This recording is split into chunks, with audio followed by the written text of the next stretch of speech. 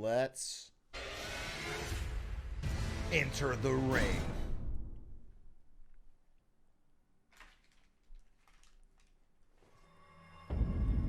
All right. Yeah, that's where I left off. I had just killed the giant snaky boy. I mean, this fucking thing. And I really showed him what's for, dude. He was not having it with me.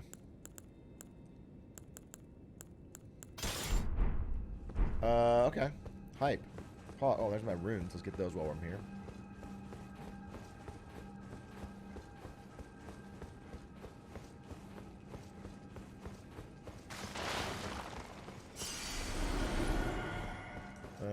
I already upgraded my levels, too, because he dropped a bunch of levels. Is there any cool loot items in here? Probably not. Alright, so... Well, alright, let's go through this portal and see what happens. Oh, this is not a portal at all. This is actually just a site of grace. Go back to the cleaner.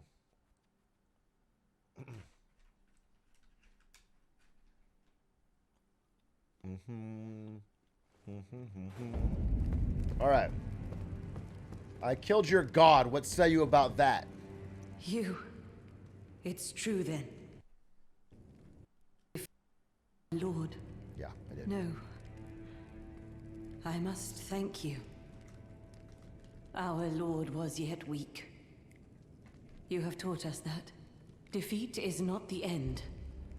Our Lord is immortal. Okay. And will one day rise again. I'll beat his ass then, too. Stronger. Until then, I must stay the path. You caught our Lord lacking. My part. Oh, wait, I don't think we have any mods in here. I'll change my title. Wow, what a fucking humble streamer changes his own fucking game category.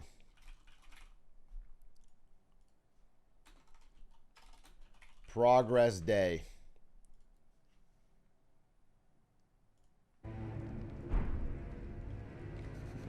Poor.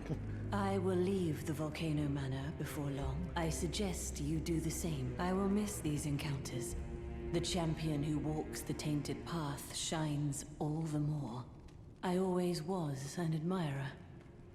You were admiring? Anyone would be when I look like this. You know what I'm saying? I look like this? You're not admiring?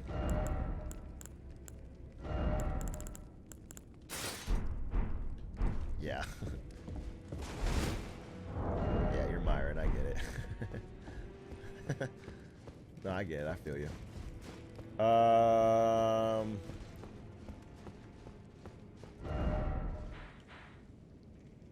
did want to kill this thing.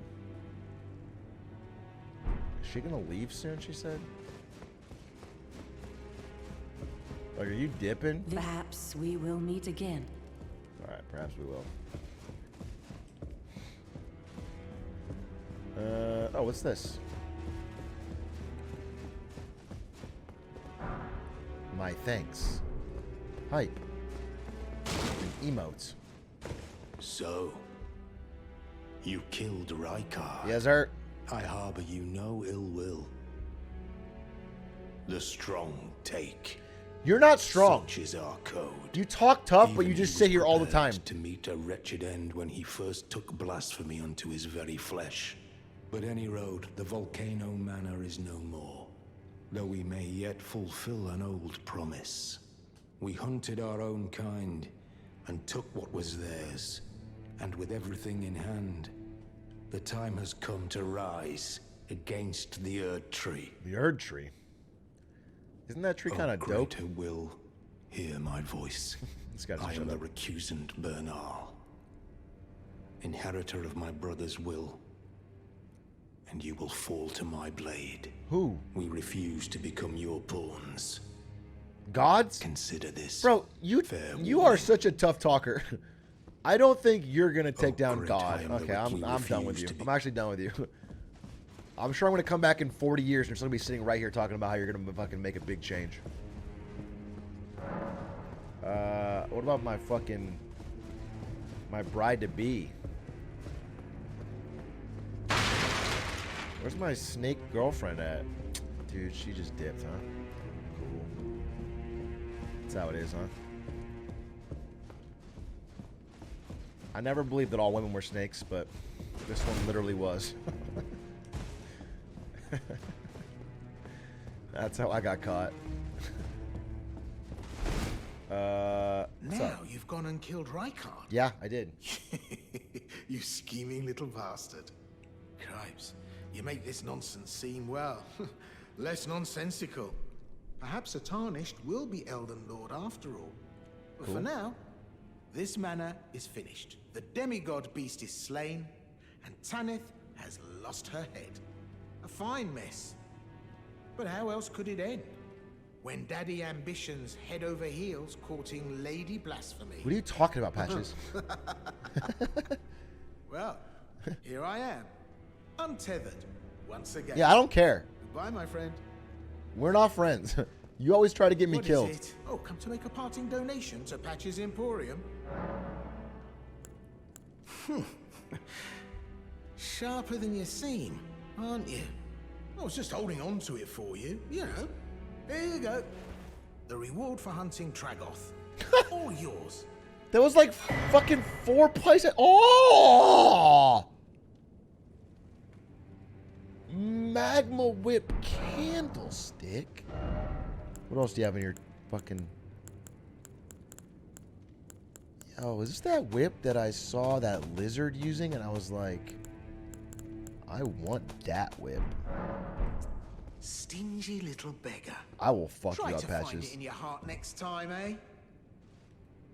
Let me see what this fucking whip is.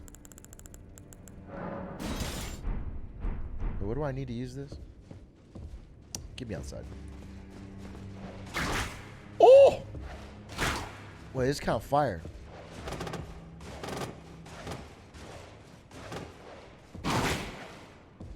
I mean, it's literally fire. But wait, what? I can't. I need faith. Oh, cringe me in my cringe hole. Okay, fine. I cannot use it at the current moment. In current year. Go to church. Thanks for the advice. Okay. How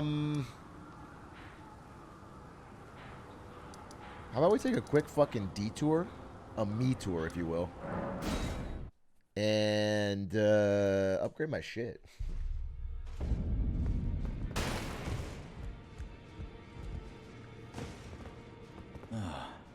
Hello there. Don't care. Don't care, never cared. Glindiana Jones. No. Oh, it's you. What's up? Don't pay me any mind. It's not important. Okay, I won't, but I still need better Just lay sword. out your arm. Yep, okay, sounds good. Oh, wait. I want you to make my Naga Kiba better. Back already. No matter.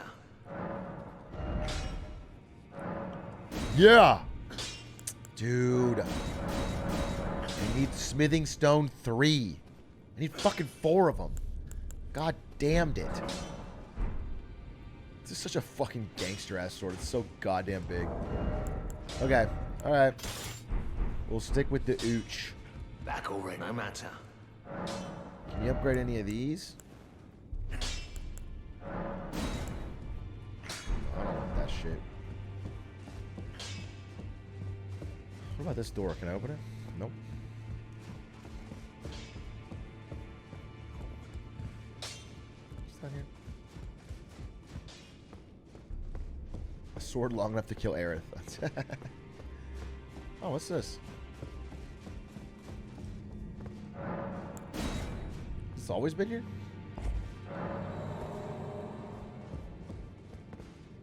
Oh, come on. You're gonna fucking cringe me for 2 of them? They don't grow on trees, bro.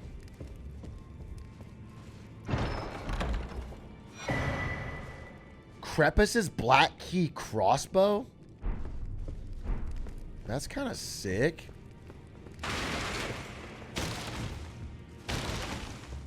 What's this?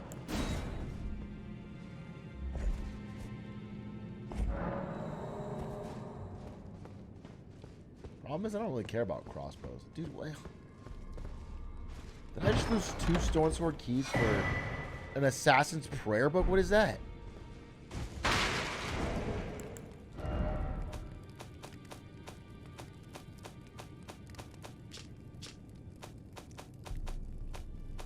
Wait. Is it a fucking... It's not an info. Not a talisman. Not National War. Incantation? Sorceries? Key item?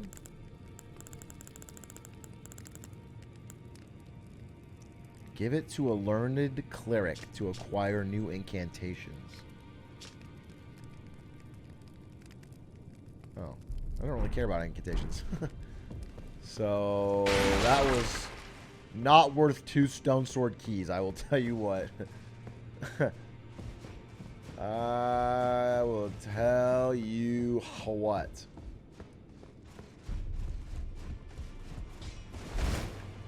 No big deal, though. Because we... This is the lady that wants to hug me all the time. Alright.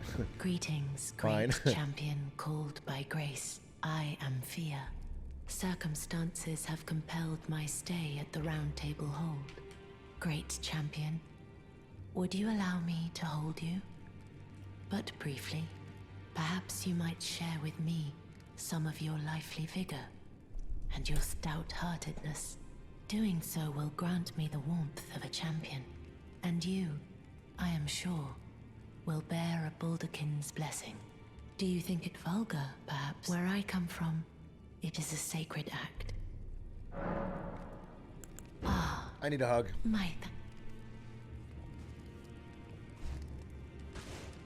Okay, this is not how normally hugs start.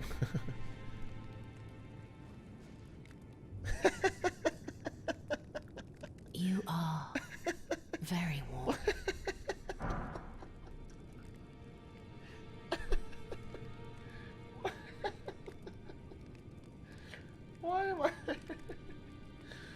Why am I hugging like this? That's not a hug. What you felt light up inside you was a Baldakin's blessing. Though it is but a fleeting thing, I am afraid. Come back to me. Should you require another, I will take you in my arms as often as you need. Yeah.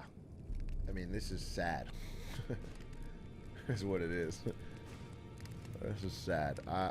Was that blessing any good?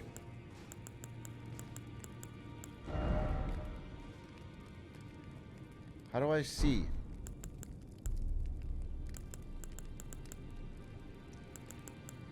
It's an item. Key item.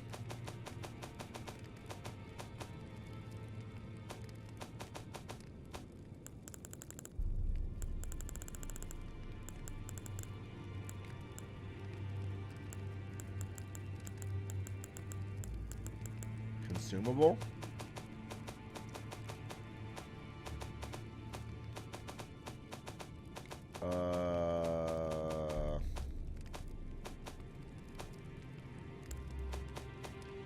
Oh, where the fuck is this thing? Crafting material?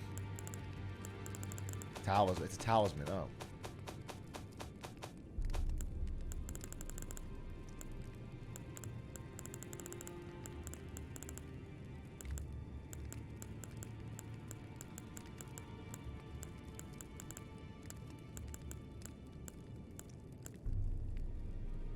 Ooh, Crepus's Vial. Eliminates all sound... Oh, that's kind of cool.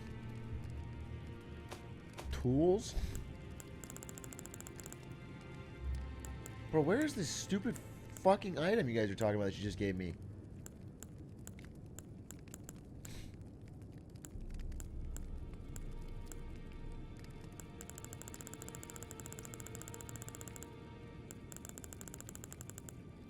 Oh, there it is. Uses FP to temporarily boost poise. Okay, I don't want to do that. I am pleased. Would you like me? The blessing is... Would you like to be held? Then good day. I don't.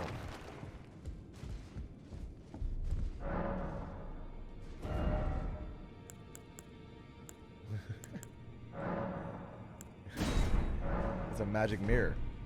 Okay.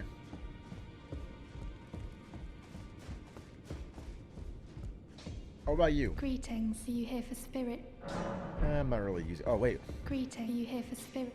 there's something you should I know. can hear it from across the wing, past the round table, the howling and wailing of spirits in fear of the curse. I can even hear the repulsive, twisted malice in itself. You should keep your distance. I know you're strong. Okay.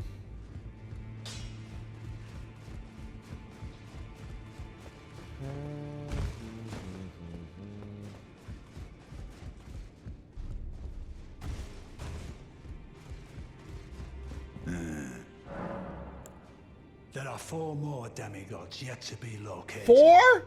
Nicola of the Halig Tree, the Unalloyed. His twin, Melania, the undefeated swordswoman. Luna Princess Rani, daughter to Renala. And the one only known as the Lord of Blood. Rani is said to have cast aside her great rune. So here at the Hold, we seek the whereabouts of the remaining 3 shard bearers. If you should learn anything of these matters, I'll trade your findings for a hidden treasure or a long-lost right. We both desire to stand before the Elden Ring and become Elden You want to be the Lord? As such, I hope we are compelled to work together. Wait, so why are we working together? You want the same thing as me. Oh, my apologies for that nasty business. Ensha got rather ahead of himself as his master, but now, finished. I understand you've been speaking to Nefeli. She's my daughter. I took her in when she lost. I don't know who Nefeli is. Though a mere axe-wielding barbarian, her youthful credulity suited my purposes. I have no idea I you're put her talking to about. work. Do not hesitate to employ her. Should her services benefit you, despite her looks, she is more than capable in the press of battle. Okay, I clearly have forgotten some stuff. Selvis's potion. Was this the guy that Snape wanted me to poison? I don't want to help Snape at all, really. Is that potion what I think it is? Bloody Selvis. I suppose he's up to something again. Oh, I won't interfere. You go ahead and do what you must. The Round Table has no code to speak of. But I ask you this. Are you really going to do the bidding of that twisted dolly botherer? Or would you rather hand that potion to me and see if we can't get one over on the bastard? Yeah, sure. I don't like him. Good. I'll dispose of the potion myself. You go and see Selvis, but don't give anything away. Just tell him that you tricked your mark into drinking the potion, as planned. Despite knowing next to bloody nothing, he's so far up his own Damn, you don't arse, like he him either. won't suspect a thing.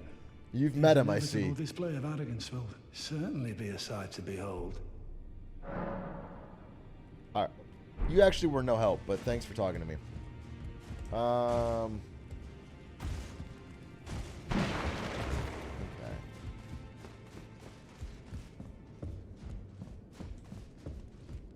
It's about time I headed off.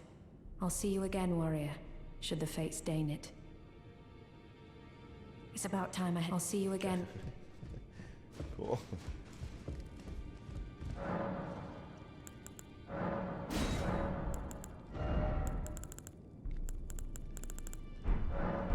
Okay.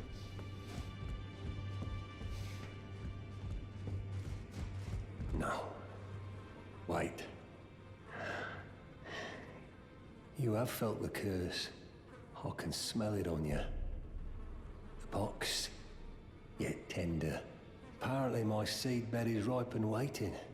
'Twas a brief respite, I must say. Go and unshackle my corporeal flesh, trapped in the sewer jail below the capital. What is he talking about? I can kill you and defile your corpse. Then the pox will truly be your own. I don't know you either, bro. I feel like I've never spoken to this guy.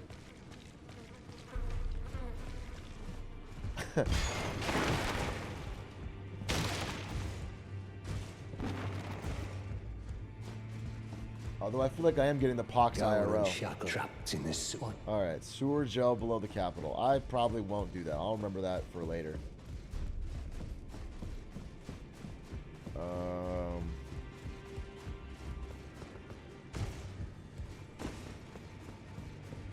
Dude, this is what I was fucking looking for. The lady that trays items. Yeah! Okay. What is this? Okay. I don't want any of this crap. But I might want some of this. Blasphemous Blade. Can't use it. Rykard's Rancor. Damn, that seems kind of sick. Also, 40 intelligence. I got fucking 8. No. Okay, no. Bastard Stars. Int 22. Ash of War, Waves of Darkness. I don't have any weapons like that. Shit. Ooh, Winged Greathorn? Spirit Horn is a... You get FP on defeating enemies. Oh, that's kind of cool. Be good for Bloody Slash. I'm not going to use this ever. So I'll take this. But I probably won't use it either. Now go but thank you.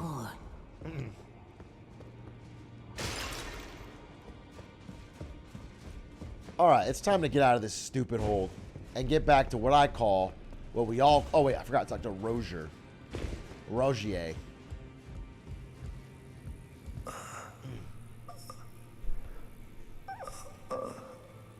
Oh, what's going on, bro?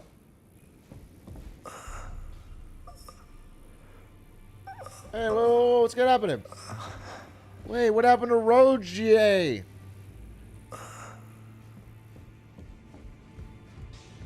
He has a tummy ache? That's the worst!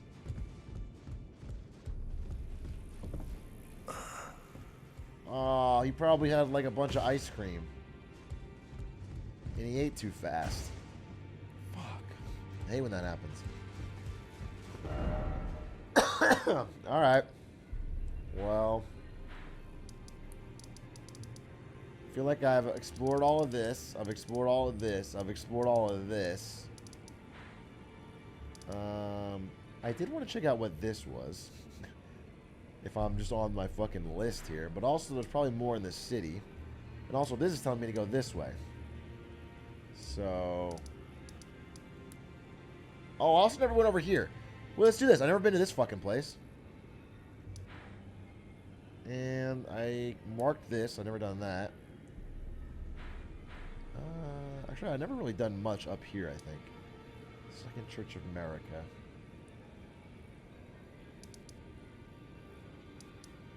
What is this old Altus tunnel? Alright, let's just go here.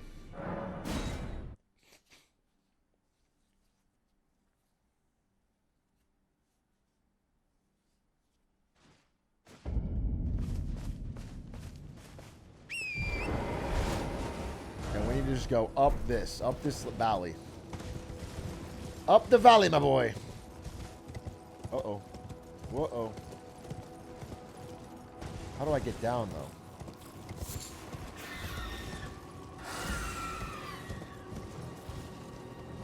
I can make that, right? Shit. Okay. I think I've already explored this area. Right? Yeah. Okay.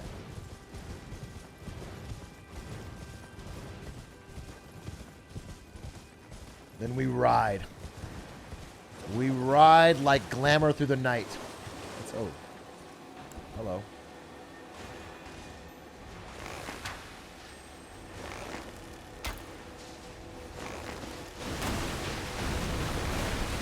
Dude, fuck off.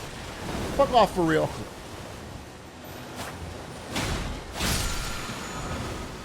Bloodblade? Whoa!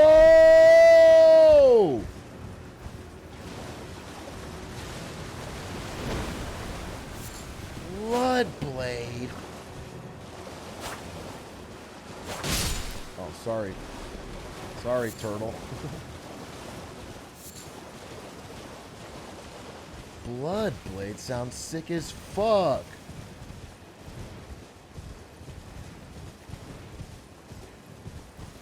I need to find a Grace.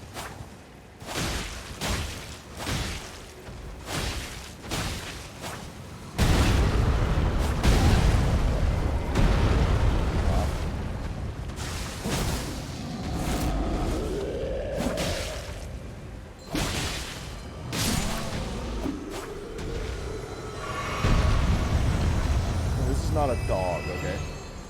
Oh, what the hell? Alone, everybody. You notice how everybody in the world of Elden Ring is kind of like a cringe lord? Like, they never say hi. They never ask how you're doing. It's always like, murder, murder, murder. Can't you see? I'm going to number one. I'm looking out for big number one.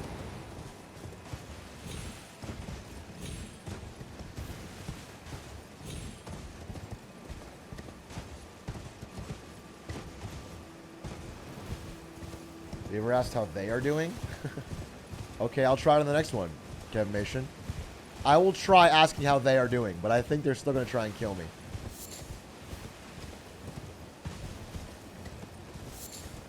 I don't think that Miyazaki put that in the game to teach you a lesson about humility and kindness. Whoa.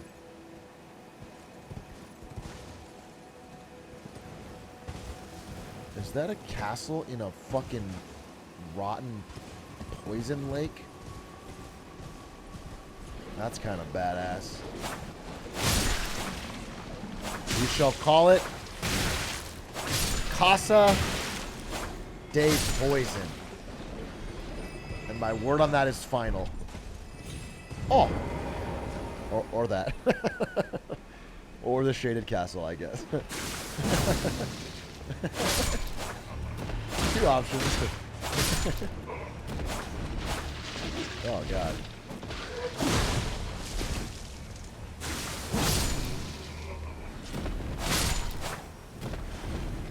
Now, who are you, and why do you move like the knight? Ow.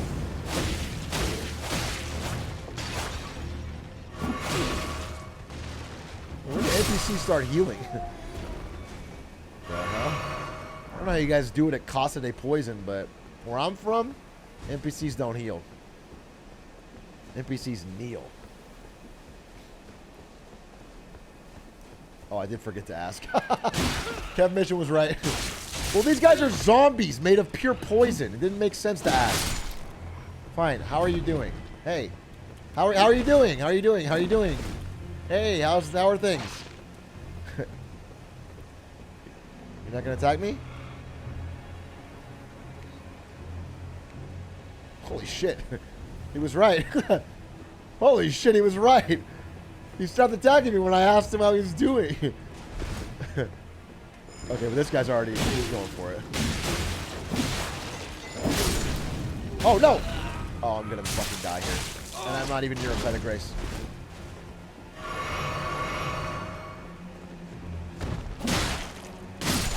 These guys are literally from Zelda. Ocarina of Time. I think Miyazaki owes Nintendo some royalties for these redeads.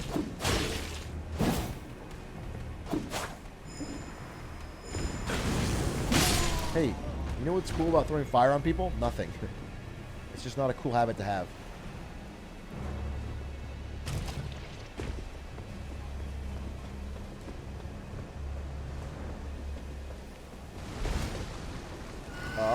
Okay. We haven't met, but it's nice to meet you. How's your day going? Fuck you guys. Oh, I'm dead. Oh, fuck.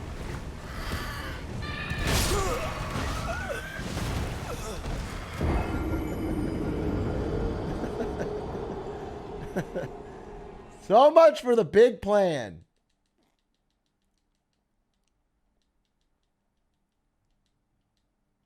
Yeah, this guy's fucking terrifying for sure.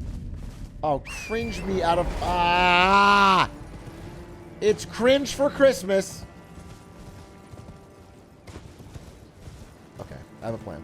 I'm going to run as fast as humanly possible, and I'm going to avoid every enemy on the way.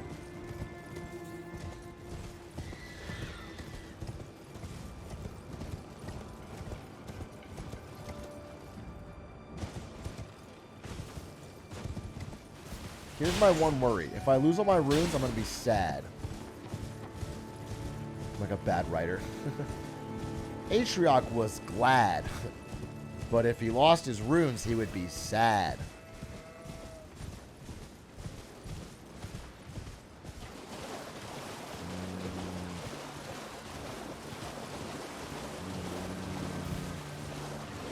Not bars.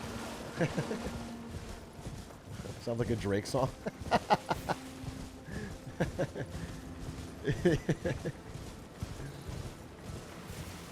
Drake would make that snap, though.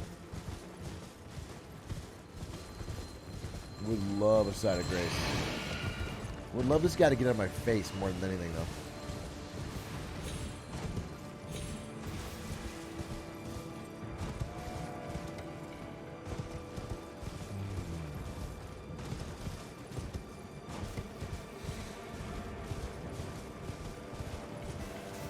Alright. Everyone, I need you to praise that we find a site of grace. It is not up to me to find it. It is up to our collective prayers. I will only find it if you guys pray that it gets added in front of me. There is no other way. What a sick fucking way in. Leave me alone. Leave me alone. Leave me alone. Oh, here's the deal, though. If this thing kills me again, I'm going to be really pissed.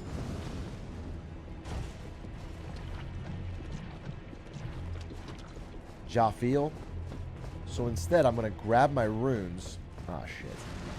Oh, this is bad because of many reasons.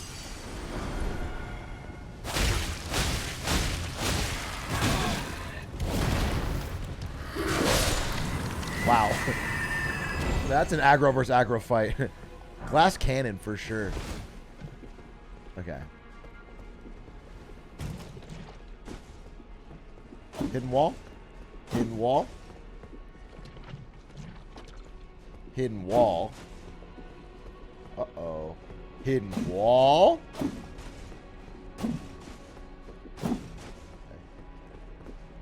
Okay. Item. The slugs are eating an item. Relax, relax. Everybody relax. Who are you? Dead is what you are. A ladder! Oh, I can't skip the loot. I don't care if it's the weakest item in the game. It's a fucking flower. Wait, what's over here?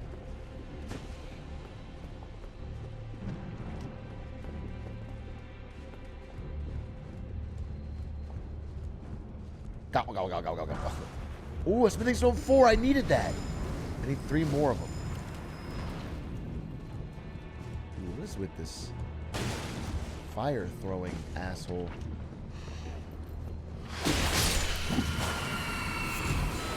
Stop! Stop! Not the bells. Stop with the bells. Hey, does anyone else think this castle has seen better days? I'm not trying to be rude here on my hosts. Well, it just feels like this castle's kind of going through a rough patch. I don't know if anyone else feels that. What makes you say that? Well, alright, so let me point out a couple things. They're small. Sign of grace! The small things I noticed were the giant lake of rotting poison sort of infesting every nook and cranny of this crumbling, broken castle filled with ghouls and demons. That was like the one thing I noticed was like, wait a minute. That's off. That's a red flag. The neighborhood has character. You're like a realtor trying to sell me this castle. So it's a fixer-upper. The neighborhood has a lot of real character.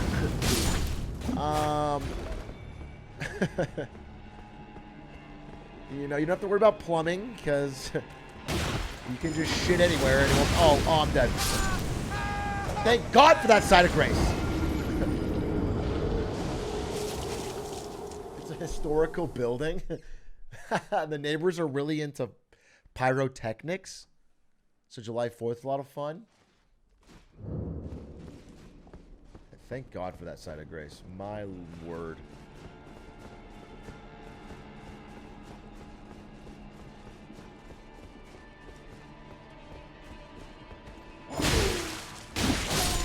Oh, not so good with the magic now, are you? Here's a magic trick. I'll stab a sword through your eye. Because I'm the glamour eye.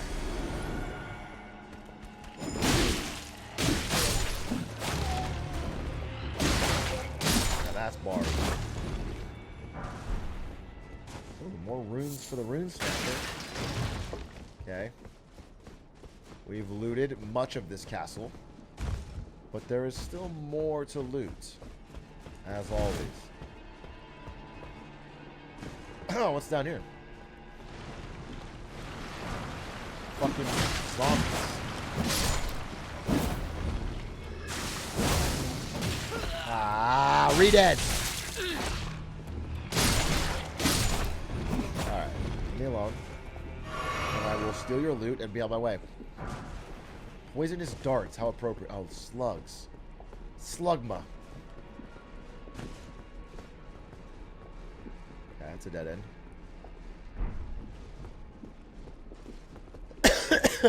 Alright, I'm out of here. I'm out of here. I'm done with this place. I need to go into the heart of the castle. The heart of the cards. Hey, question? No backseating? Wait, holy shit, wait. Wait. Gamer instinct.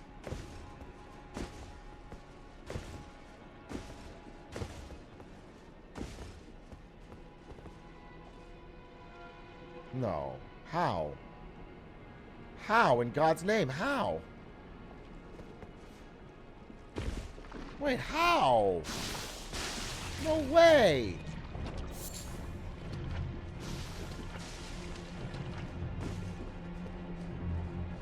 Oh. Damn, so it wasn't meant to be my way, huh? There's a ladder. Hitman style?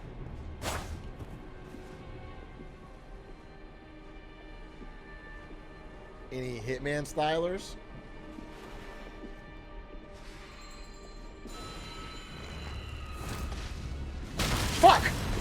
Fuck! Relax!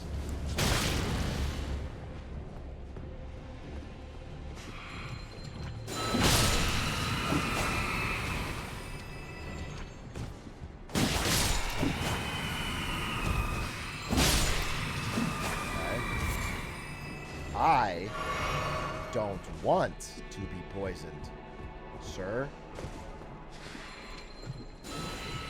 How the fuck do I get up there?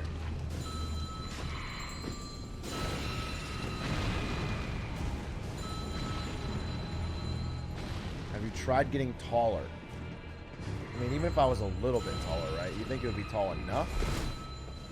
Dude, I don't understand, actually. I don't understand. Wait, what if I go through the tree? Imagine this works. Imagine. Just suck my ass. Dude, what the hell? How the fuck am I gonna get up there?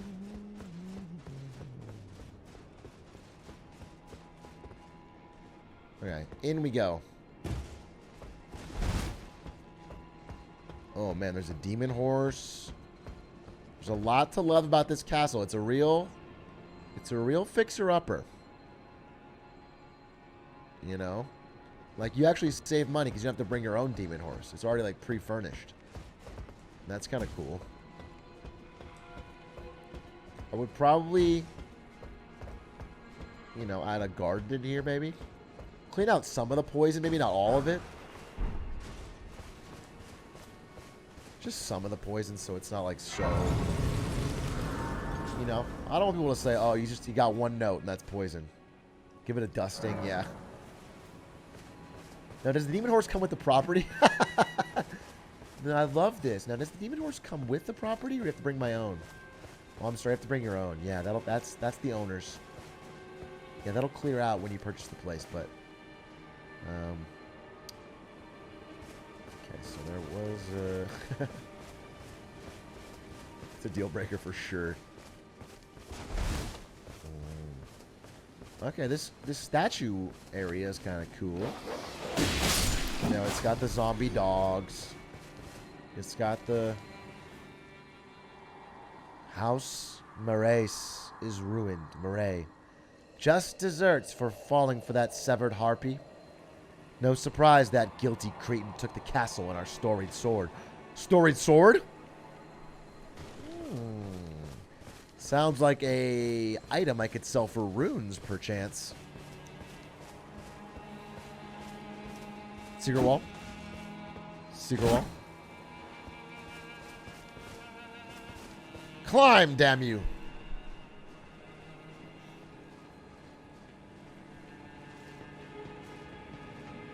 Damn, this house was...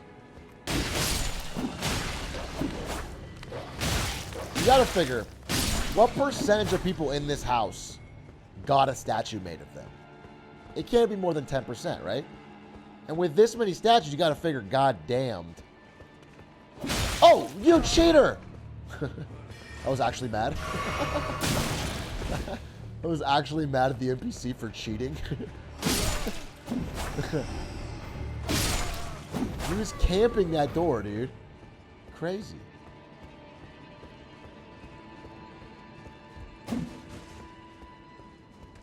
The overpopulation is what I'm talking about. I mean, they probably just ran out of fucking food. This house was busy.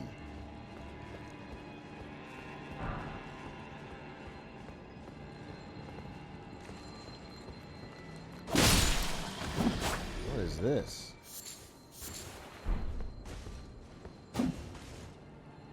Oh, I thought it was an illusion. I was stoked. Okay.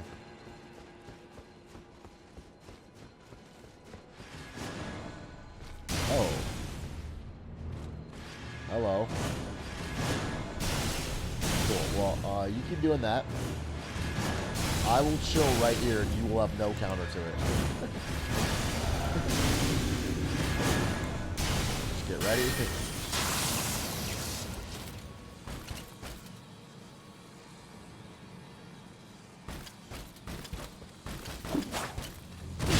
Oh, fuck.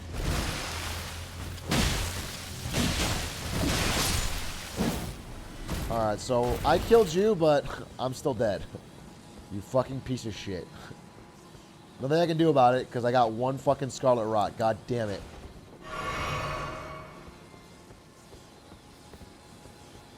I'm cursed. I need to find a thing. Statue of Grace! Before this rot eats my flesh from my bones. You're a cheating family. I'm gonna loot your whole fucking house. And I'm gonna cough with my rot everywhere.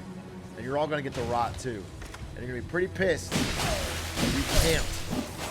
Family of spawn campers, dude. Spawn campers and statue makers, of which... Christ, you made a lot of statues. Oh, right. There would be more, huh?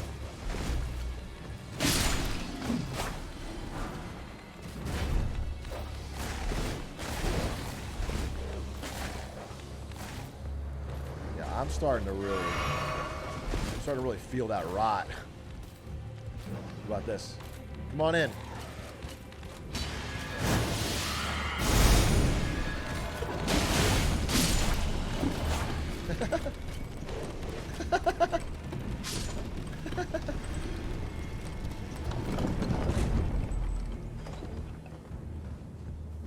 Starting to oh. What have we here? A boss fight? But I have rot.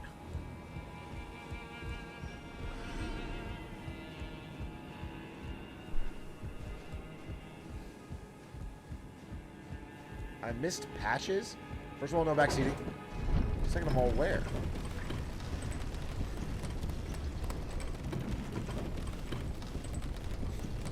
No backseating though. But where?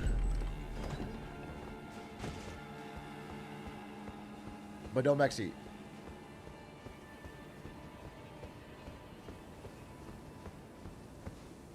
But where?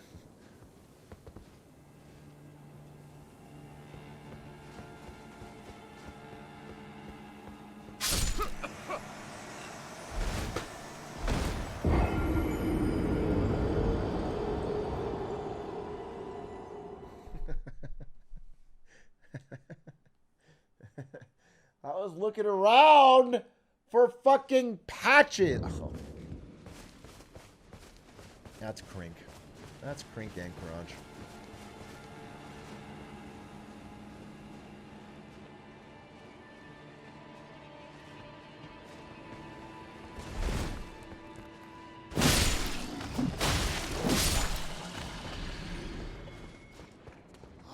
Uh-huh. Oh, the camper camps yet again. Secret door.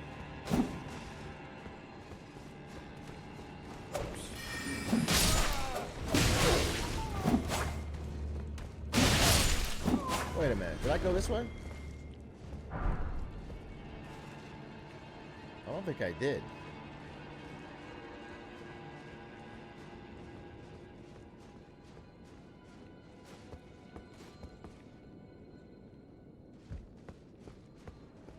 Wow, it was worth it. If I hadn't died, I would never have gotten that useless cookbook and this beautiful view that makes it all worthwhile. Oh, imagine.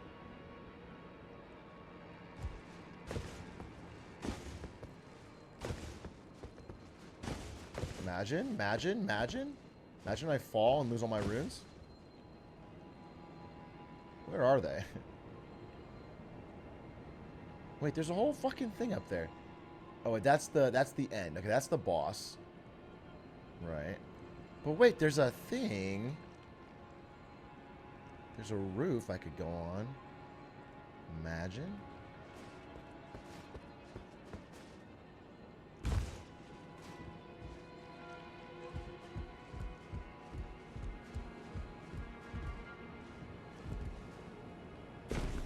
I did nothing. Okay. Okay. Wait, I don't want to fight this guy again. Fuck.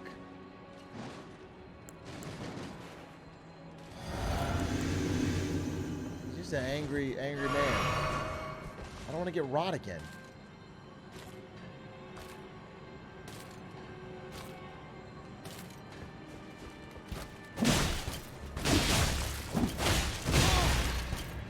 No! No!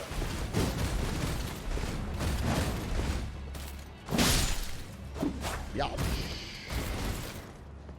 Wait, did I get rot? No, that's okay. I thought I got rot. Okay, no rot. No problem. Nope. Yep. I've seen your game. I've seen your game. This guy.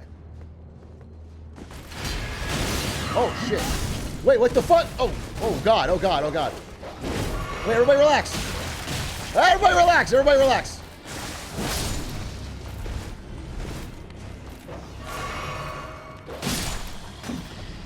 Okay, relax, relax. Relax, relax. Where the fuck are those runes, dude? Oh! Oh, God! Oh, Jesus Christ.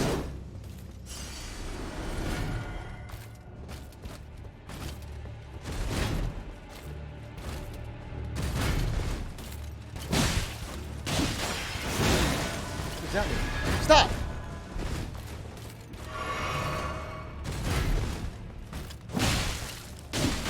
Alright.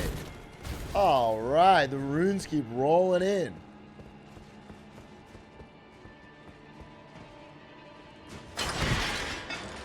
Yeah!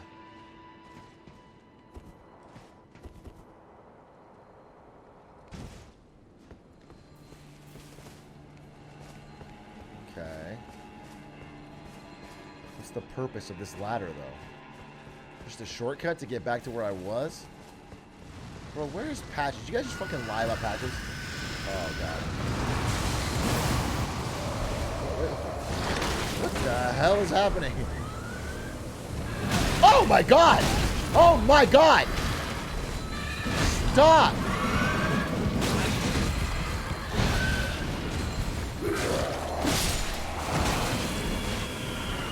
Oh, this is... You're fiendish! You're fiendish! Heal, heal.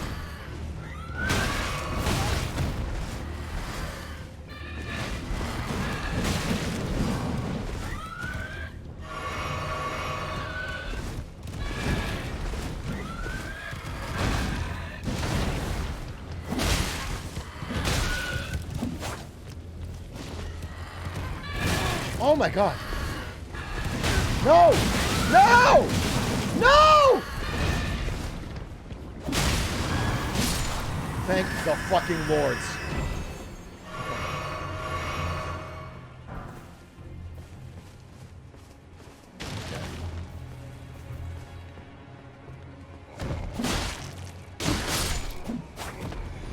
You're being gaslighted by chat about Patches? Oh, that's annoying. I literally was about to fight a boss and I turned around because I thought I missed Patches.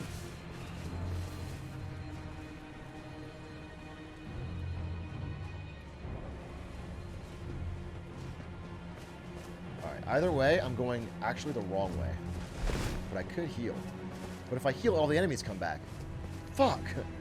Alright, no, I'd rather just die to the boss, right? No. Wait.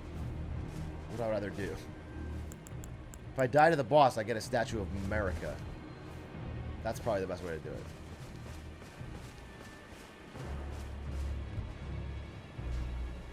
It's just fun. I just talked myself out of doing this.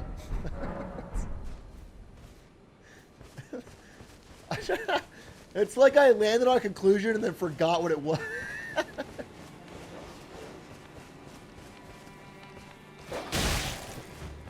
You know what, though? Actually, so wait, full HP and I'll just go the other way. I'll go up the ladder. Wait a minute, actually worth it.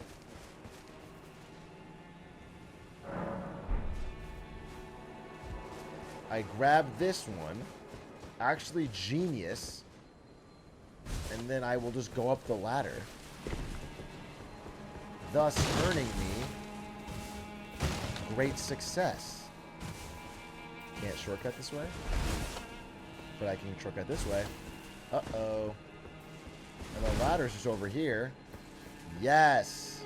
Yes. Yes!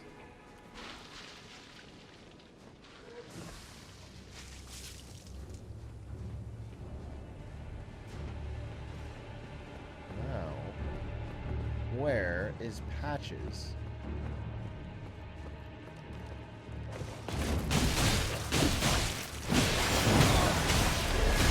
Oh, fuck. Okay. What?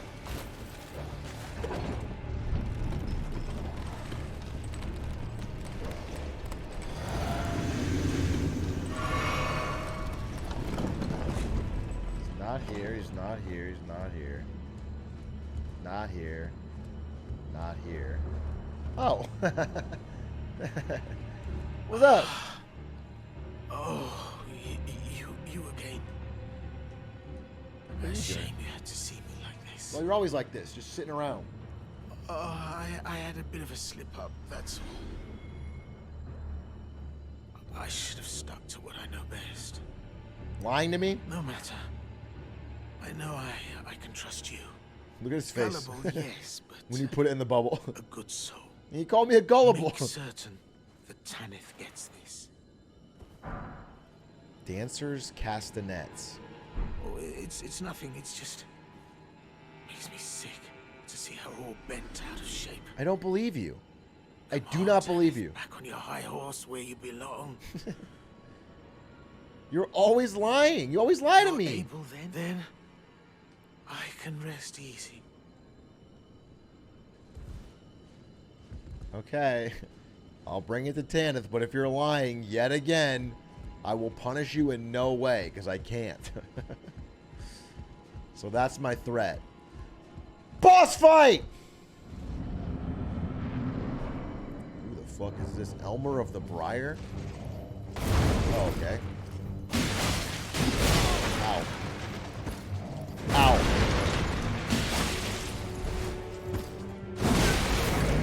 Ow! Okay, wait. Chill. Chill. Chill. Chill! Yeah, that's the thing.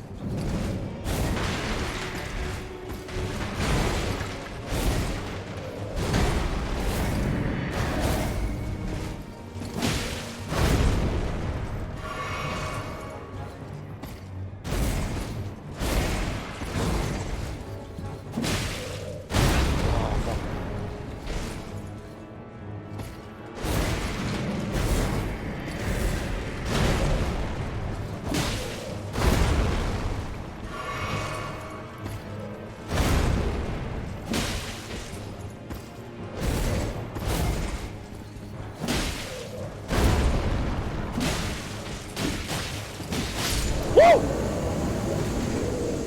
Woo! Woo! Huh! Ah!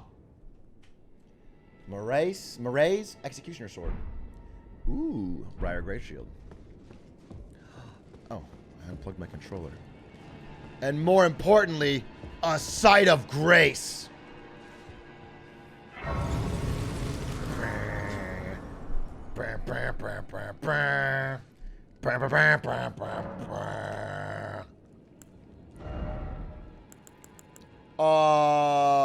Dexterity, perhaps? Don't mind if I do.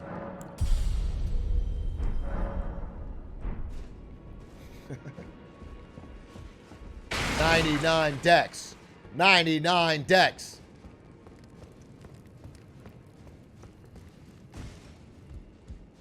Okay.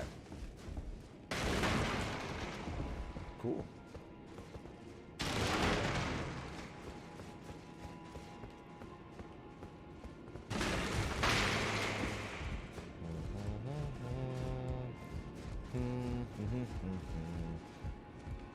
Patches is gone.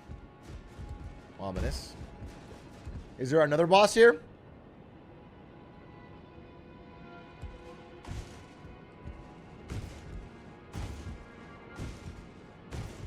Nopers?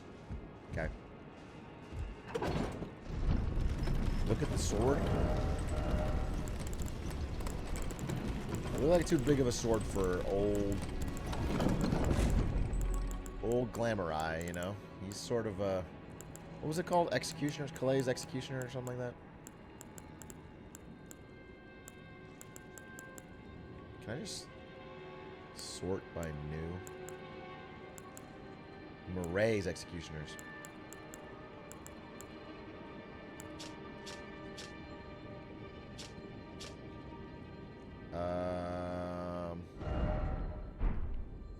Sort. There it is, right?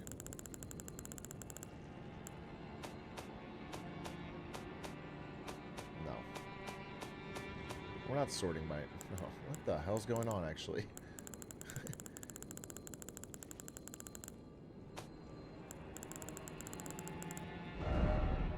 Oh. It's not on the menu? You just have to... Oh, that's annoying.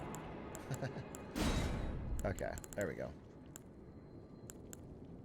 That's... Okay, that's sorting by... Dude, why would I ever want to... Oh my fucking god. Are you joking me? Yo, what the fuck?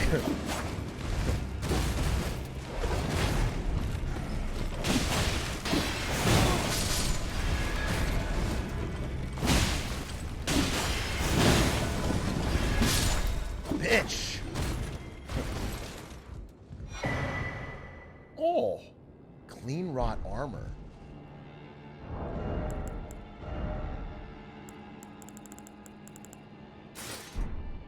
Oh, sheesh. Damn, that armor kind of nice, though.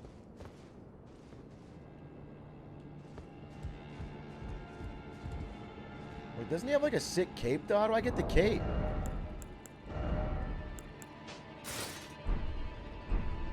Wait, what? I want that fucking cape. I don't want just the skirt, you know? This is the boots with the fur. I mean, this is fashion. Tell me that ain't fashion, dude. But I think, you know, I got a history with the Tree Sentinel. You know what I'm saying? It's not just about the fucking drip of it, of what it is drippy as hell. It's about the Tree Sentinel being the fire in which my blade was sharpened. You know what I'm saying? Alright, I was looking for the fucking weapon.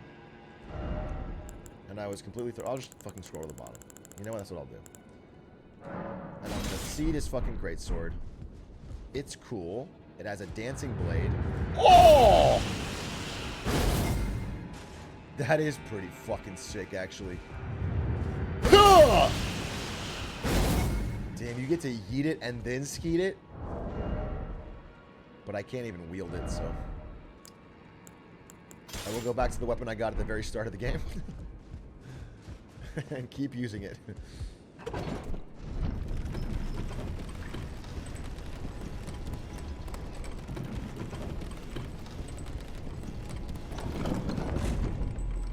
Alright, so if there's no other bosses here, there's no reason to fucking be here. You know what I'm fucking spraying?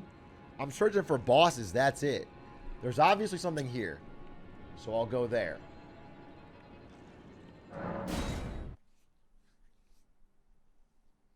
What about the Blood Ash of War? Oh my god, you reminded me.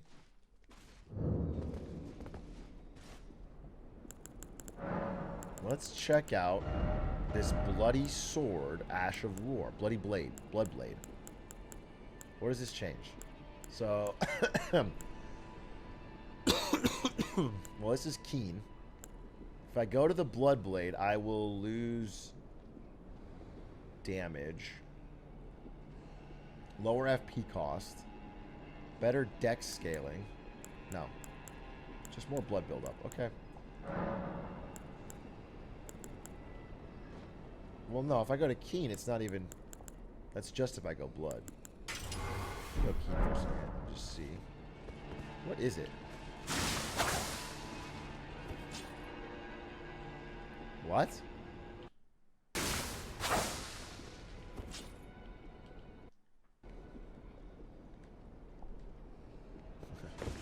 Sorry. Sorry, what? Alright, it hurts me, and then... Okay, let me try it on enemy. How is that even close to Bloody Slash?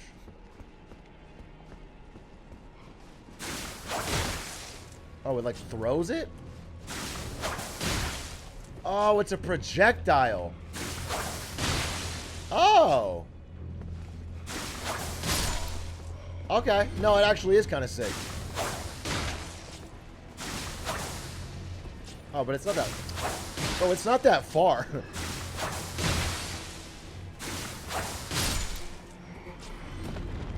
If it took half my HP to kill a fucking zombie, it's not like... It's not, it's bad. Yeah, that's not good. Maybe there's a certain opponent where that would be sick, but that's not... Press it more than once? Oh.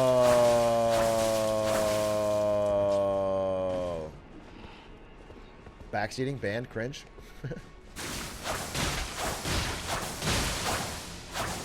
Okay, that actually is pretty good.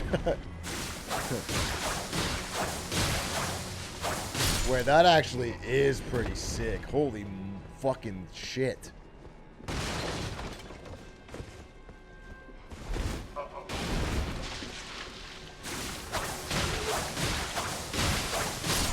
Damn, because it only cost my blood one time. Alright, I'll try it for a bit. That's kind of sick. It is kind of sick. The best part of Blade Slash was its range, and this is longer range, so. That seems pretty sick.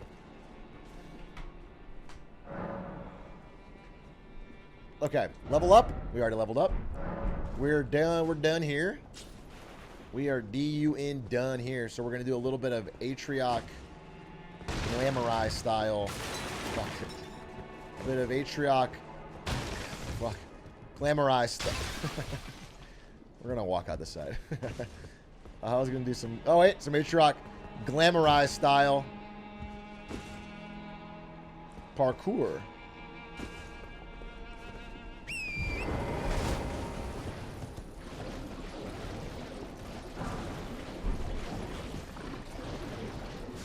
Easy clap. And we're gonna walk around.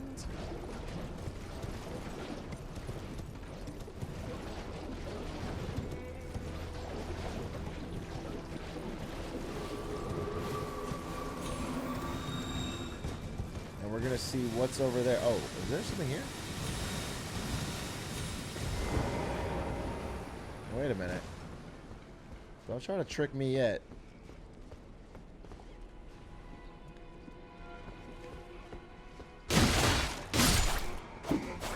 Same, already been here? Already been here, already been here. Just making sure there's not some other fucking...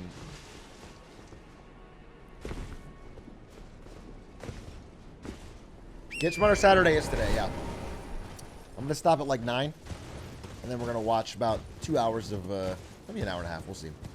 Of some dope vids. Learn a thing or two. Alright, so a lot of shit here. Oh! Whoa! Whoa! Nelly!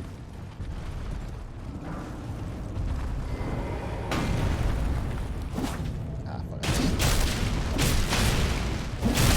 Ah, fuck.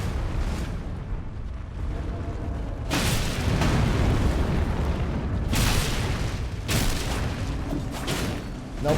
Nope. Nope. Nope. Nope. Nope. No, I hate when he does that. Dodged. Oh, did you trip? Oh, I'm so sorry.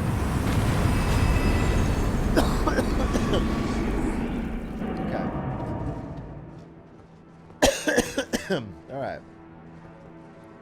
It feels like every time I kill an enemy, a part of me is dying in real life. I was watching Day9 the other day, and he's in the exact same place. That's crazy if me and Day9 are in the exact... We're the last 2 streamers doing it, dude. If me and Day9 are in the exact same place... I gotta put some overtime in.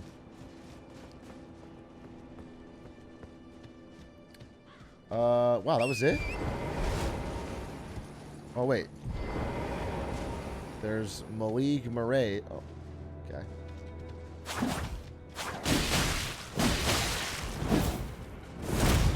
Nice try. Oh. Ow. Wait, you got Scarlet Rot on his blade.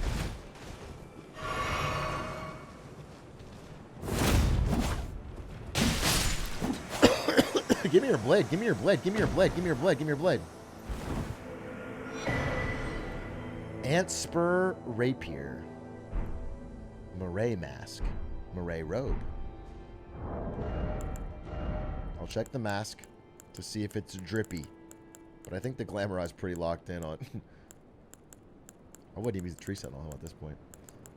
Where is this mask? Oh, sorted by new again?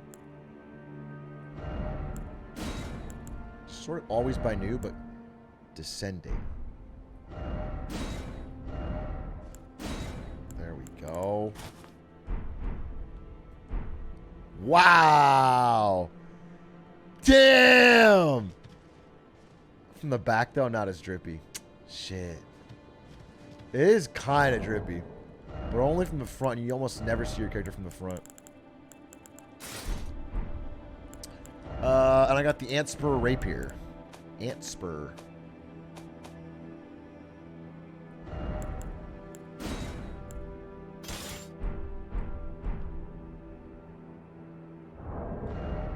equipped. Huh. Damn, that's a cool sword.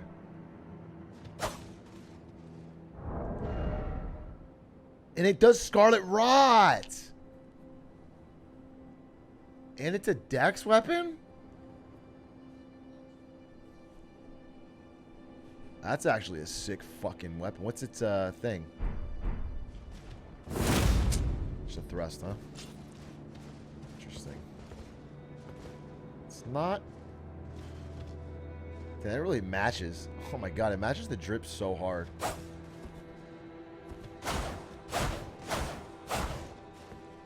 I think we'll just use this sometimes. Scarlet Rot's so sick. We'll just use it so... Oh, dude. Okay, this this method of organizing, that's so fucking bad for finding what I want to find. Okay, it's only good for finding the thing I just picked up. Hey, babe. You want to say hi to the stream and show the Yule?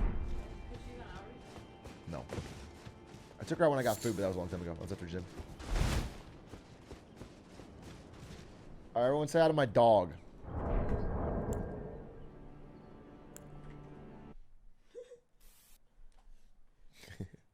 Look how stupid she looked. How's the baby shower? It was very good. It's fun? You had a good time? Mexican, so it was very party, you know? Oh, Oh, you're stinky man. yeah, I worked out really hard. Actually kind of tough, strong, fierce. Yeah. Not after. All right.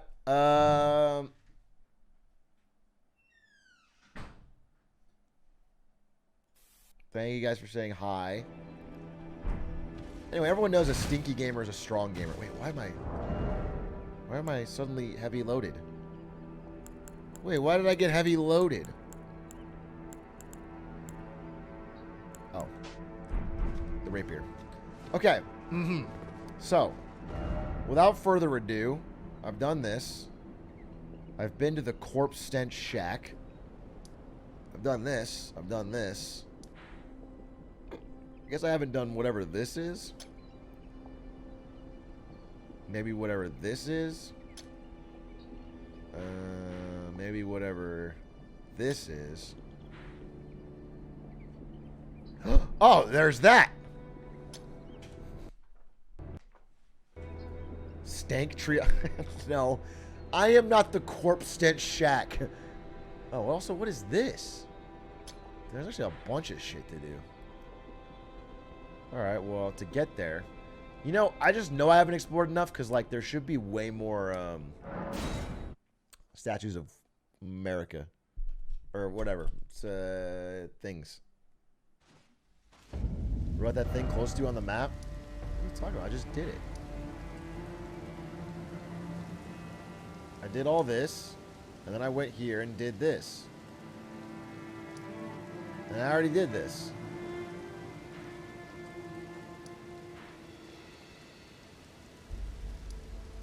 Statues of America.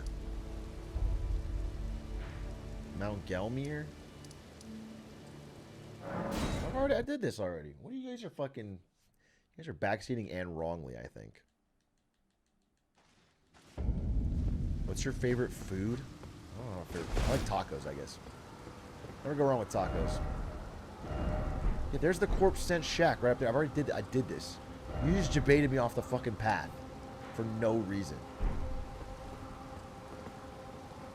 But this way probably is faster if I just go down this ladder.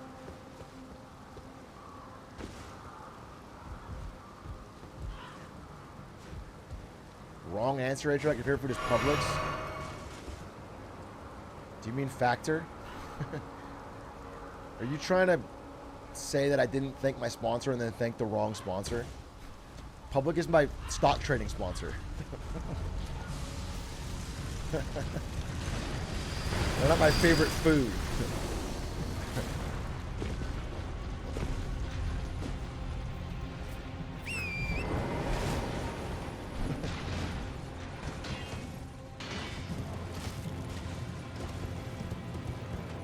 I do love eating McDonald's stock.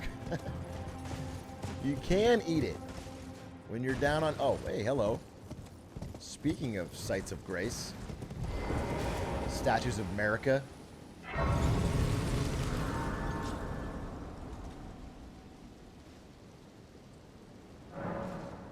Hello, Mario. What do you mean by that? Who do you think is Mario in this chat when you came in here and said, hello, Mario? Do you think that I'm Mario? Because that doesn't make a lot of sense, right? Who's Mario? And who are you talking to? Uh-oh. Uh-oh. Hold. Hold, Torrance. Hold. Oh, my God. This beautiful bastard of a horse. Okay. We're looking at number 3.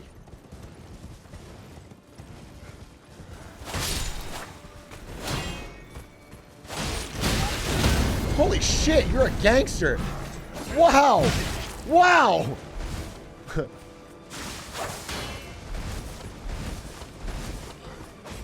Wait, I feel weird without Bloody Slash, dude.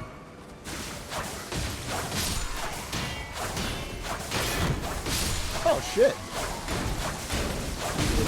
Oh, fuck.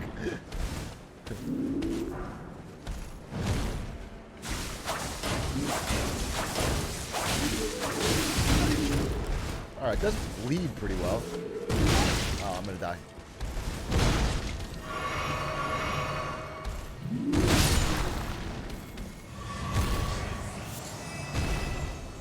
Sanctuary Stone. Smoldering Butterfly. Where am I right now? Middle of bumfuck nowhere?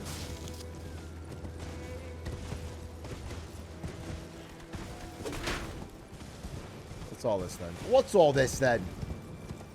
You, the leader. What do you got to say? Nothing. Nothing. You know, I think the problem is with this new bloody sword. Oh, God! It's not an AoE.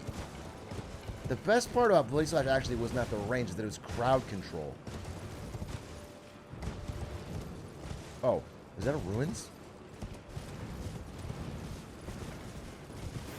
Do you like pho? I love pho. Ari not the biggest fan. I just got us pho for dinner, and she was like kind of on it. And I was kind of loving it. But I was feeling sick, so I made it seem like I randomly picked pho, but I wanted chicken soup so bad. So it was really all for me.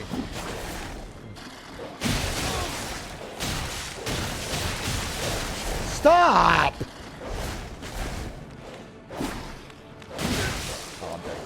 I've never been more dead. Unless? Oh my God, the clutch factor is real. Is there... Fuzz your favorite food? Oh, wait. There's gotta be something here if there's a fucking thing. This seems like one of those invisible floor situations.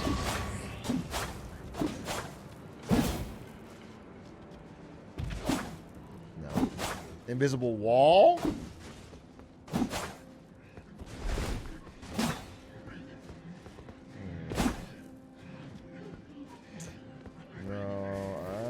See enough of these ruins now. There's always something. There's always something.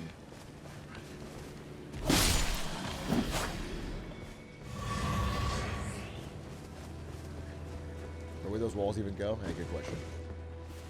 Good question. Oh, it's got to be in here. Oh, I hate these fucking trash things. Oh, hello, governor. Oh, nice.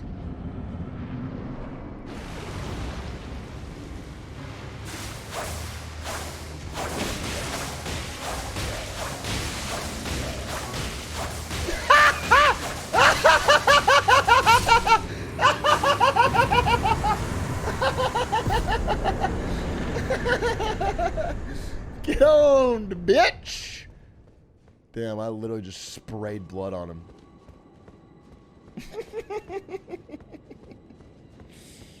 What's funny is this sanguine noble. Sanguine's like blood. You think that's the one thing he wouldn't be afraid of? What you got for me? The Bloody Hellas. What's all that then? Arcane 17. A little bit out of my realm by a lot. It's a blood loss buildup, though less than my... Does it have a Dynast Finesse. Let's just try it. Just see what the... Whoa! It's 50 times cooler looking than I thought from the picture. Whoa! Wait, it's actually so cool.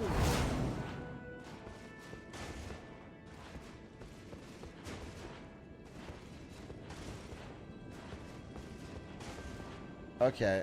Man, you know what? It's just so hard to get upgrade materials. Because this and the rapier... This one and the fucking rapier... That's like... That's drippy.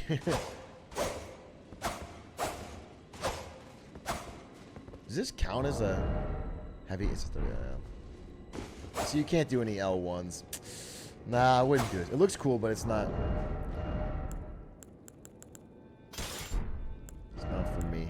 I'm never gonna find this dragon. I'm never, ever, ever, ever, ever, ever, ever, ever gonna find it. Okay. Well, we found the boss.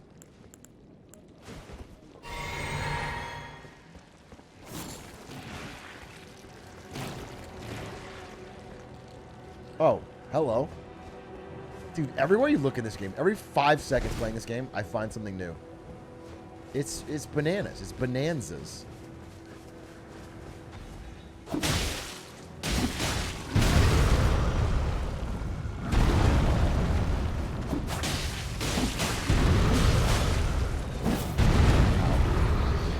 Ow.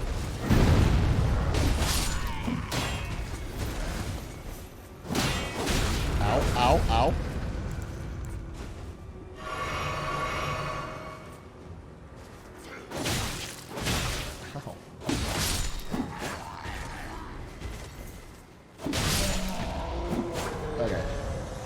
Try something? If I take the Ant Spur Rapier and I full hand it and I just start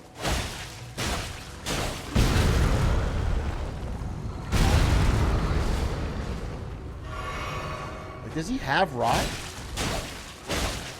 Oh, there it is. And then if I just sit back, is he just gonna fucking rot to death?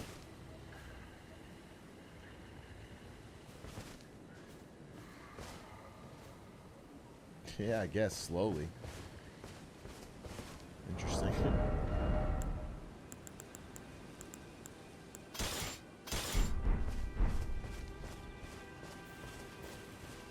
Huh.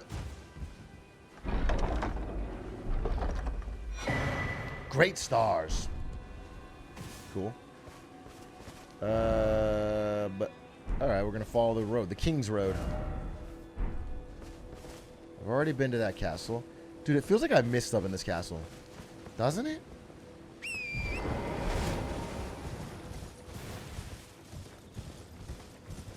I just get the vibe, you know? I'm not going to go back, but it just feels like there's... Maybe I didn't, actually. Maybe I actually didn't. Nothing major, at least. I thought there was more up there, but there's not.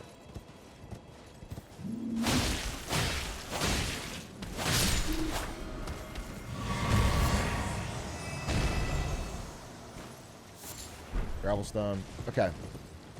Alright. Dude, this poor guy is just bleeding out from Scarlet Rot.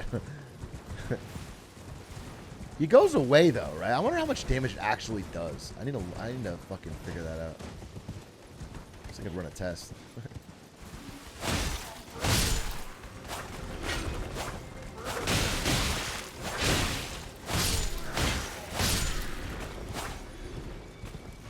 Oh, see, he's healed again.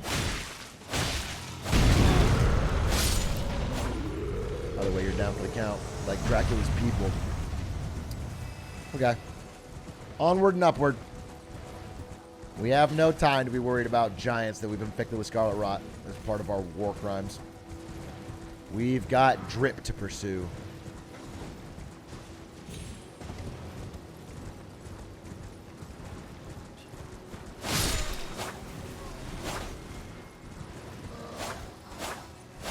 I have dodged. You've dodged everything. He's got a fucking joker.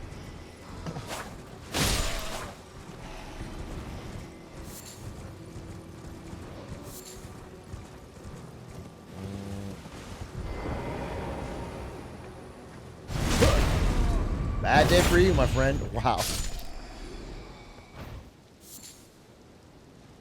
Push him. Push him. Just make it the worst day ever.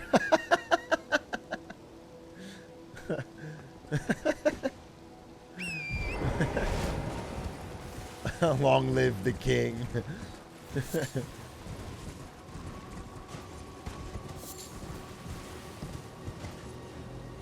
Oh, there's a fucking way up.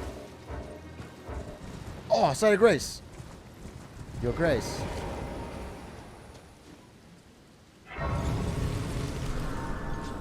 Thank you for the sub, Dinosaur. Thank God you're still playing Elden Ring. Yeah, I will beat the game. Whether it happens in your lifetime is up to you, you know?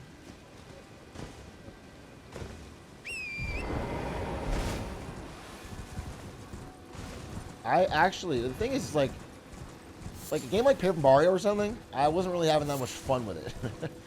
So it was easy to stop. I love this game. This game is very fun to play. If I hadn't already made it an on-stream kind of thing, I would just be playing it off-stream until I beat it. I would just grind it, but...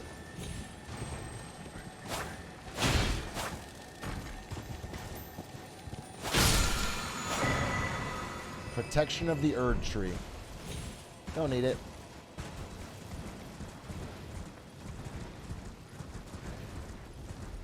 A windmill, huh?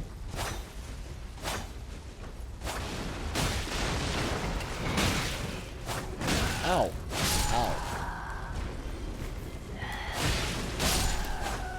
Okay. Everybody relax. What's going on in this village? Everyone's festive? What's so festive about that garb? A secret, perhaps? No. No. Killing women, capital E colon. What, if I killed village men, it'd be alright? You guys are sexist. Women can fight and die to the glamour eye just as much as men can.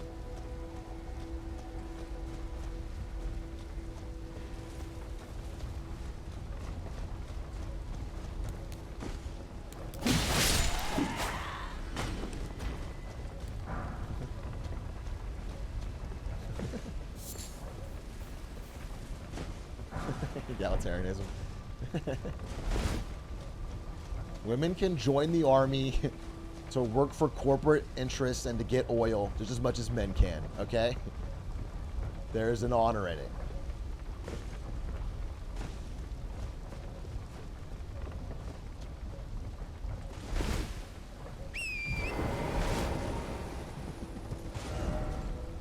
Okay, we're going to number 5.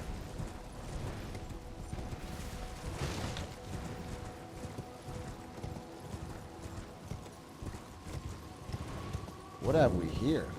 Dominula windmill. Oh, it's for that clip. Where they're just fucking breaking it down.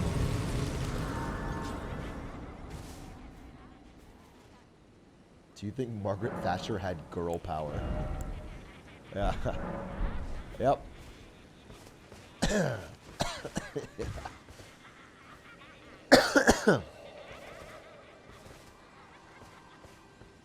Wait, I'm sorry, you get skinned during this festive melody?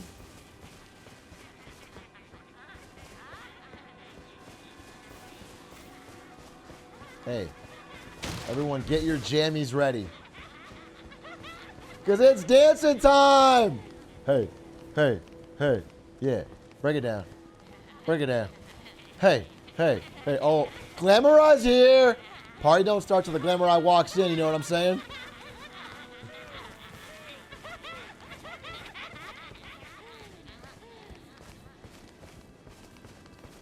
Alright, I'm gonna go up higher. You guys aren't feeling it? Oh, let's go! Kind of dancing alone here. Hey! Damn, I feel kind of short in this village.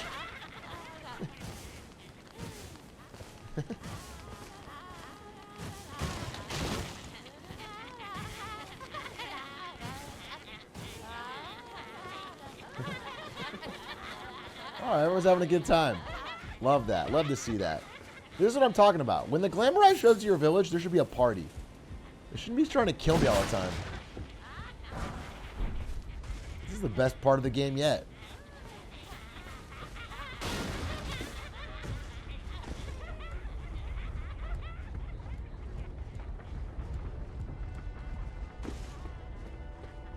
Uh-oh. I see a little thing down there. No, dance, dance, dance, dance. Well, that's going to ruin the mood. Nobody sees these bodies, I hope. That's going to ruin the mood of the party. Oh, almost died. Or did I?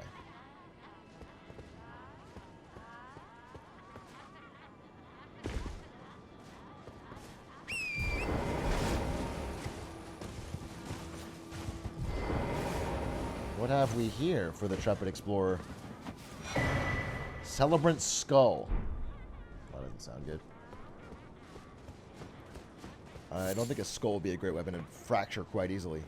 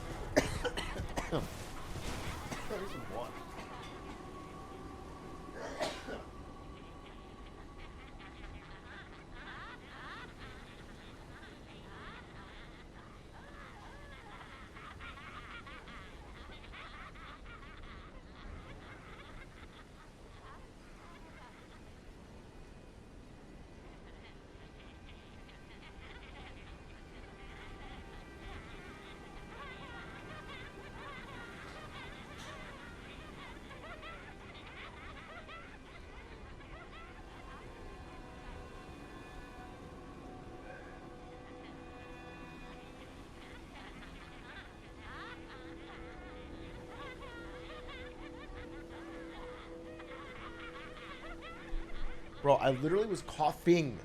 I'm not going to get coffee. I've been a little sick lately, and I just had a cough. Why are you coughing? I felt a little sick since coming back from Genesis. But I felt a lot worse the day after, or whatever, the second day after, and then I felt really good today. But I still got this cough. I'm not the coughing cow. I took a COVID test. It was negative, but you never know. But I think if it was COVID, it would have lasted longer. I only felt bad for one day. Either flu or allergy or something. I don't know, but anyway, I feel fine. I feel good actually. I just have this cough. I'm not the coughing cow. Oh my god, it's like the prophecy that was written wrong. Hey, hey, hey. Hey. No, wait. Go back to dancing.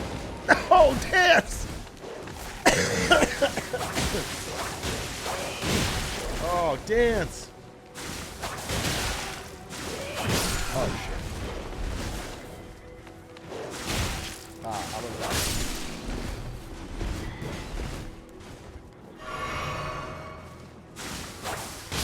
You might have COVID and you're still streaming to us. Aren't you worried you might infect us? Yeah. No, I put a mask on my mic. I put a mask on my mic. Don't worry about it. So it won't go through.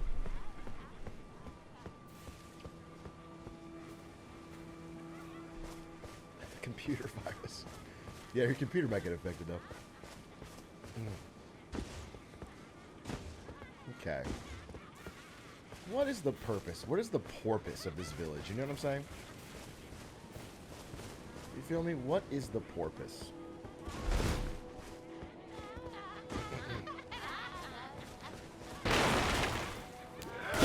Ow.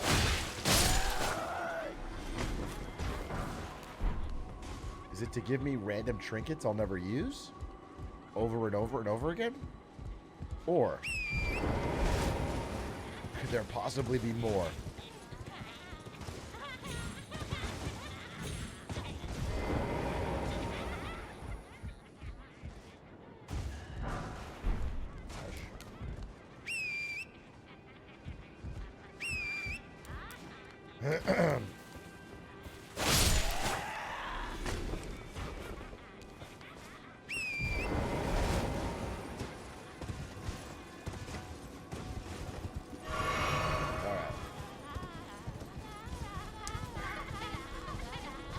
Well, now everyone's... No, I thought we were having a good time. What happened to the dancing? You guys have all... You've lost your love of dance, and that's the real crime. I'm not worried about my life. I'm worried about what's the point of living for you guys if you can't dance. Pray do they dance with these, with these heavy-ass weapons? You were just holding that giant skull weapon in your fucking skirts while you were dancing around?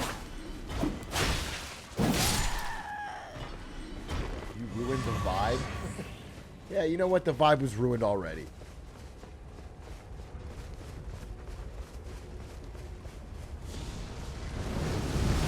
Oh, this motherfucker again. Ow, I forgot that I hit you.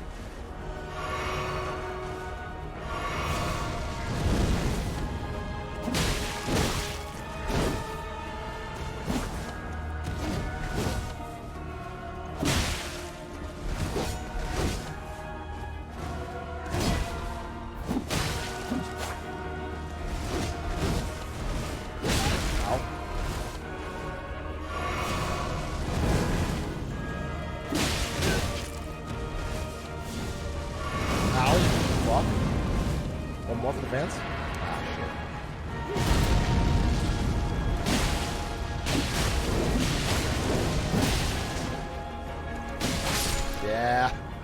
That's your big weak point.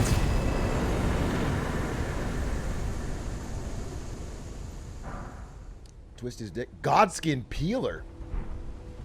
Scouring Black Flame. Those both seem cool. The old dick twist, yeah. When he's twisting, I just go right for the dick. Ooh.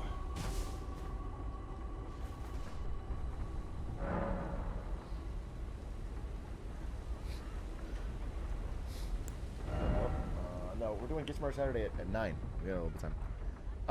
Oh, level 99. This is big level 100! I think it's gotta go, of course, to intelligence. The most important thing for my character to roleplay effectively is I slipped Dex! Dex, baby! Dex! It's always been Dex! Level 1 hundo. That's Pog.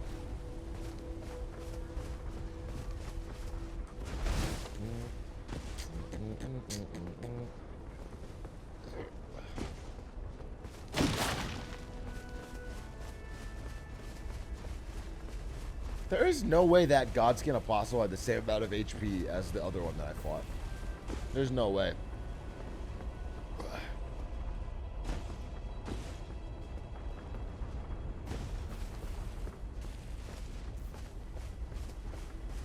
He didn't? Yeah, he's weaker for sure. No, because I've only added like, I don't know, 5 levels of Dex since I last fought that thing. And I'm using the same weapons. But he just like, he died quick. I mean, it was easier when you know his patterns for sure. Okay. Is that the only boss around here? Oh yeah, I was gonna look at his weapon. The Godskin Peeler. It is a dex weapon. Ooh.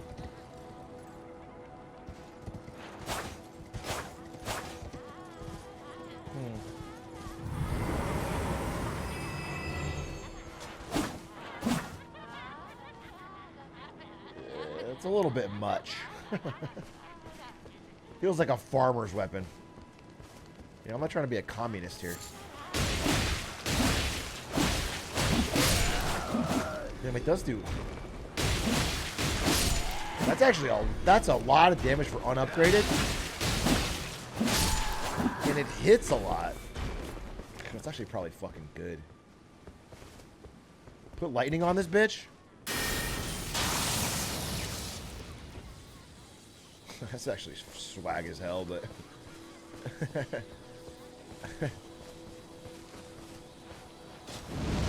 Oh! Wait a minute. Fire's deadly sin. What's that? I don't know. I'll find out. Whatever.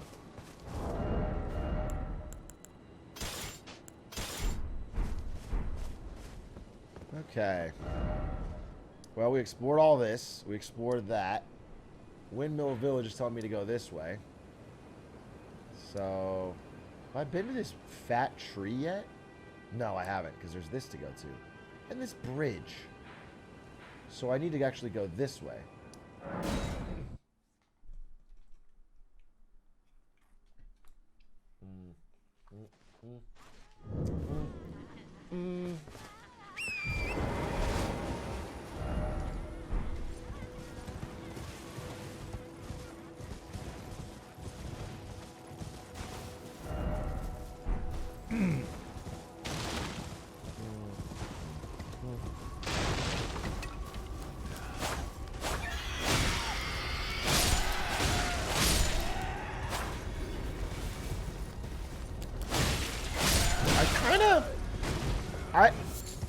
I feel like the weapon upgrade system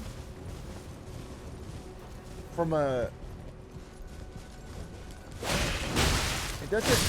Like, it feels like it only exists to make smithing stones a good piece of loot. So they can fill all the empty areas with smithing stones as a loot. Like, otherwise, why wouldn't you just make levels and your skill affect it, and then you can swap out weapons all you want? Like, there's no real reason to... There's no benefit to making you have to upgrade.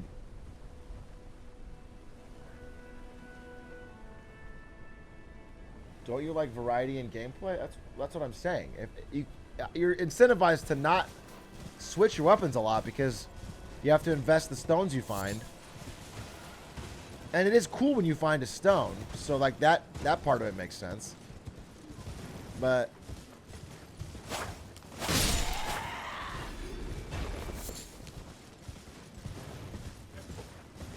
that's just my thought, you know.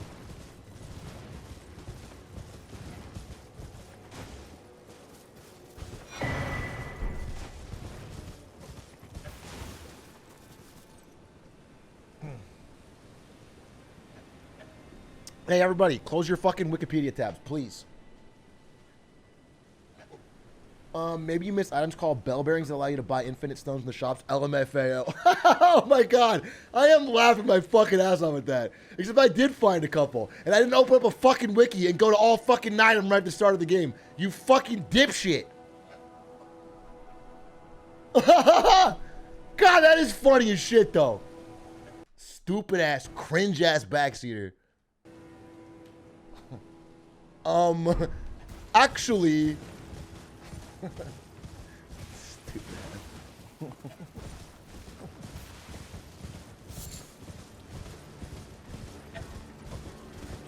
I forgot where I was going.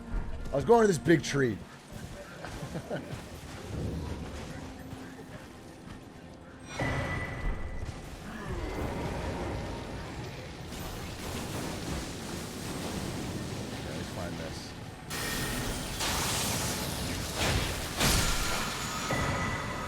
I got the golden slam. That's the best, I think, because they have to fill loot somehow, right? What the hell? What the? I can't focus on you. You're just dumping spaghetti on me. I don't want your spaghetti. I think the best loot is obviously weapons, but they can't make infinite different weapons. And the next best is Ash of War, which are pretty fucking dope.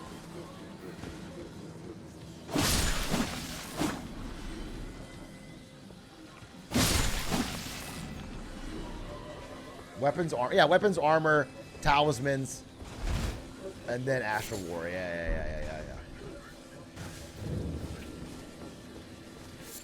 But they've already made like so many different weapons, and the world is just so big. So I can understand why they would need some stones. Ooh, the fuck? You're another spaghetti monster?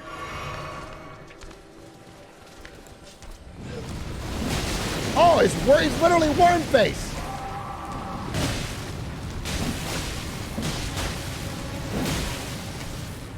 Oh, what are you doing? Oh, you're doing some kind of worm face thing. Oh, this is classic worm face. If I've ever known him, he never stops doing these kind of worm facey and no. Dude, no. Dude, I can't mash out because I'll unplug my fucking controller. The fucking cord is so tenuous. Oh, more spaghetti. Wait, watch this. Wait, you forgot about this. Oh, it's a fucking barf fest. I'm missing. Ah! Oh, I fucking hate you. I hate you!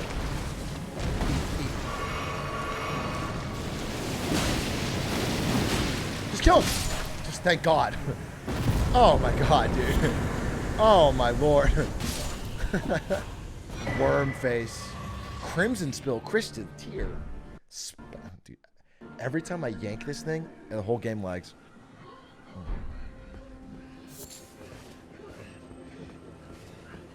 Damn, I almost got worm faced. That feels like one of the last bosses when they were just about to ship. You know what I'm saying? Miyazaki, we need one more boss for this area. Fucking worm face. Give him a face full of worms. Hello, Atrioc in chat. After losing 6 games of Valorant in a row.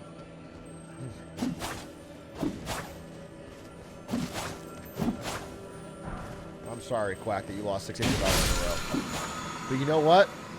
I know for a fact you'll play 100 more. So in the long run, it all evens out. Think about it like that. Think about all the losses that are yet to come.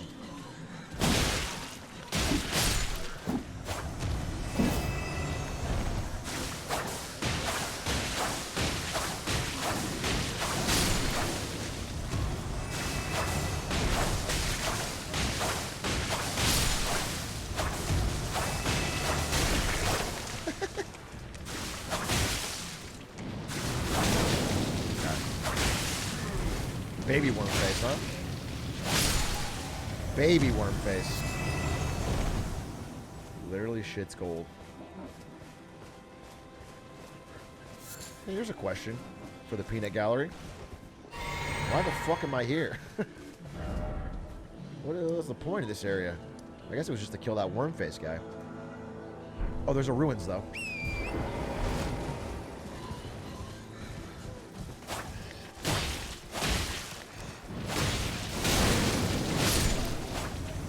Enough with the spaghetti. Alright. Now, if we're talking progress, we're talking Woodfolk Ruins. The Icon Shield. Enough with the fucking spaghetti! Oh, I'm dead. Oh, God. Wait, how am I so slow?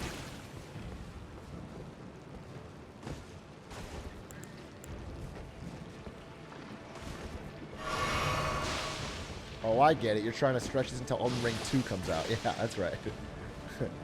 That's right. You figured it out.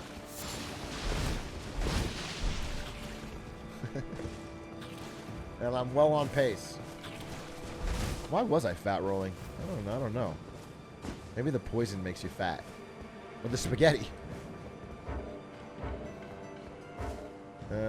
Okay.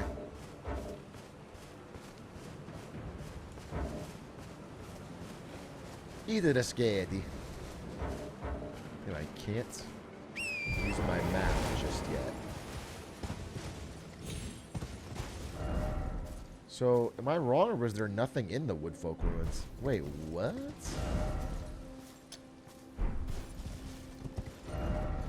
Looking for 3.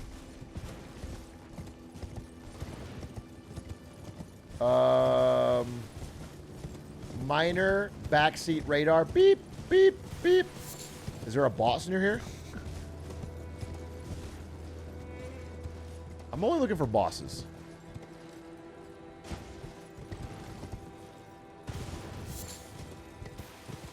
There's a thing and another thing, but no bosses. Alright, then fuck it. So I'm hunting. I'm hunting for bosses.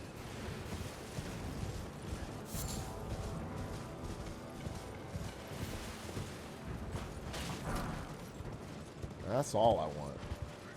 That's all I need. And whatever hate makes me happy sets me free. You know what I'm saying?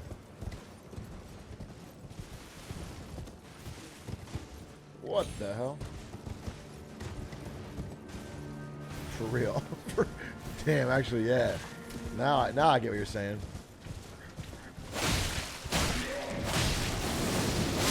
Uh-oh. No spaghetti for me. Dumbass. Alright. There must be something up here. Wait. Wait. Imagine. Just fucking imagine for a second.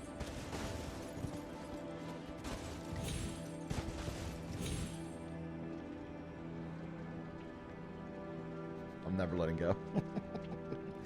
I'm not giving the game the satisfaction. I'm literally not going to give the game the fucking satisfaction.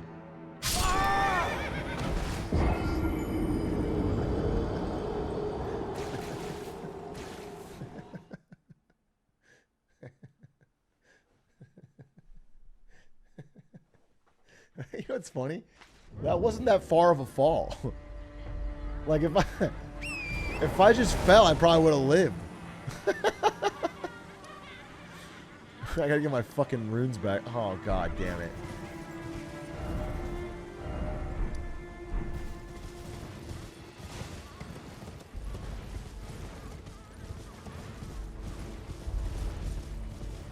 Oh, yeah. That's where I was going, to the fucking cave.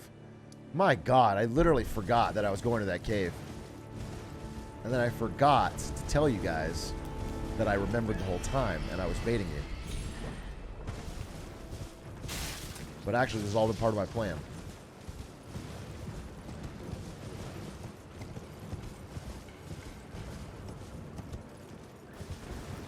No runes. No maidens. Well, I'm getting my goddamn runes. Ooh, and you know what? Come on, if I stop here and pick up a lump of flesh in the way. Yes, sir. Okay, but wait. Okay, but wait.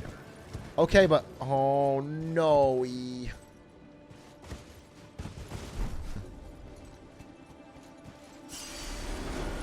we got it.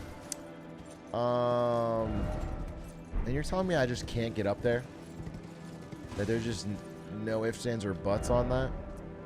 Cringe. Fuck it.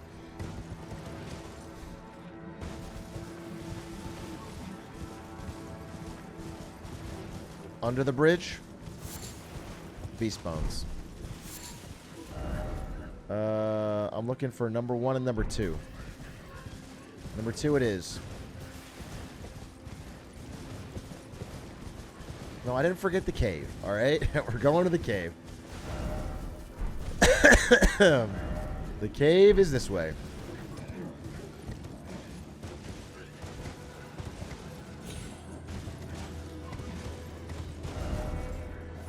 There's a ruin here.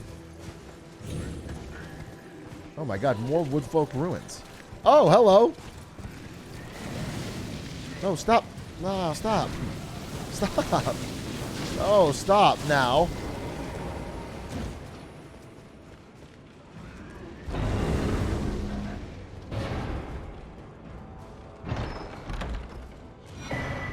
Wow, the Wrath of Gold.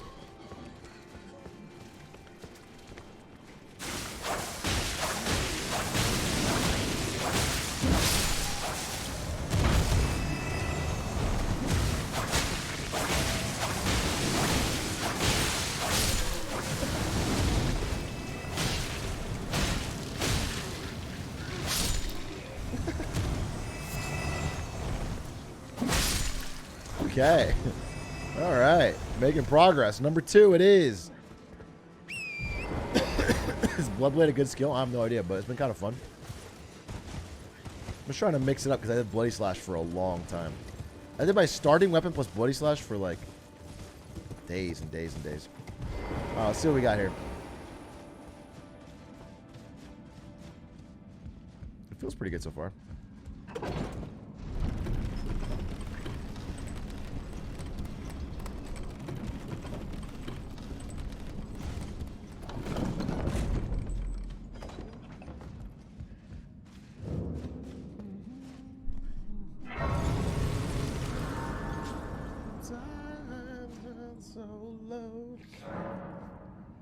And so he spoke, and so he spoke, that Lord of Castamere. And now the rains weep for his halls, and not a soul to hear.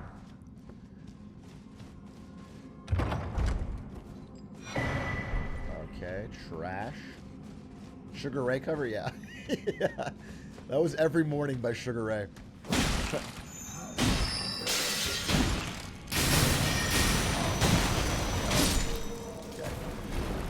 I get it.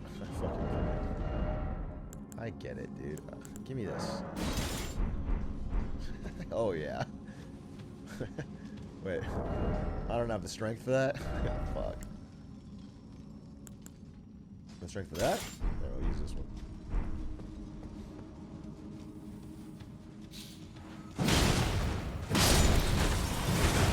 Sometimes the glamour eye becomes the hammer eye. And he makes some changes around here. Ooh. Who dares? This is fucking... I love the crit. Dude, it feels like a Mad Libs generator invents some of these weapons, or some of these enemies. Just like ice plus slug. Take that and run with it.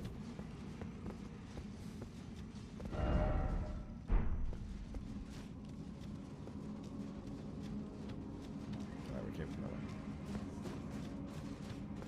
Yeah, it's like Pokemon. Okay. Ooh, that's gotta hurt. Oh, that's gotta hurt.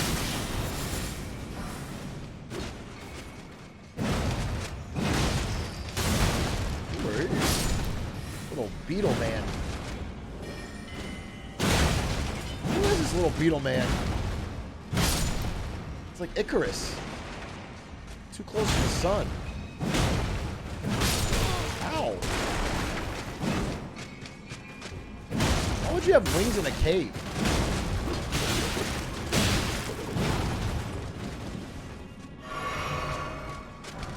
Ringo was a beetle man? That's so stupid.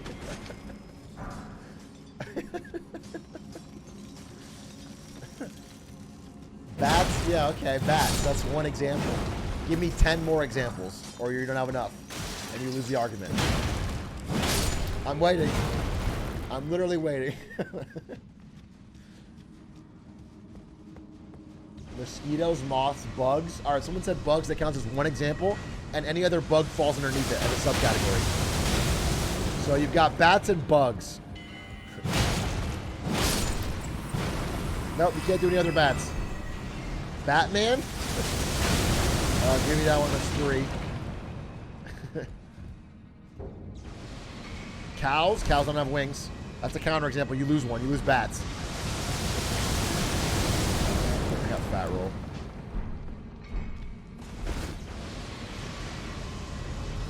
This guy... I swear to God, I thought I not only killed this guy, but ended his whole line. You know what I'm saying? Before I fuck him up, though, let's make sure we're not missing nothing.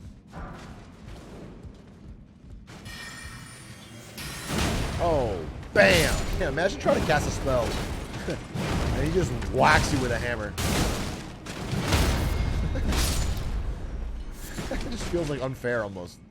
It feels like you're trying to do a war of words and the guy just punches you in the face. Alright, nothing here. Oh, unless... Dragon? Dragons aren't real. Wait a minute, is there a boss down here? Why is there the familiar yellow light of a boss? No, I came from that way. Pepe laugh? Your Pepe laugh is like a dragon's gonna come into my house right now. Even if I saw a dragon in the game, it wouldn't disprove my statement. So the only reason the Pepe laugh would work is if you literally thought a dragon... Like, I'm gonna walk outside and a dragon's gonna roast me alive. I'm like, oh, damn. Shouldn't have insulted my chat like that.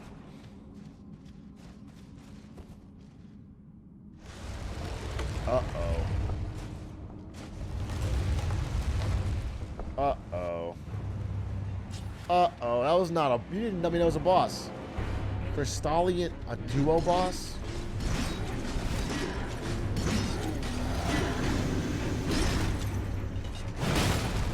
Oh, that kind of hurts you. Wait, actually...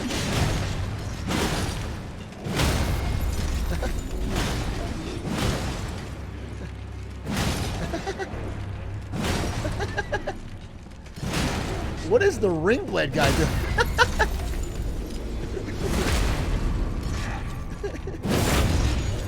Bro, what are you doing over there?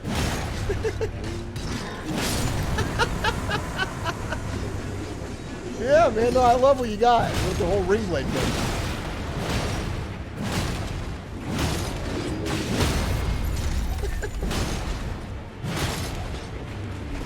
I'm gonna heal up. Where was that whenever your fucking partner in crime was dying? It's not even an upgraded weapon.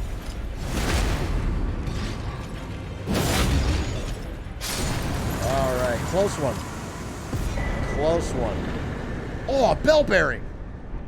That was fun to find organically. Would have been more fun to find, though, if I already knew where it was. Went straight to it from the start of the game.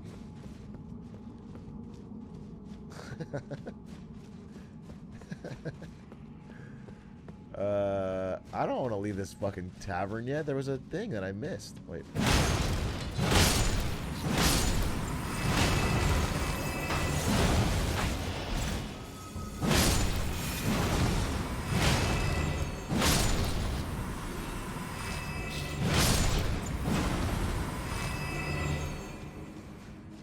I think German was stuck on this boss. I think, call me fucking crazy, but it almost feels like the game wanted me to do this path. Start here, go here, go here. And then, like, I don't know, go to Caelid later? Because Caelid was way harder on average.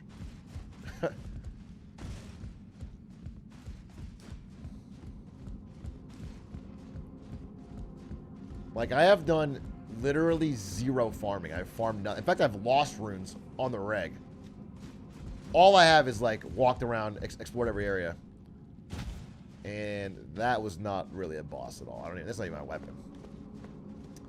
Alright, so I killed the boss, and I wanted to go... Damn, there's no map. I totally forgot. I turned around. Oof, oof, oof, oof, oof. Oh, yeah, this guy. This guy's good. Okay. I could probably get my weapon back now.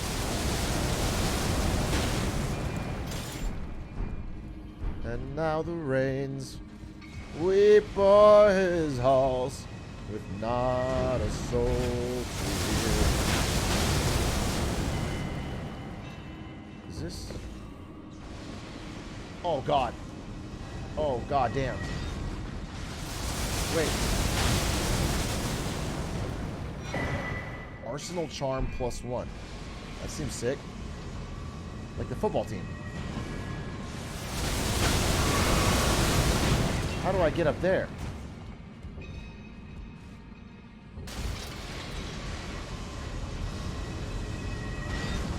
New Glamorai rap?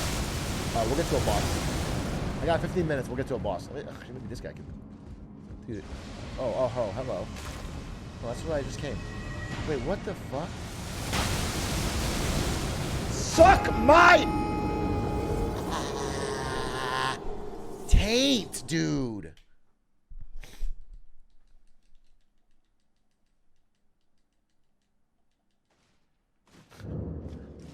Oh, good goddamn. Oh, good goddamn. Wait, leave me alone. Leave me alone. I'm not fighting you. Leave me alone. Leave me alone. Leave me alone. Leave me alone. Everybody leave me alone. I'm not fighting you. Leave me alone.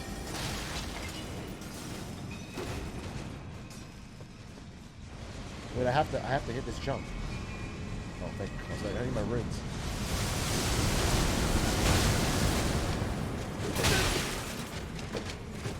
Oh, yeah. Well, that's not hurting at all. Okay, we need a fucking hammer. Wait. Why am I kicking it? I don't want to fucking kick it. Oh. Oh. Dude.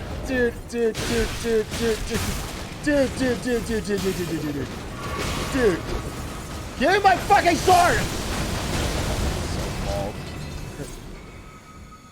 I'm so mauled. Okay.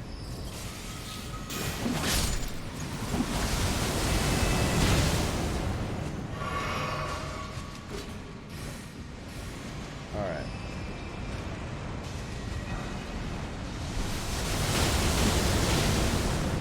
So, now that I'm down here, there's nothing. There's nothing.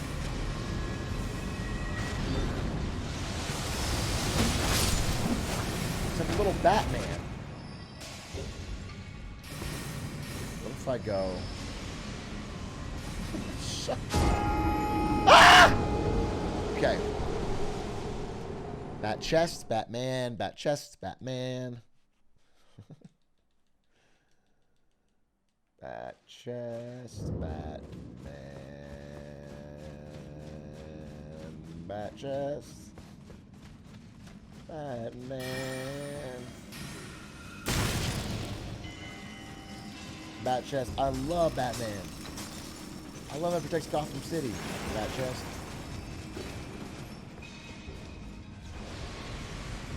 Where's my fucking runes? Oh, you're cringing. No. We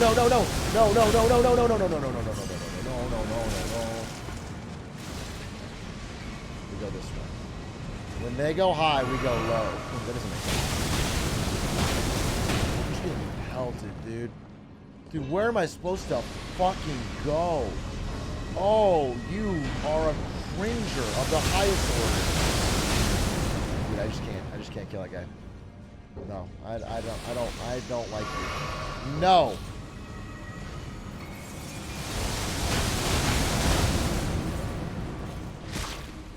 Oh, this is a disaster.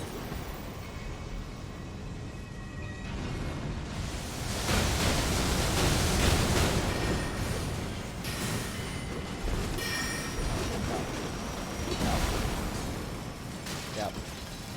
I get it. I need to go around. Like up there. But how?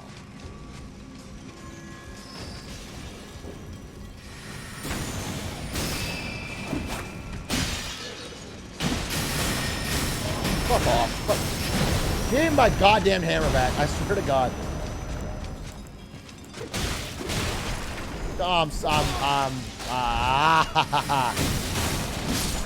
Stupid bat. Chest. Batman. Heal.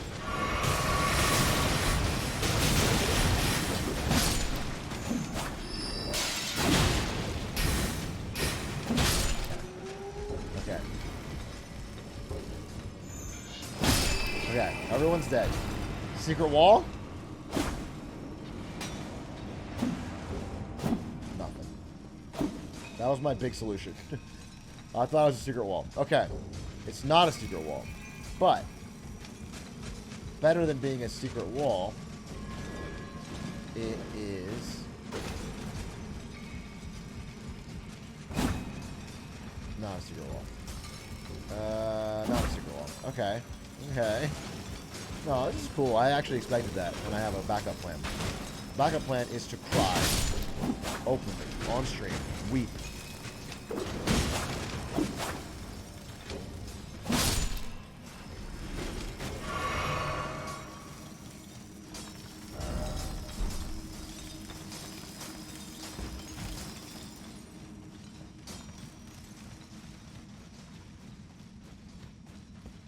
Huh. That's neither a secret nor a plan. Damn. Damn, you write that? That feels like a fucking... That's like dialogue.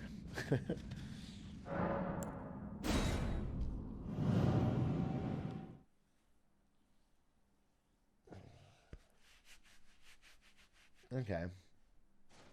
There's a new rap? Wait, I can't... God, I want to kill that thing, but I don't want to fucking...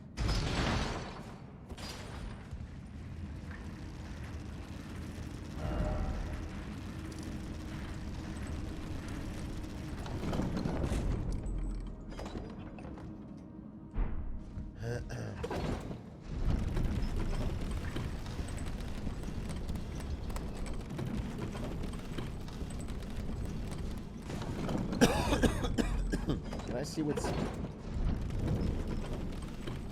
No secret down there? Shit.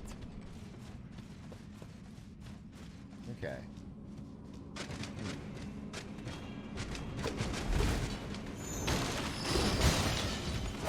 Secret? Leave me alone. Leave me alone. Leave me alone. Leave me alone. Leave me alone. Honestly. Everyone in this cave is a cringer of the highest order.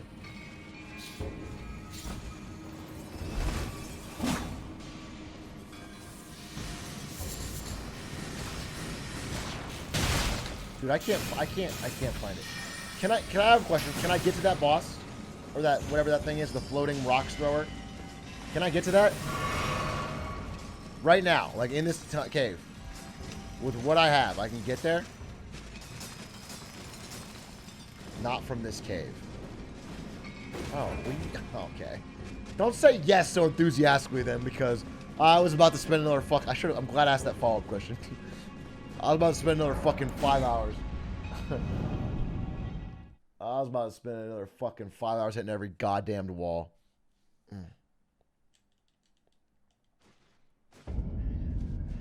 Okay. Different cave. In that case, I am looking for another... Let's go to nut number 1.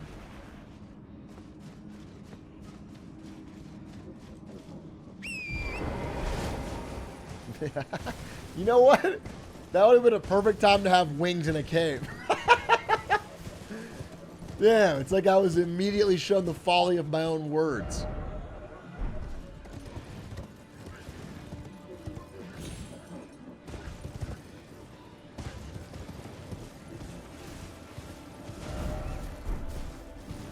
Oh, who's this? Oh, it's another spaghetti monster. I'm hoping this down here is another ever jail. Those are always fun. Oh, even better. A sight of grace.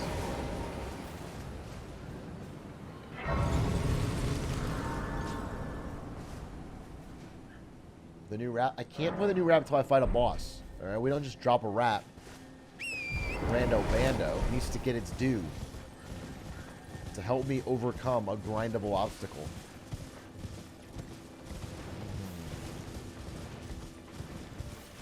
off a bar though. Yo, my name's Atrioc, and I'm here to say we'll play Elden Ring another day after I finish tonight. Touch Phantom. Touch 3 Phantom Crests. Oh, okay. This is going to be a complicated puzzle, and I'm going to get... Oh, Mirage Riddle. Okay. So, wait. Hold up. Wait. Hold up. Wait.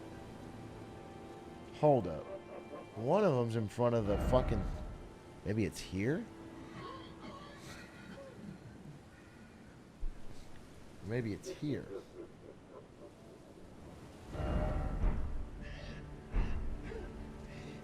Or one of them's near a rock wall. Holy fuck.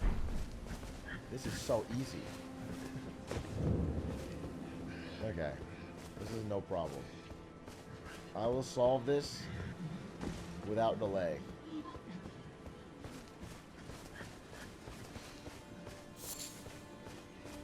So, the thing is, though,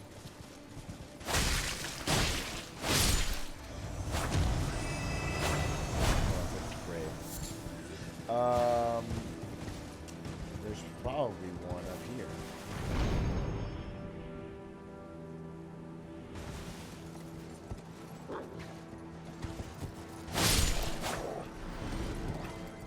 Okay, so I found one already.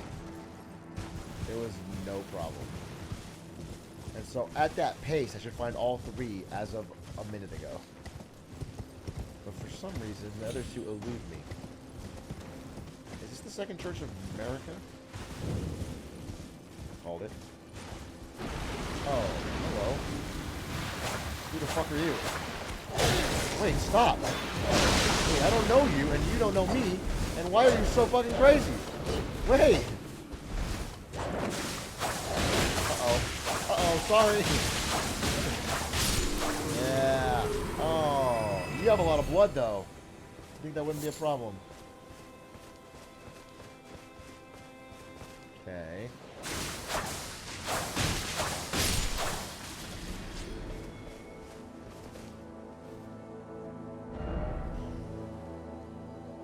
Wait, so that's the rise. Wait, okay, wait,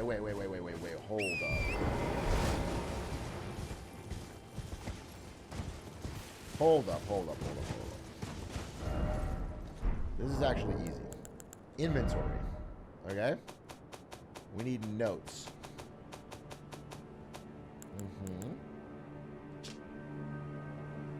One of them is right in front of the door. One of them is northwest of it, on the ground. And one of them is way back from the door. Easy. Literally free. Oh.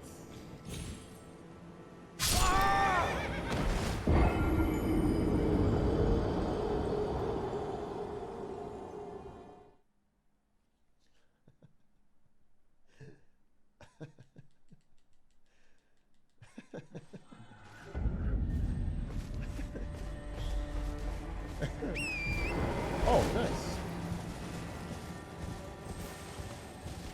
And after what?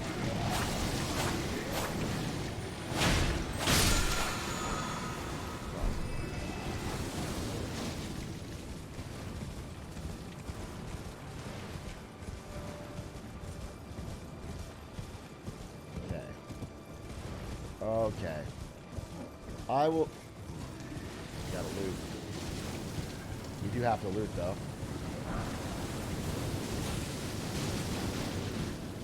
Alright, leave me alone.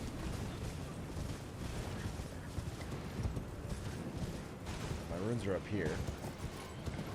But there's a jump, I assume. Where's the jump up?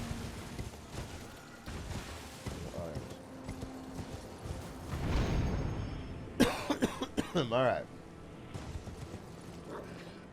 Let's grab my runes and be on my way.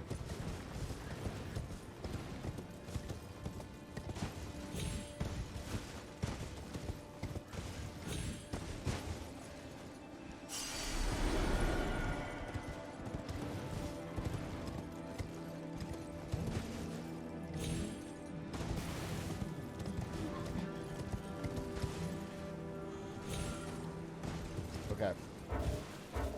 Then we go back to the rise.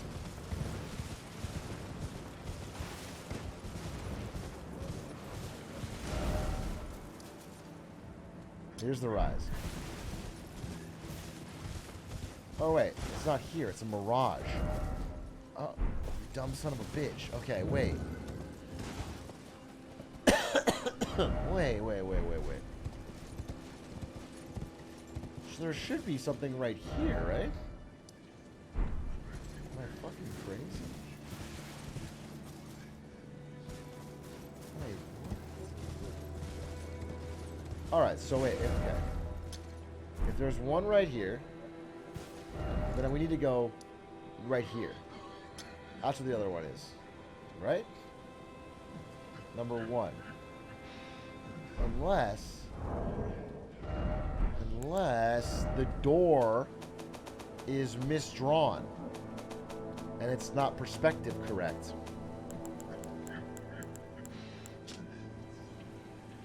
Because that one kind of hooks in. So actually, it's like by the bridge. Oh my goodness gracious. Oh my god, this is the bridge. This is here. One of them's here, not here. And one of them is here.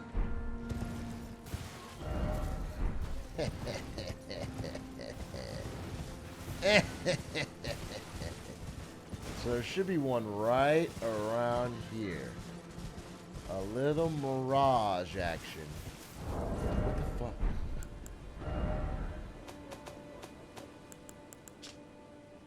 Like right here, dude. Right fucking here. Mirage action. A little mirage action. Bro.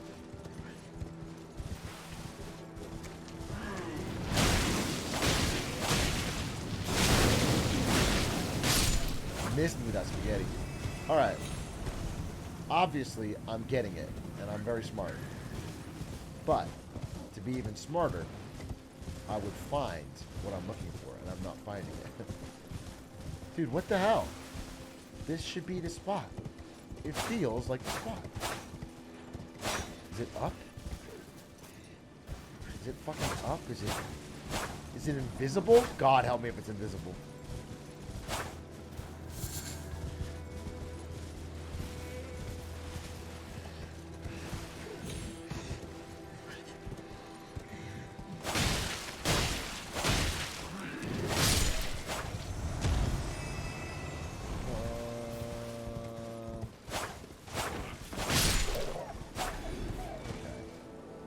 Wait a minute. Oh, hold on. If I just swing my sword wildly.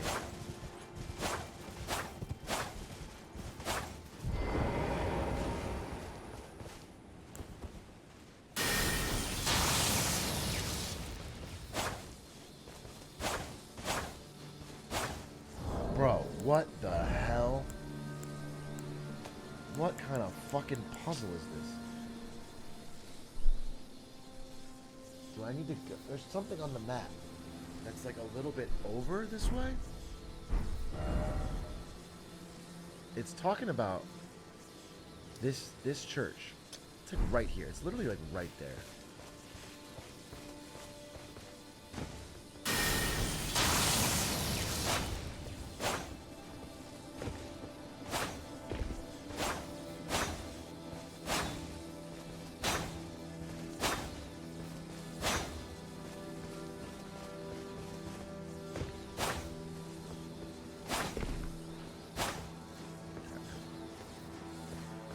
Maybe it's up there?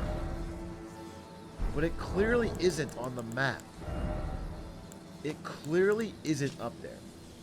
It's down here, but the wall doesn't fill in for some reason. Huh. Huh.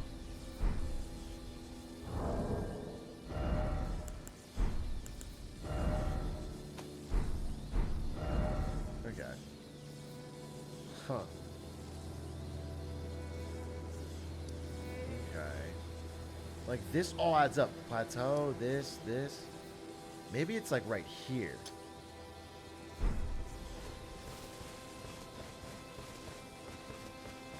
And it's, like, more close by.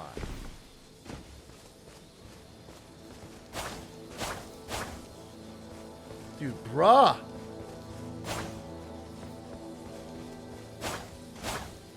Okay, it can't be here. That doesn't make sense. What the Omega bruh, dude?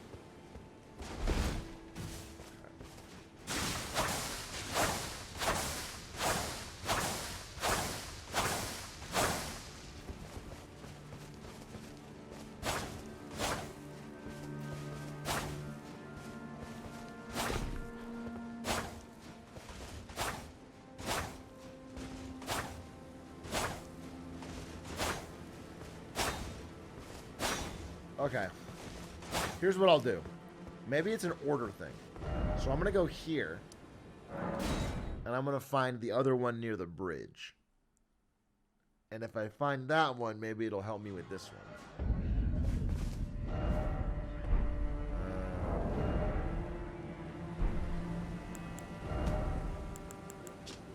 This one's right above the beginning of the bridge. So it's like right here.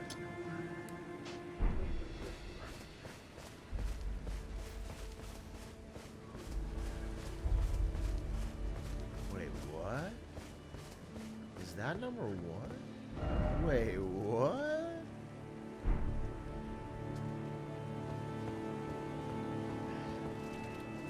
Wait, what? Wait, what?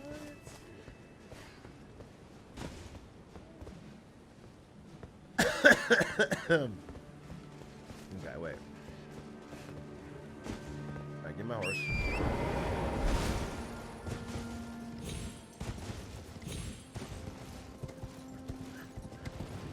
Go up here.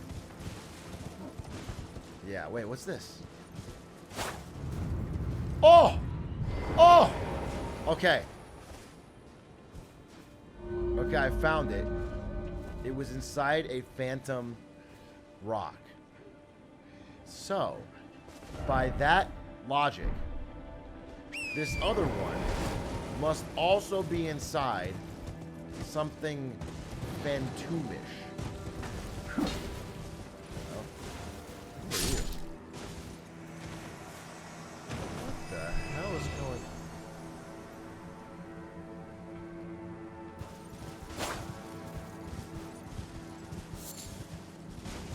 Okay. That was a phantom gargoyle. Stream cutting a bit? Yeah, it's because, well, it's probably not me, right? Hello? I think it's the controller cord. Whenever I jerk it, it, Wait. Wait, did we just solve it? Was that the third one?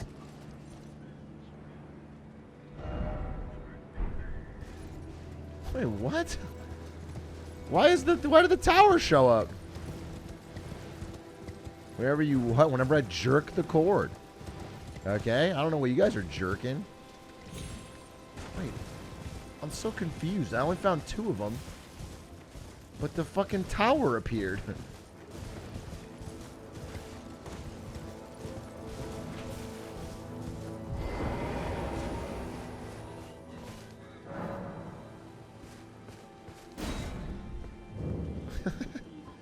I got the other one last stream. Oh my fucking god, I never would have found it. Imagine if I didn't go on and I would have never found it. I would have been there for fucking 100 years. That's crazy.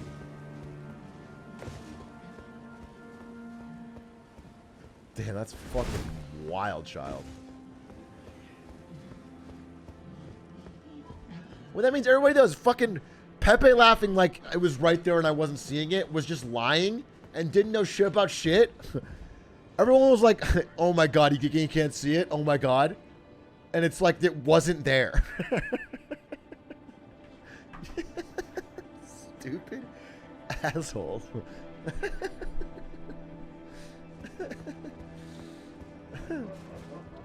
Is this gonna be a goddamn memory stone?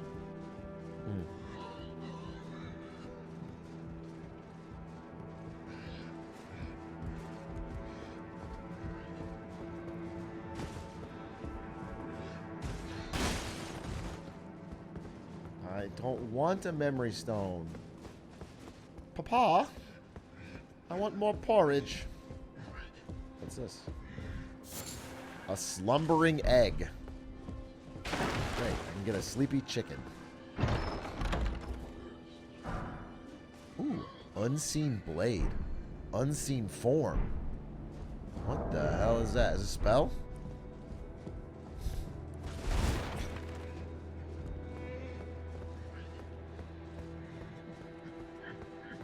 Spell? Nah.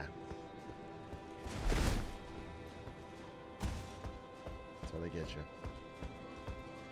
That's how they get you. Wait a minute. Oh. Imagine.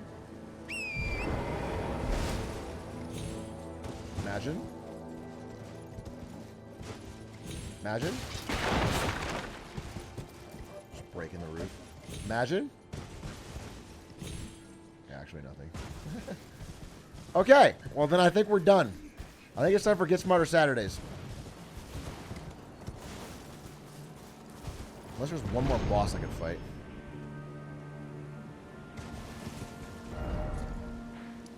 I just don't see an easy one nearby. I don't see a fucking available boss. So, unless that's a boss. Wait, let me just do a quick check.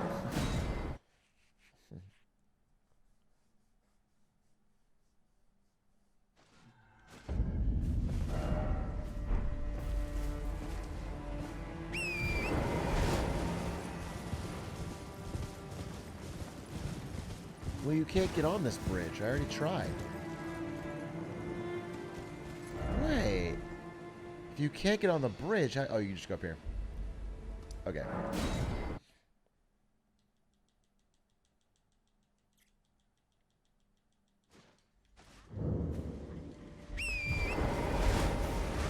Hey, Atrioc, can you start and end stream earlier tomorrow? I'm on the East Coast. I want to get my 8 hours in. No, I probably can't. I don't think I'll even stream tomorrow. Tomorrow, after we did a fast stream today, I'm going to work really hard on getting a good Marketing Monday.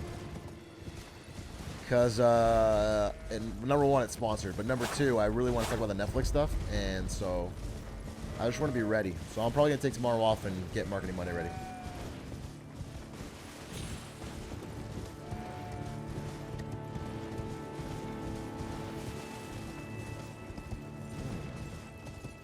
Any boss fighters?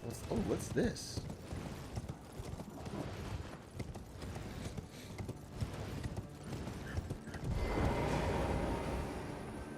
Who are you? Damn, you kind of chatted up, huh? A little lean, I guess. Lean muscle. I'm not gonna stab you, but I really want to. Does that affect anything at all?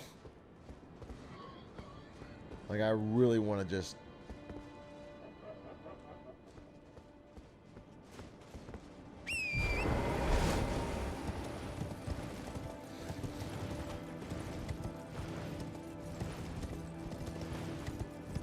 Okay. There must be a boss fight right fucking here. And it is the giant rat. Oh my god, I beat it. I beat the hardest boss in the game. West Windmill Pasture.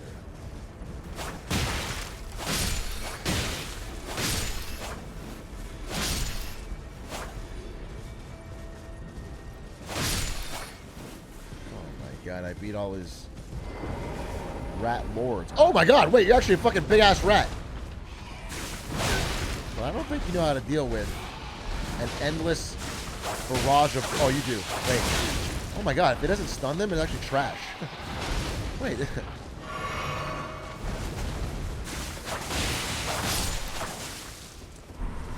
Alright, I got giant rat ashes. It's Master Splinter, the later years. Okay. That wasn't really a boss worthy of a Glamorize song. Damn, I love the fucking When you get a long-range view in this game, it's one of the coolest fucking sights. That is so cool. That is so cool. That looks so mysterious and epic and like a whole journey waiting to happen. I've already been there, unfortunately, but that is cool. That is a bat chest moment. It's like you can just see fun. You can just see adventure. It literally is splayed out before you. It's like the beginning of a fucking cartoon or something. I don't know. It just feels... It's cool. It's a cool view. Okay. I'm not seeing any opponents worthy of my time. Oh, let me get right here. Actually, I work at Ubisoft, and that looks terrible. Oh, you're right. I'm sorry. Oh, I got a bunch of hood and swords. Leave me alone.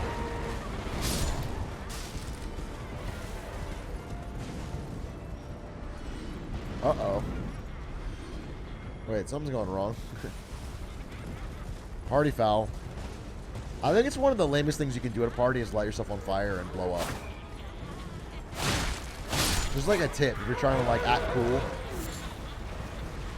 I think it actually kills the vibe. Like for real. Alright, well you guys are dancing. Alright, we'll call it. We'll call it. Because I didn't find shit. We'll call it and I want to watch some videos anyway. That's my party trick though, Sash. It's not much of a trick. It's not a rage quit. I just don't have an opponent. Oh. Oh my god. I was like, it's a rage quit. It's a rage quit. Alright, we're done.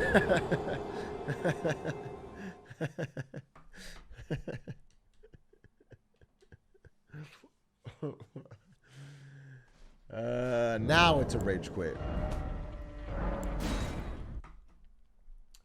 All right. Time for a little Get Smarter Saturdays. Let's get some light on here. Here's that rap song. All right, let me check it out.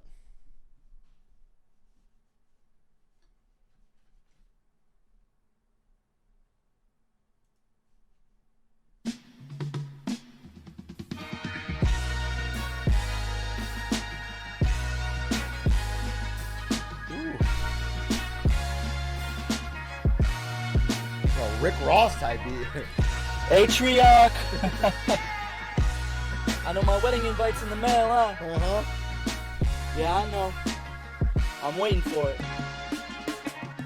Atrioc coming in with the blades. They be slicing for days, and he coming your way. Dripped out ice cold like the hoarfrost. You better say your prayers if you a dungeon boss. These edges were made for your weak ass. He'll cut you down without a single flash. Blinded by the lights of his ice now. Won't even see it happen when he takes you down. Glizzy glam, glizzy glam, glizzy glam, yeah. See the glam arrive before you die, yeah.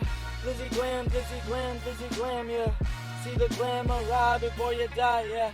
All he wears designer, though they call him a Thomas. He reppin' that Prada and a Gucci katana. All the maidens swoon as he's moving through. He's got a steed and trusty Chet as his crew. But what's more than his looks is the way he gets up. In a fight it ain't done till you run out of luck. Pay attention and watch the eye for the gristle. He ain't never quit from a hustle. See the glam arrive before you die.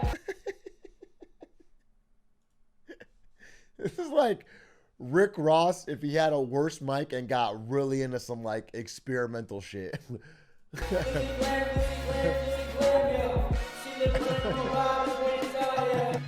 through Taylor, but you can't rock the mess. Glamorize got magic, but he ain't ever cast. Name starts with a T and ends with an L. Then be ready to hold it while you rot in hell.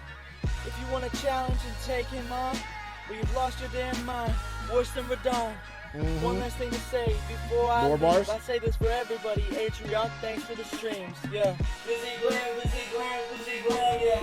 See the glam arrive before you die, yeah. Bro, you can't jump into robot voice on the third chorus. You can't just jump into robot voice. It doesn't make... It's not thematic. All right. Let me change the title. We're about to do Get Smarter Saturdays. You can't see the vision? You're right. I don't have the musical talent to see the vision there. But thank you for the song.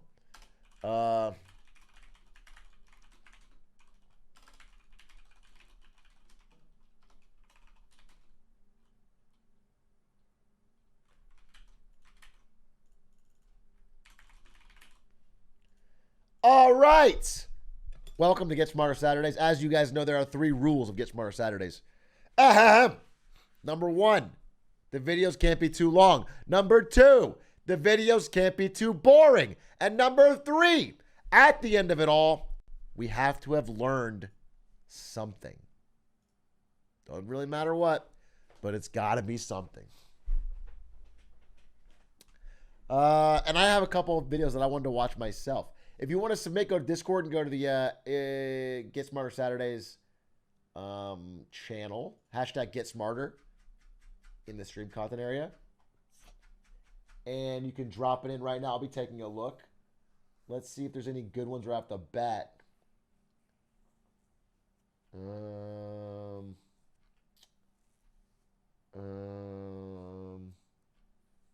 The harsh truth of... Wait. The history of Super Paper Mario speedrunning. This is 2 hours long. What the fuck? This is a feature-length film on Paper Mario speedrunning? No, that would be the entire Get Smarter Saturdays.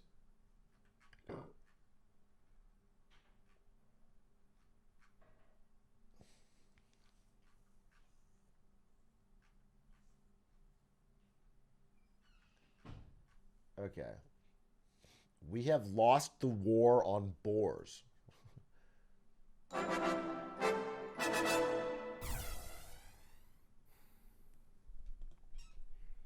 It's news. So we've closed out 2019, the year of the pig, and now we're Didn't know what's coming. 2020, a new decade, and also a year of the pig. It's all going to be pig years from here on out, I guess. Bat years, really. Because somebody, and I'm not going to name names, but somebody thought it was just bushels of chuckle snacks every time this news dude worked tirelessly to bring you the latest in boar atrocity. I warned you in 2017, I warned you in 2018, and I warned you in 2019. I told you all that a single teleporting and radioactive boar was taking its grotesque hump jamboree on a jizz tour through Asia and Russia, originating... Well, this is... I don't think I'm going to learn something from this. That's my opinion. I don't think I'm going to learn something from this. It's a Get Smarter Saturdays.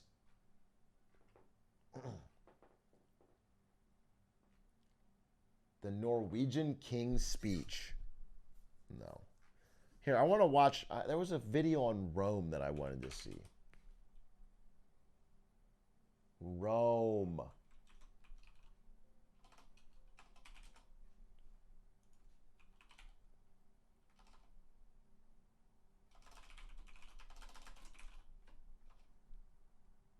Oh, this is it. Pog. This video is brought to you by the Great Courses Plus. You can tell it's a good video for Get Smarter Saturdays because it has a good amount of views and it has a sponsor that's about like Skillshare type stuff. The fall of Rome explained in 13 minutes. And an accent, yeah.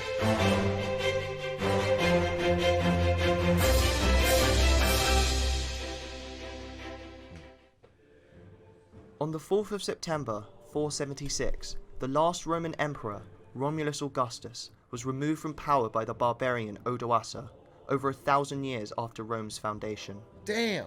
The empire was vast, covering 1.9 million square miles at its peak, incorporating the largest professional army the world had ever seen.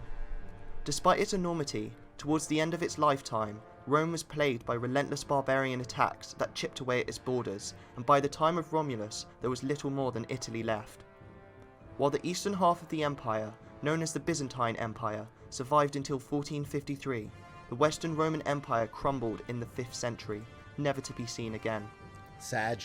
In the end, it was Rome's failure to withstand the constant invasions and mass immigration of barbarians that brought it to its end. The ravaging of the Huns in the east led many barbarian tribes to seek shelter within the Roman Empire. One such tribe were the Goths, who sought shelter in 376. The Goths. Upon letting them cross into their borders, the Romans treated the refugees terribly, giving them no help when famine broke out. Many were forced to sell their children for food, receiving little more than dog meat. No wonder they're so This sad. maltreatment led to the outbreak of the Gothic War, in which the oppressed Goths rose up in protest against the Romans. This war was disastrous for Rome, with the Battle of Adrianople in 378 being one of the most devastating defeats throughout Roman history. Here, the Goths led a rebellion against the Eastern Emperor Valens at Adrianople, located in modern-day Turkey. Valens was completely overwhelmed, leading to a mass rout in which 2/3 of the Roman army were killed and the emperor himself was slain. 2/3 of the Gothic War entire was concluded army? by Emperor Theodosius I, who allowed the Goths to settle in the empire. The soldiers were allowed to join the ranks of the Roman army, and their people were permitted to stay together within Roman territory, which had not been seen before. Tensions between the Goths and Romans flared up once again when Alaric, king of the Visigoths, decided to take a stand against Rome. Okay. Alaric had previously served in the Roman army under Theodosius, but had become disillusioned with the regime after Theodosius died and appointed his sons Honorius and Arcadius to rule each half of the empire. The Historical Gothic names. tribes living amongst the Romans had come to be known as the Visigoths, meaning Western Goths. Fed up with the mistreatment of the Romans, the Visigoths elected a large... This can't be a real... What is this? This is not art. This looks like a fucking grainy photo from early Rome. What is this? What is this? Where is this from? Alaric as their king and marched upon the empire. After moderate success attacking the Eastern Empire, Alaric set his sights on the much weaker Western Empire. Alaric first besieged Rome in 401, but was beaten back by the legendary general Stilicho. Emperor Honorius became increasingly detached from events, moving his capital to Ravenna, near modern-day Venice, in response to Alaric's invasion. Then, in 4... That's such a bad leader. That's like if fucking America was getting invaded from the from the east, and so we just moved the capital from DC to California. Don't worry, we're farther away. No, you have to deal with the Honorius problem. executed Stilicho, the general who had so valiantly defended Rome all those years earlier, leaving the city wide open to attack. Alaric returned later in the year and besieged Rome until its starving citizens agreed to pay a great ransom and install a rival emperor to represent Alaric in negotiations with Honorius. Alaric wanted land for his people, but Honorius refused to negotiate, leading Alaric to march on Rome for a third time in 410. This time he met virtually no resistance and sacked the city for 3 days before marching southwards with his spoils. Upon hearing Rome had perished, Honorius was apparently distraught, thinking it was in reference to his favourite chicken named Roma. Upon hearing...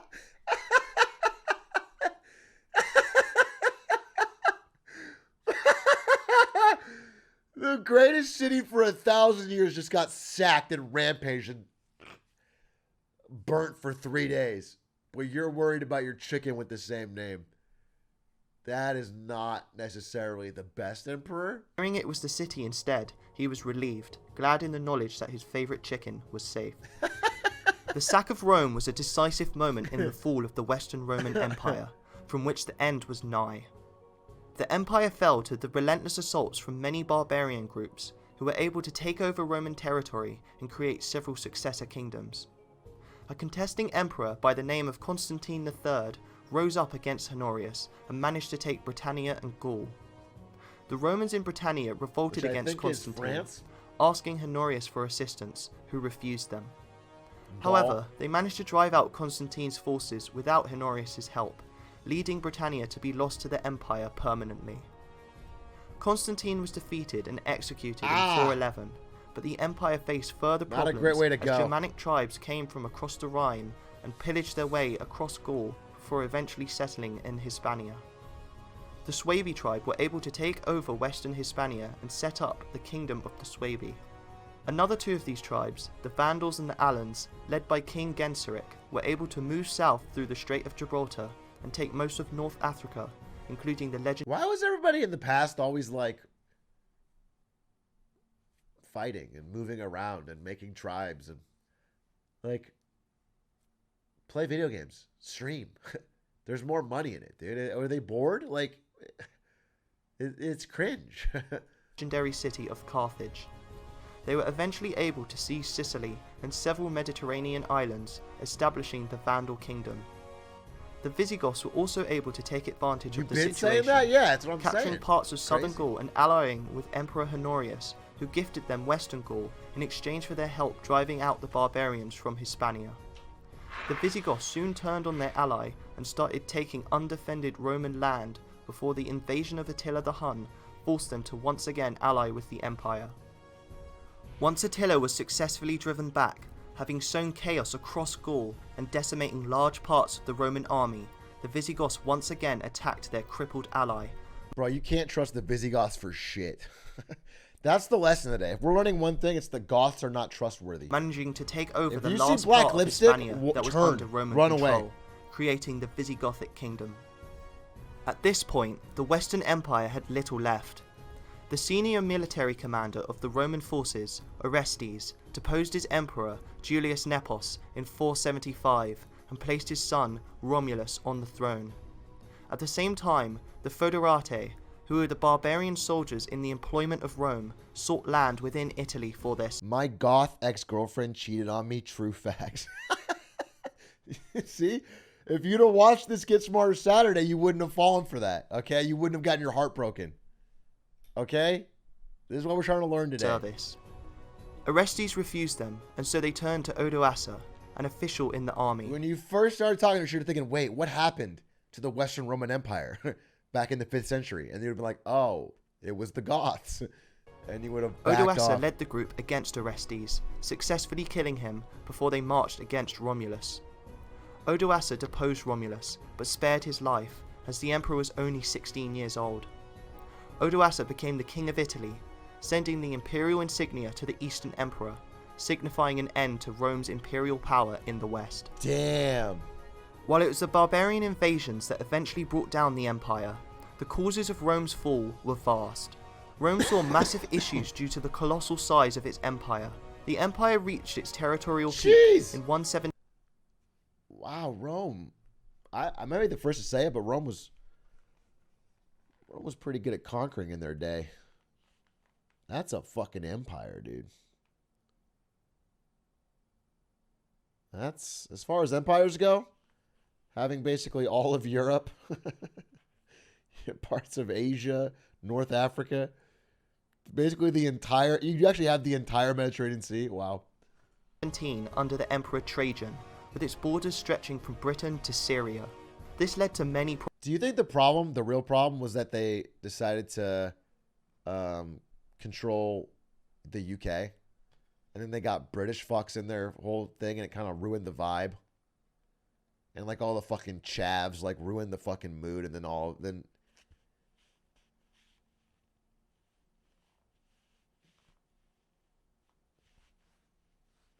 that's my concern would be like they stepped it too far by getting UK involved. territorial peak in 117 under the Emperor Trajan, with its borders stretching from Britain to Syria.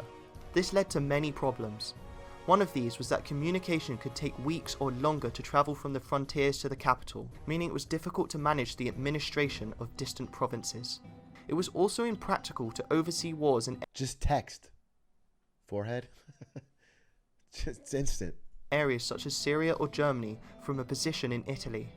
For these reasons, in 285, the Emperor Diocletian decided to divide the Just empire into a western put all and your eastern half territories in a group that were chat. to be ruled by two different emperors of equal power. This plan saw short-term success, with each half being able to govern its provinces and defend its borders much more effectively. But in time, it spelled doom for the Western Empire.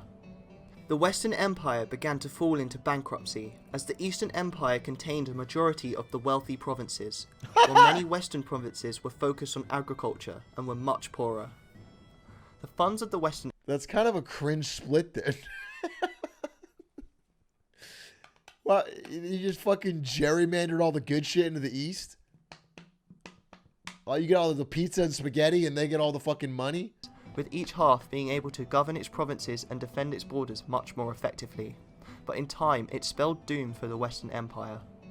The Western Empire began to fall into bankruptcy, as the Eastern Empire contained a majority of the wealthy provinces, while many Western provinces were focused on agriculture and were much poorer. The funds of the Western Empire were also devastated due to constant war.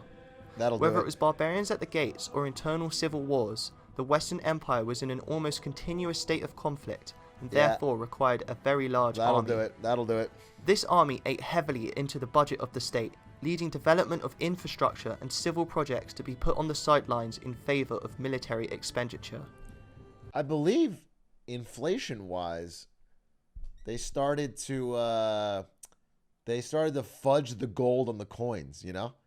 They started to put a little bit less gold in each coin.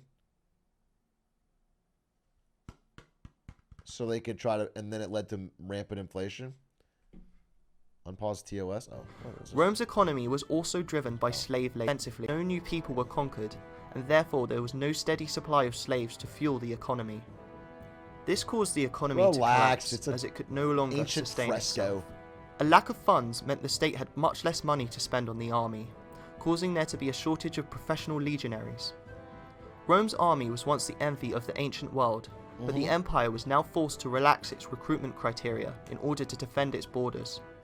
Known as foederati, barbarian units were allowed into the legions, and foreign mercenaries were hired to support the army. These new soldiers had often never stepped foot inside Rome and cared little for it. They were loyal to their commanders, their wages, and their people, not the empire, leading many to turn on Rome when it was profitable.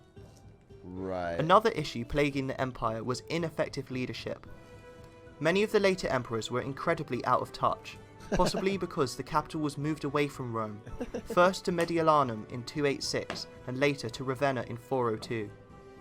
Succession often passed to children as well, leading to several incompetent emperors who had only attained the position. Someone said, "Get that bag, mercs." Like you're a fan of the... Take that Roman money. Go, king. Get that fucking bag. Position through birthright.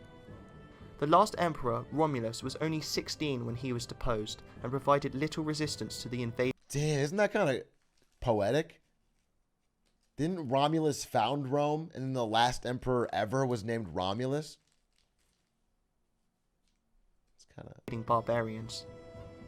The aristocracy grew incredibly powerful due to low taxes, with some acquiring more wealth than the central government. This led them...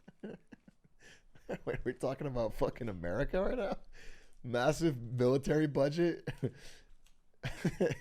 Inflation? Taxes lowered? There's an aristocracy with supreme power that had... them to effectively control weaker emperors who desperately needed their money, with profit taking priority over matters of state. With such a corrupt and ineffective leadership, it is no wonder the population and many of the new barbarian soldiers had little faith in their rulers. It has also been argued that Christianity played a role in the decline of the empire. Christianity was legalized in 313 and became Rome's official religion in 380. The fact that Christianity had a single god was drastically opposed to Roman methods of control. When conquering new land, the Romans would often incorporate local gods into state religion, allowing them to be worshipped by locals or likening them to an existing deity and merging the two.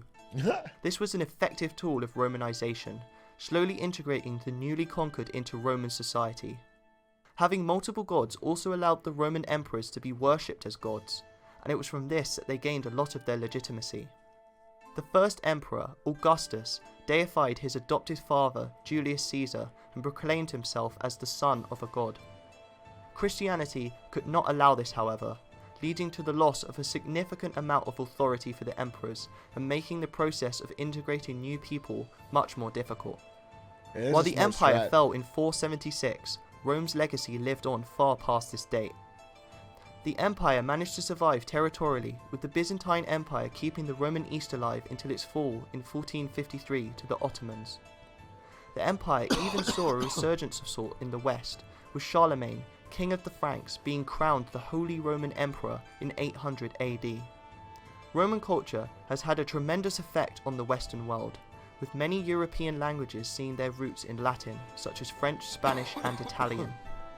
Rome's religion, Latin Christianity, also saw complete dominance over the medieval West, with the Pope serving as a figurehead for all of Europe from his seat in Rome. The Pope was powerful. Roman technology and infrastructure also helped greatly in the development of Europe in the Middle Ages, with many Roman towns still being important today, such as Londinium, the predecessor to London. So while the empire fell with Romulus, its influence has persisted throughout history, marking it as one of the most impactful empires to have ever existed. And this brings us to the Definitely top 2, right behind my Chinese dynasty, but it is a top 2. That was a cool video. That was a cool video. Let's see what else we got. I learned a little bit. Let's see. New iPhone anti-repair tactics? Wait, what? I'm not gonna watch the whole thing, but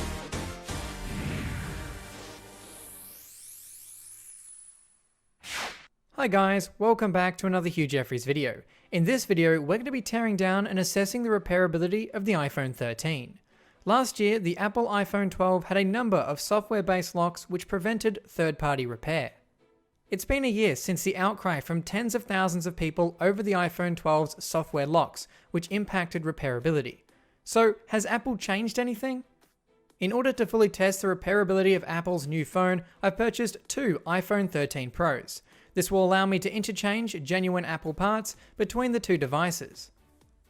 From the outside, these phones look almost identical. In the box, you'll find the same accessories as the 12 series, which of course came with no charger or headphones. right. It should be noted that the USB-C style power lead won't plug into your older style power adapters with a USB Type-A connection, so you may have to go out and buy a new power adapter anyway. With the blue phone out of the box, it's time to get the gold one out and remove that paper film over the display. Before we take apart these phones, I'll first power them up to make sure they're both fully functional. This is a flex. Navigating into settings, I can pull up the About page. Both of these phones are iPhone 13 Pros running iOS 15.0. In recent years, Apple has put strong emphasis on sustainability. They state they're aiming for carbon neutral products by 2030. They've removed all the plastic wrap from their phones. Match, don't repair your own phone. I don't want to get to that. Let me see. Using direct heat sources, such as a high-powered heat gun, can burn the display, leaving marks in it. After unfastening the 2 Apple-designed pentalobe screws that require a special driver, I can pull up on the display using a suction cup to create a gap for a plastic pick to be inserted. Oh shit. The pick can be worked around the perimeter to loosen the display. At the top section of the phone, there are 2 clips that will need to be undone before the display will open up to the left-hand side. I've never seen this on a phone. Here we get our first look inside the iPhone 13 Pro. With 1 down, there's 1 to go. I'll repeat the same process for the gold phone. I've seen people pry up these phone screens using thin metal prying tools or even a razor. Not only could this scratch your frame, but also crack or damage the OLED panel.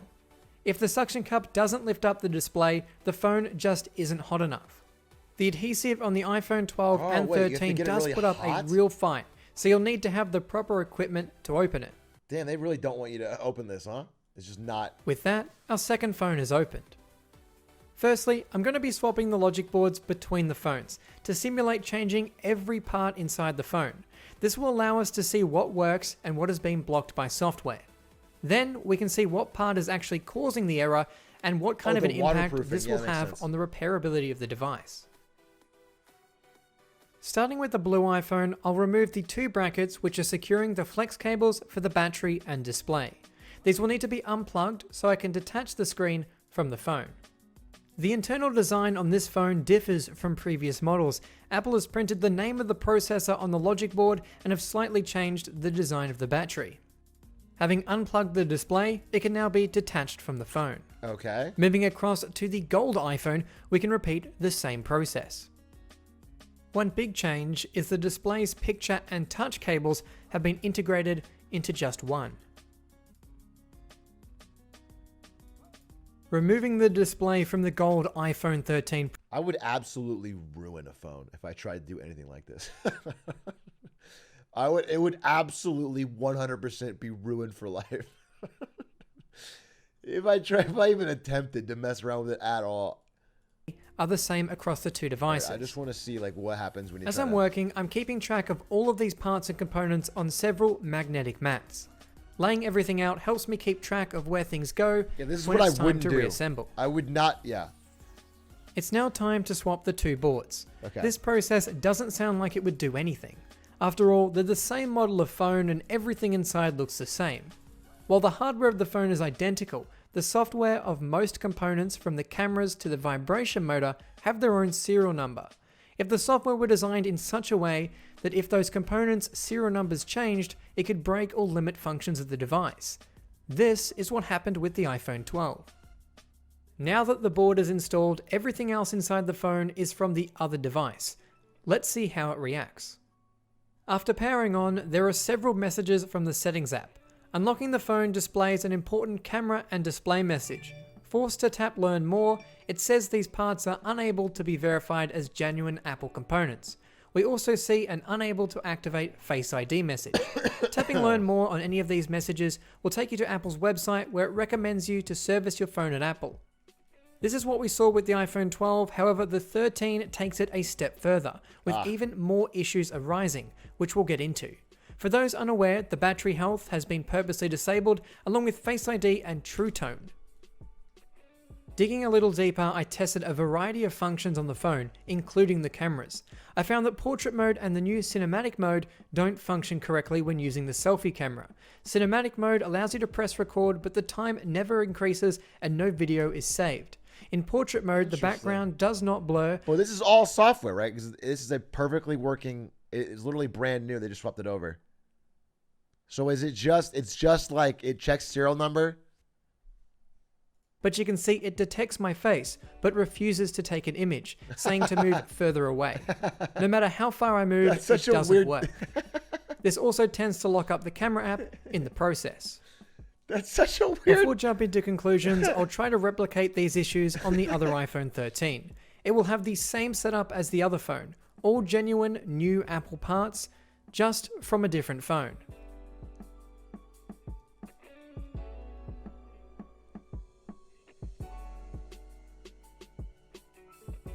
All the F's are After going to be everything small. is connected, we can test the phone. In and out. At first, it wouldn't power on. Just like the iPhone 12, after disassembling, it requires the charger to be connected for anything to happen. The phone has the same issues as the other.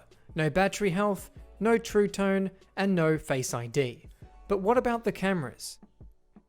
Well, the same issues occur with both portrait and cinematic mode. It should be noted that the rear cameras work just fine. That's weird. However, the issues don't end there.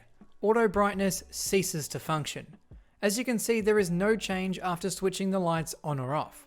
Compared against another iPhone, you can see how the phone should be responding. Interesting. As an attempted fix, I'm going to restore the phone using iTunes to iOS 15.0. This may or may not fix these issues, but there's only one way to find out. Trying to set up the phone again, you can see Face ID has not come back into a working state. As for the rest of the issues with the phone, well, they're all still there. In fact, the camera issues have changed slightly.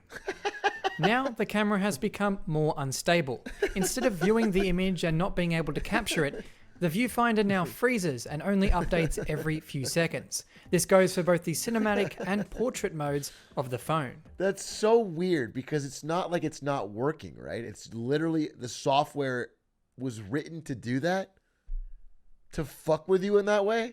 At a closer inspection, the phone I erased is That's on a so different build of strange. iOS 15.0. It appears these phones shipped on a pre-release version. I will update the other phone to see if it gets the same results. After updating, we now have two phones that have freezing camera viewfinders. Somehow this update has caused more issues. I have retested the phone and everything else remains the same. Now that we know what issues arise, it's time to find out what actually triggers them. I'll be installing each of the logic boards back into its original frame and testing out a camera and display replacement to see if that causes any of the issues we've just faced. Bum, bum, bum, bum, bum, bum, bum, bum, bum, bum, bum, bum, bum. I'll be Okay. reattaching the original display for now, so I can test if all of those issues disappear when the factory parts are reinstalled. That'd be so Upon funny. boot, all of those messages disappear right in front of my eyes, and all of those features are now magically back in place. And everything from the cameras to the auto brightness is working as it That's should. so funny. So that begs the question, what is causing the auto brightness not to work and the front-facing cameras? And what will happen when we do a display replacement? Is that even possible on this phone without losing some kind of functionality? That's so Well, wild. let's find out. Firstly, I want to get to the bottom of these camera issues. So I'm going to replace the front-facing camera on one of these phones. While we're up at this top section, you'll also see Apple's new earpiece design, which runs through the top section of the housing rather than the display. With the camera swapped over, I'm going to reattach that speaker and test out the phone. I'll reinstall the logic board and a display panel back onto the device. So the whole business case here is just that, like, they don't want anyone to have an Apple repair shop that could charge cheaper than $200. They just want you to be able to go to their place. They fix it up. Ding, ding, ding. Run it through the software. And you have to pay the huge price. Okay.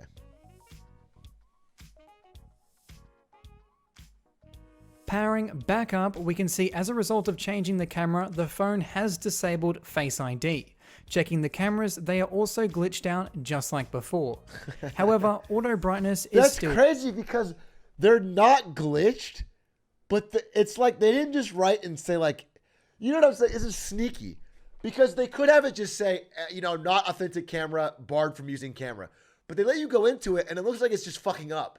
It looks like you got a bad repair. You know what I'm saying? Like, if I went to a repair shop and this happened, I would think, oh, they did a bad job. Like, it would just make me feel like it was unreliable. But this is like software, like, written to make it seem like it's glitching or bad or...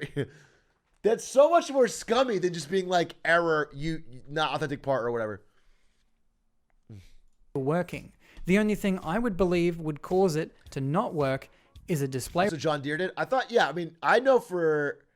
I talked about this actually a while ago, the whole John Deere tractor thing, where, John Deere's latest business model, like as of, I don't know how many years ago, but they don't sell tractors at all. You can't buy a tractor. They only rent you a tractor.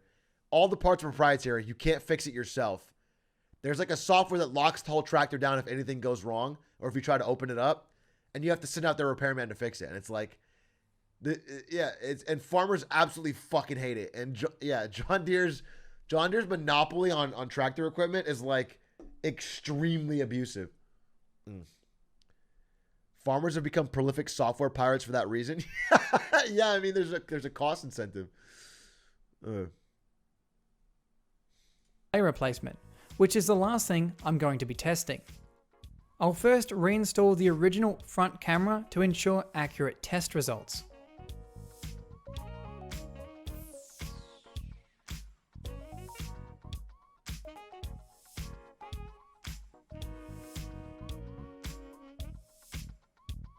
After reinstalling the logic board back into the phone, it's now time to test out a display replacement.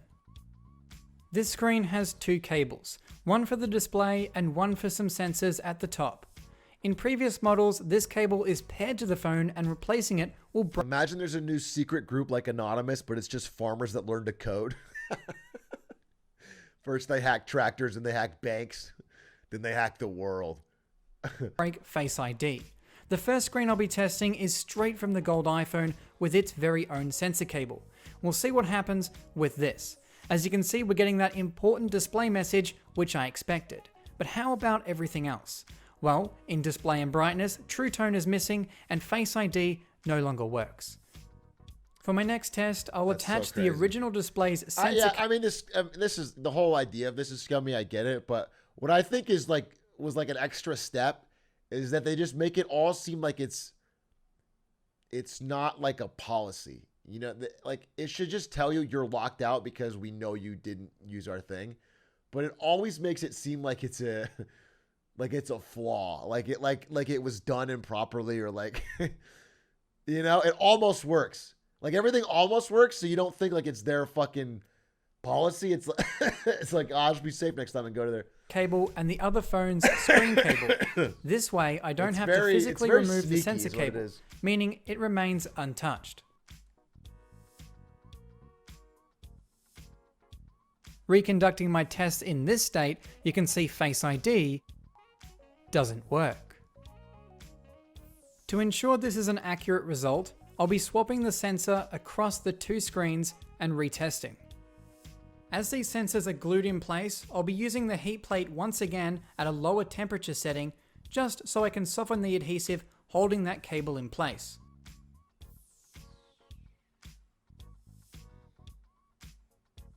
After removing both cables, we can interchange them between the two screens. In this configuration, we have a brand new iPhone screen from another phone with the sensor cable from this. I have an iPhone 10 and my Face ID stopped working when I repaired my broken screen. Yeah. Yeah, this whole thing just feels... But it's just funny because, like, you know, if I were to do that, like if I had an iPhone and I got the screen repair or I did all the work to repair it myself, and then it said Face ID didn't work, I would think it's because I messed something up. You know what I'm saying? You'd think like, oh, I didn't do it right. And then you'd get nervous about doing it again in the future. But instead, it's like literally the software is telling it not to work because it knows that it's not the original screen. It's like gaslighting me. This very phone. In other words, it should work perfectly fine. Despite the genuine display message, Face ID still doesn't work. The only component in this entire phone that is not from the factory is the display panel. The sensor cable remains the same, yet Face ID still doesn't work. If you do it the other way around, where you have the original display panel but a different sensor cable, well, the same thing happens. Face ID this time will actually let you into the menu to set it up, but it will fail after just a few short seconds. As with every issue I've faced in this video, I've tried a factory reset using iTunes just to make sure that doesn't make any difference to the phone. After resetting the device and retesting, I found the exact same results. That means if you damage your display on this new iPhone 13 Pro, you can say goodbye to the functionality of Face ID. But that's not all. With just replacing the display, the selfie camera doesn't work correctly, with portrait and cinematic mode not being able to capture anything. Auto brightness doesn't work, and True Tone has been disabled. Despite all of this, the high refresh rate still works. With that, it's finally time to reassemble our iPhone 13s back with all of their original factory parts, and hopefully they'll still be working by the end of it. That's really funny. Good journalism by this guy. I think they will change nothing because I can this attach seems the very display, profitable. being sure not to damage it, as if I do, a replacement will cause the phone to have limited functionality. Apple is able to pair new components to this phone and avoid all of these issues discussed today.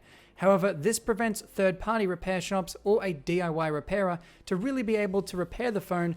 Right, so Apple can swap in a new display or anything else, and they must have a proprietary software in the Apple Genius Bar that can like reset the phone or whatever, so it recognizes the new number, and no one else has that. Yeah, they just have a program. Okay, that makes sense. And still have it work properly. After giving the inside of the phone a good clean, I can close it up and proceed to reassemble the gold iPhone 13.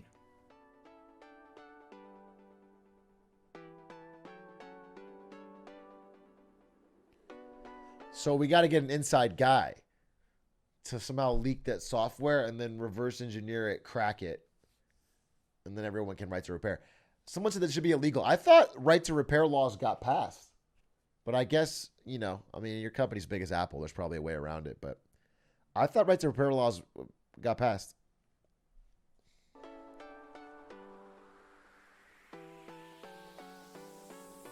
Only for cars. Ah.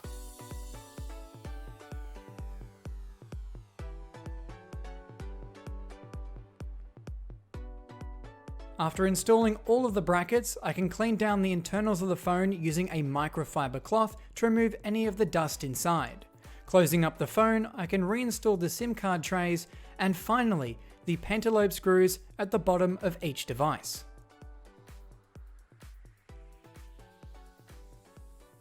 And with that, we're done. So this is it, the iPhone 13. I believe it has been engineered not to be repaired by any third party.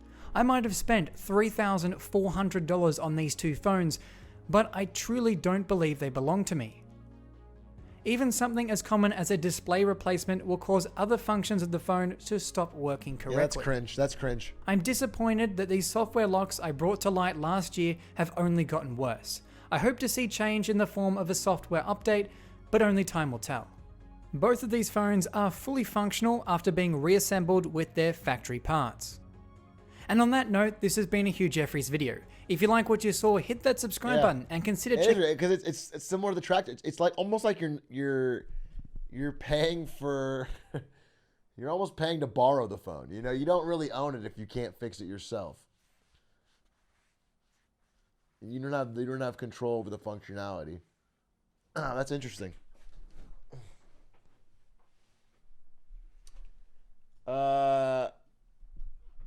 Yeah, good video. I liked it. I hadn't thought about that. I mean, I'm proud. You know, Samsung probably does something similar, and if they don't, they would if they've got higher market share. You know what I'm saying? I'm not fucking. It's not a specific to Apple thing, but Apple has so much power. I've realized that my philosophy on most things boils down to whatever party has the largest amount of power is almost always wrong. Because power always gets abused. My philosophy is the fuck Uncle Ben philosophy. He was dead wrong, dude. With great power comes great amount of cringe generally. And the best systems are where there's multiple competing parties with similar levels of power. And so that breeds a lot of competition and innovation and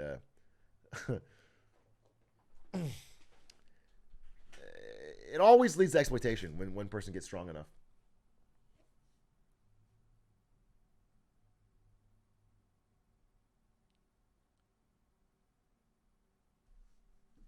Let's see what else we got.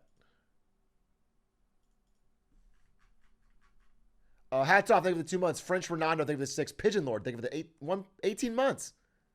Thank you, Pigeon Lord. Commander Austin, thank you for the 16. Spewis, thank you for the 3. JY, thank you for the 19. Brother. Whitest May, I think for the 20. No, 2 months. I'm sorry, 20 minutes ago. Sir Lemon Milker, thank you for the Prime. Big Chili, thank you for the 8 months. Imp Lemon video. Let's see. Oh, it's about this. The Cola Wars. Okay.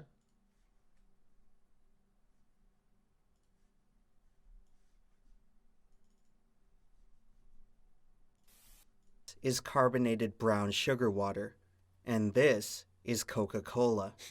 To an impartial observer, these two products may seem identical, but in the world of business, this little red can makes all the difference. Yes, sir. It's a name so gargantuan The that goats. even mentioning it feels redundant. Their logo is about as recognizable as the sun, the moon, and the stars. Across the history of human commerce, no other company even comes close to their longevity and scope.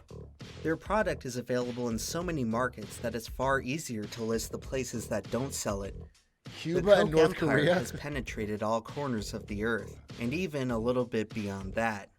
They are the envy of the business world, architects of the single most valuable brand that society has ever known. When running a company, it's easy to believe that branding is everything. Take away this red and white label and what exactly do you have left? It's tempting to consider whether you could sell someone anything as long as it's behind those same familiar colors they know and love. 40 years ago, Coca-Cola was thinking the very same thing, and nearly paid the ultimate price. In my last video, I talked about Mac Tonight, the most successful ad campaign that McDonald's ever ran. The character was a spiritual successor to Mac's Headroom, No, don't a go. memorable mascot for No! Coca-Cola. I don't want to hear about Mac Tonight again. Oh my God, it's like a fucking debate, dude. Don't tell me the background on Mac Tonight. Which showed up on television at around the same time. Mac's Headroom was truly a bizarre character, but even more bizarre were the series of events which led to his adoption. It's the 1980s, and Coca-Cola is quickly approaching its 100th year as a business.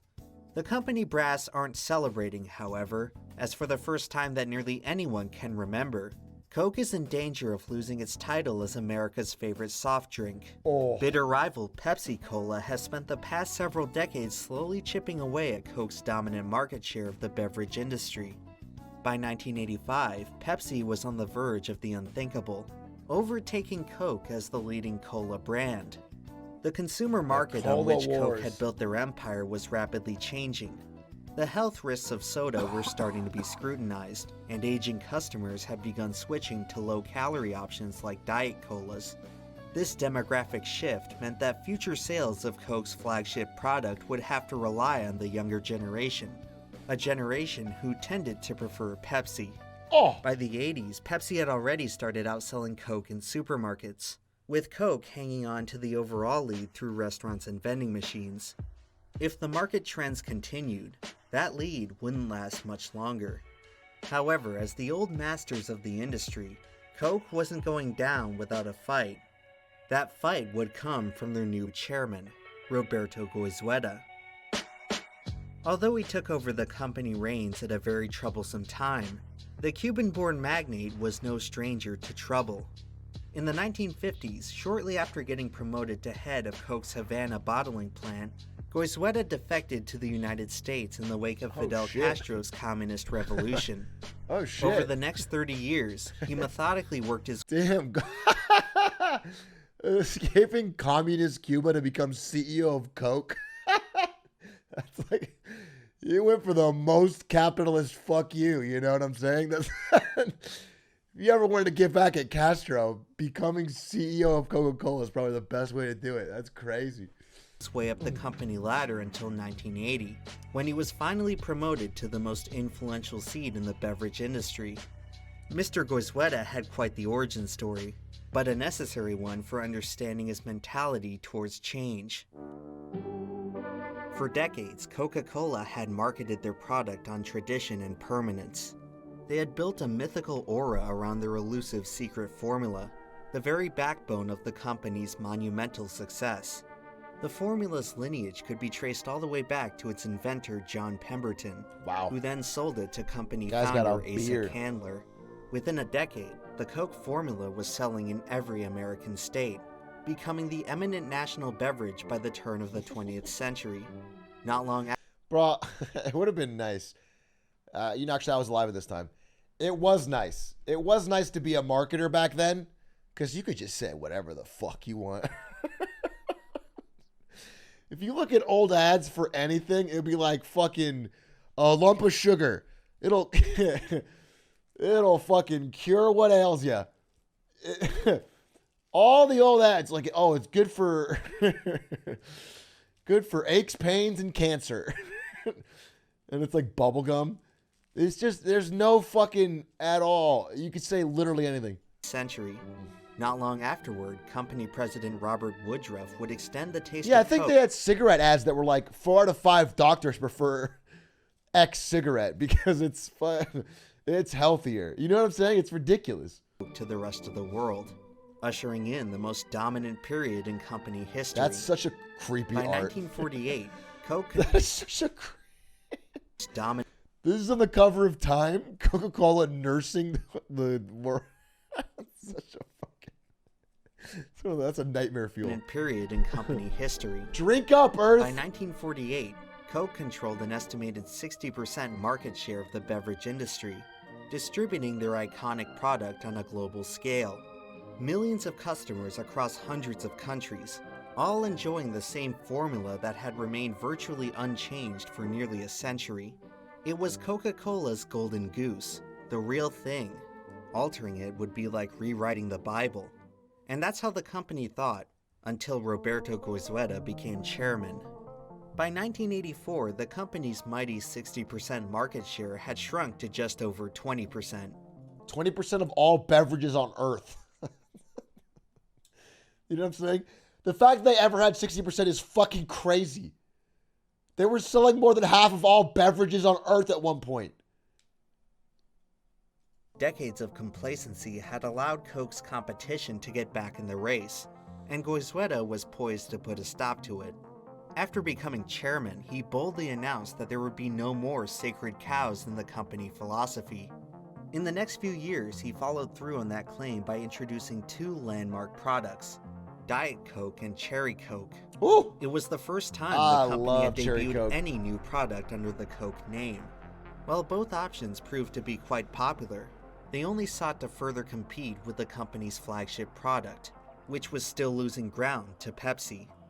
Carrying the pride of one of America's most revered institutions, Coke was left Yeah, with cherry no vanilla choice. Coke? Whew. In a time of Cold War tensions, Roberto Goizueta had to resort to the nuclear option. Oh, what a time. It's gonna be Pepsi now. The winning taste is Pepsi. It's gonna be Pepsi now. It's crazy that this ad was winning the youth. Imagine trying that today, dude. This is how they fucking won over the young people.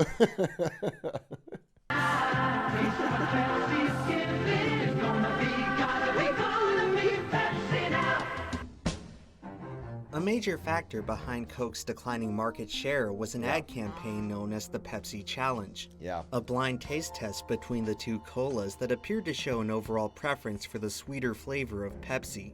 While not exactly scientific, the campaign was undoubtedly successful at persuading many consumers to switch to the blue brand. This led Coke to conclude that the only way to stop Pepsi was to beat them at their own game. Yeah, but famously, so those taste tests were generally real, and people also recreated them a bunch, and they held true. But the thing was, the Pepsi was just slightly sweeter. So if you have one sip of it, Pepsi tasted better in one sip. But like over the course of a whole bottle, people preferred Coke. That was the whole. But the taste test only did one sip, and so that was the big fucking. It was then when Coke's senior executives commissioned a secret assignment known as Project Kansas, where company scientists were tasked with concocting a superior formula. Soon enough, they had synthesized the ultimate flavor, one that could consistently beat both Pepsi and the original Coke in a taste test. With a potential new juggernaut on their They just dumped even more sugar in it. They already have a lot of sugar. hands, the company was now faced with a tough decision. They could release the new drink as a standalone product and risk further diluting the already crowded Coke lineup, or they could do the unthinkable and replace the cornerstone of their entire brand. Ultimately, the choice was up to Roberto Goizueta, who would look to his past for guidance. Years earlier, when he was in charge of Caribbean distribution, Goizueta had successfully boosted sales by slightly tweaking the Coke formula. He had already once committed the cardinal sin, but perhaps he saw it as a virtue. For Goizueta, the choice was clear. Coca-Cola, the product that he had sold for his entire adult life, was on the way out. And so the Coca-Cola company was set to make the single ballsiest move in the entire history of their business, replacing the very thing from which they were named. As the story goes, shortly before the launch, Roberto Goizueta sought out the blessing of his predecessor, Robert Woodruff, the man who had built Coke into the behemoth that it was. No one knows for sure what Woodruff really thought about the decision, because he wouldn't live to see it happen. In March 1985, Coca-Cola's most... Goizueta killed him. Oh my god, dude. He fucking scared him to death. No, he told him they were changing the formula and he died of a broken heart. Legendary executive passed away at the age of 95. 1 month later, It was the he said company no, and it was a launched cover-up. New Coke. The events that followed were not nearly as sweet as they had hoped. He said, "Over my dead body, will you change the Coke formula?" And Goizweta said, "That can be arranged." Coca-Cola is a pretty big company. Buying one of their products really isn't gonna matter one way or the other. Where your purchase can matter is through a business like Bespoke Post. They're a subscription box service that helps out small brands from. They've helped me accomplish of dominating else or skip ingredients at the first box soon. Simply stated, my friends, we have a new formula for Coke.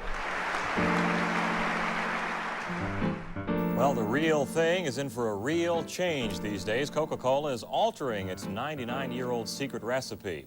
On April 23, 1985, New Coke was rolled out nationwide. Over the next 2 weeks, the remaining supply of the original formula would be phased out of supermarkets and restaurants. The change was paired with an immediate new marketing campaign from company spokesman Bill Cosby. Initial sales of the product appeared promising. Early data from select markets were in line with projections. Roberto Goizweta confidently stood by his new product, already touting his decision as a success. The celebration was a... I didn't assume this is a success. This is a success. You can't see him. That's what he said.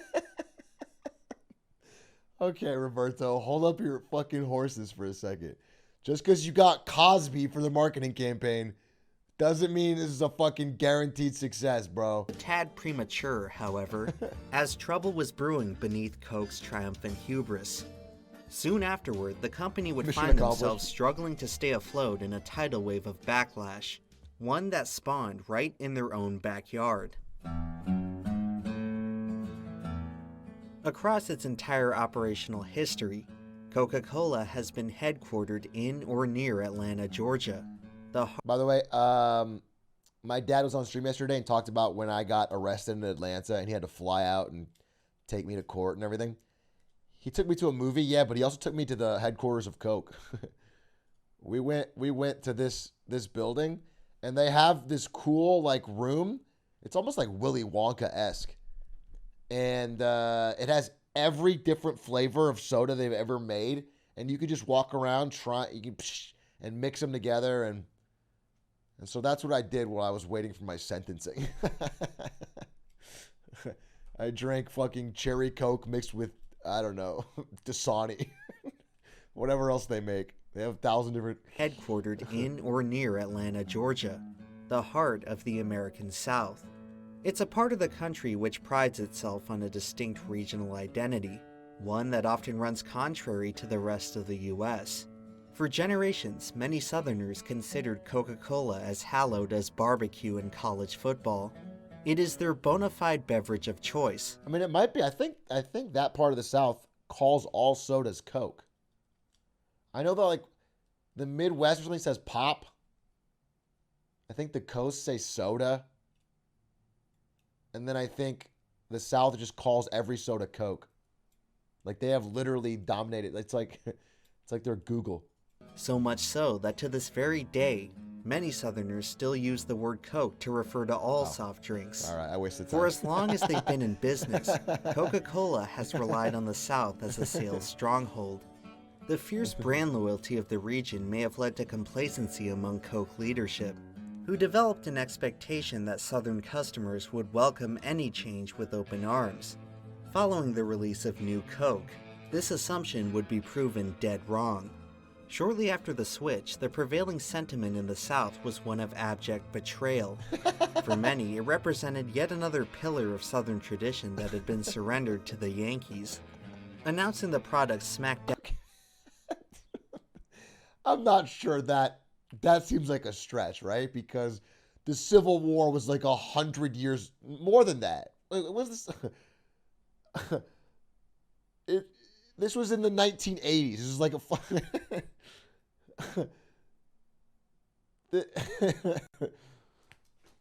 it's not like the fucking Yankees just changed things. Dab in the middle of New York it was City 120 certainly didn't years help before. this perception. With the change, Coke had effectively alienated their most die-hard supporters. Emotions among the former faithful ranged from indignant to irate. More than 40,000 letters of protest quickly piled up in Coca-Cola's office mailbox. The Coke hotline was inundated with thousands of distraught callers per day. A company hired psychiatrists who listened in to some of the messages. One consumer said he called Coke's toll-free hotline to complain about the new Coke was put on hold for 10 minutes. When he finally got through, he said, a company representative promised to send him a complimentary coupon good for a free taste test of the new drink.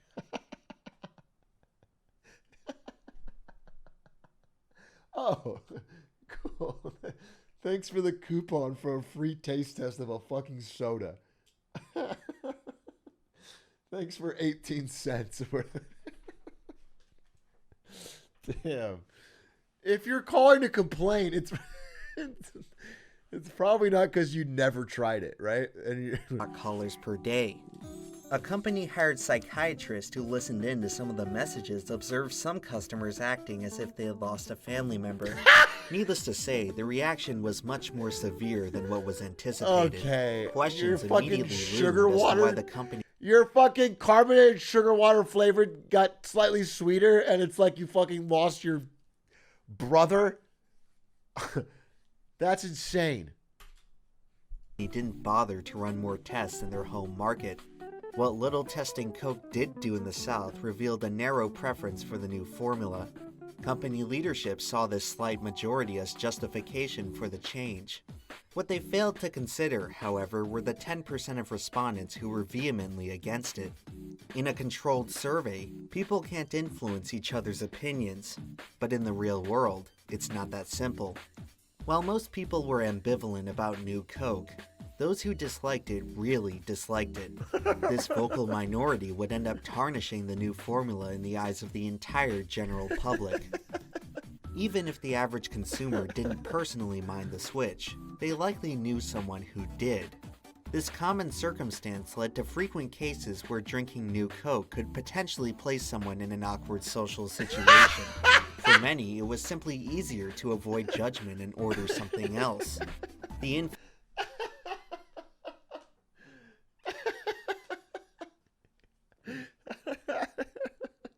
This is like blue bubbles, dude. This is like blue bubbles, green bubbles.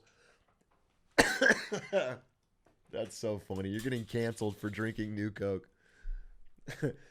I don't want to be lame at this party, so I'll just get a Pepsi. Influence of peer pressure would start to significantly impact sales, as consumers were now hesitant to embrace a product which so many found undesirable.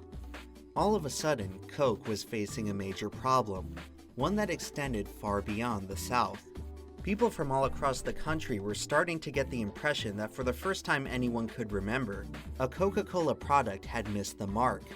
New Coke and the swelling controversy behind it had become a national fascination. There's a saying in business that all publicity is good publicity, but for Coke's new formula, it was simply not the case. Is Coke nervous? Not at all. We've never had more fun in our life. This wasn't a frivolous decision. Yeah, man.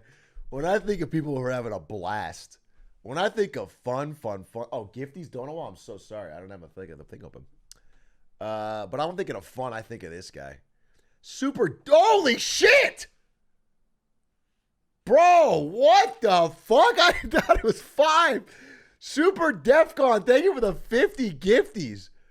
Holy shit. Hey, thank you. Appreciate it. My God, a supporter of New Coke.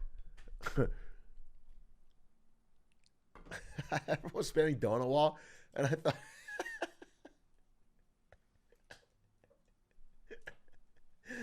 Damn, 2 minutes late. Hey, sorry about that. Thank you for the gifties. I do appreciate it.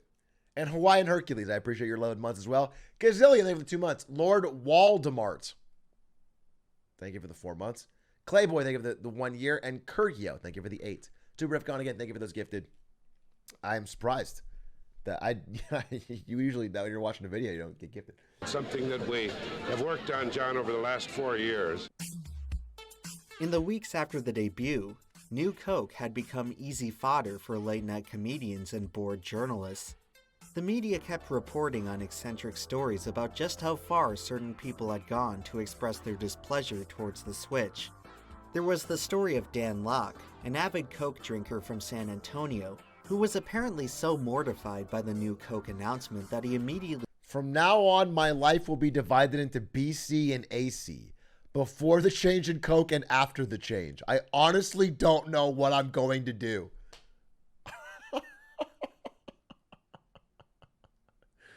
Dude, what the fuck? That cannot be so pivotal to your life. went out and stockpiled 110 cases of the original formula. Speaking of stock... That'll show them. I'll show these fuckheads at Coke what they get for messing with their formula. I'll buy hundreds of their product. I'll clear out the entire empty stock. Stockpiles. A few quick-thinking opportunists would use the hysteria to their advantage. A Beverly Hills man named Dennis Overstreet bought 500 cases of the old formula for resale at his wine business. After 1 month, he had customers lining up around the block trying to scoop up the last of his supply. Overstreet sold them the old cases for more than double what he paid for them. The newfound scarcity of the old formula led many to scour some of the most rural areas for any remaining product. When America's domestic supply was completely exhausted, a few loyalists resorted to smuggling in the old formula from foreign countries who had not yet made the switch. Unfortunately, other forms of protest weren't so benign. One story out of Marietta, Georgia featured a woman accosting a Coke delivery man with an umbrella while shouting about how they had ruined the flavor. But by far the king of new Coke She said, "You bastard, you ruined it. It tastes like shit."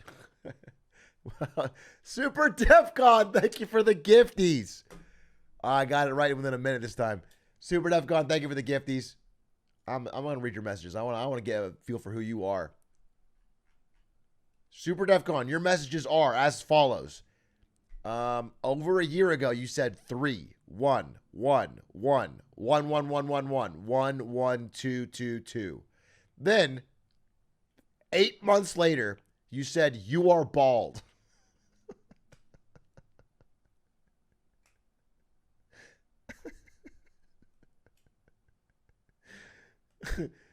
Then you said, me and your dad are going to start a business. No, that was today. And then you gave me 70 gifted and said, is your dad available for Coke? That's your whole chat history.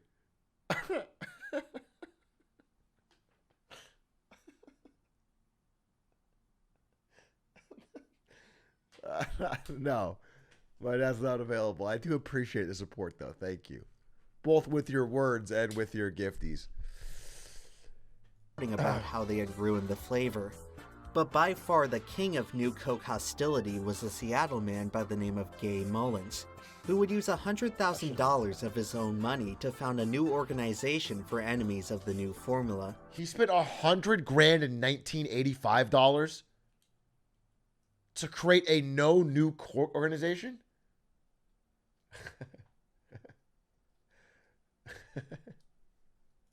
Under Mullins' leadership, the old cola drinkers of America would declare Why'd I laugh? war. Because that's a hard name to have in 1985, is all I'm saying. It's a hard name to have in 1985, but I guess he was very obsessed with Coke, so it didn't matter. Against New Coke.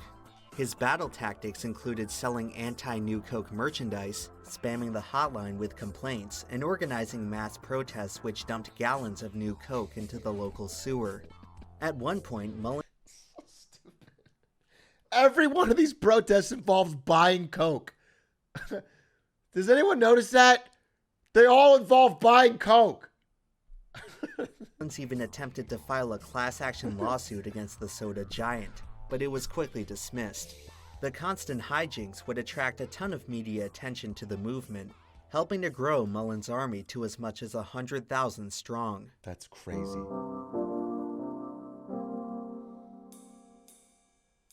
While acts of dissent were small in scope and petty in nature, their influence was tremendous.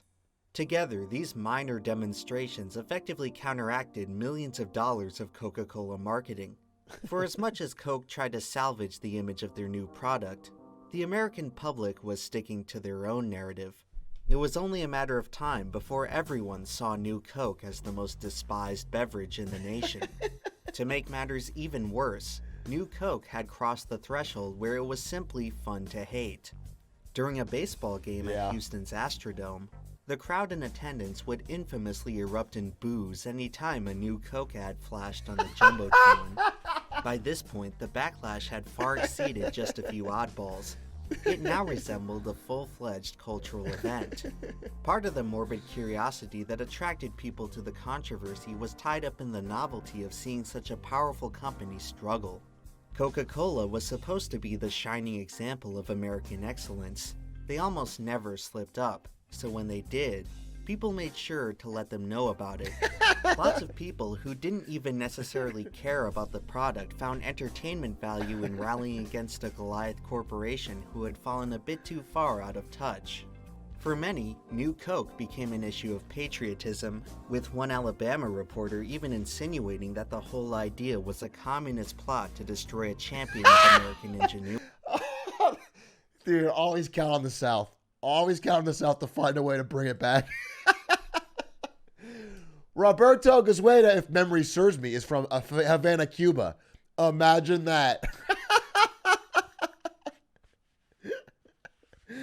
It's gotta be the deep state, dude. It's gotta be some kind of communist outside force trying to make money by changing the Coca-Cola formula. This theory wouldn't quite hold up after Fidel Castro, a longtime Coke drinker, published his own comments bashing the new formula. Ironically,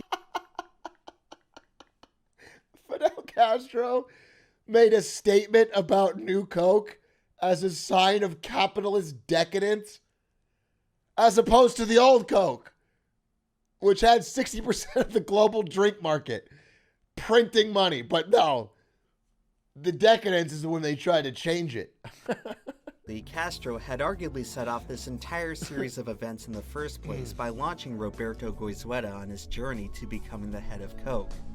After watching his bold decision catastrophically backfire, Goizueta's ultimate humiliation would come from the words of his father, who told him that the release of New Coke was the only time he ever agreed with Castro. In the first month after release, Coke's management remained committed to their product and tried to weather the storm. But by the end of May, the situation was quickly becoming untenable.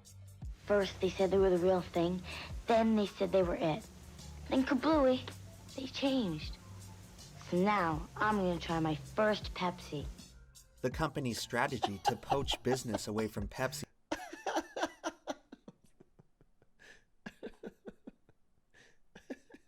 was backfiring spectacularly. Shortly after New Coke hit store shelves, Pepsi saw a 14% sales increase, the biggest in their entire history. In mid-June, when soft drink sales typically rise, New Coke sales remained flat. Internally, Coca-Cola's officials were starting to panic.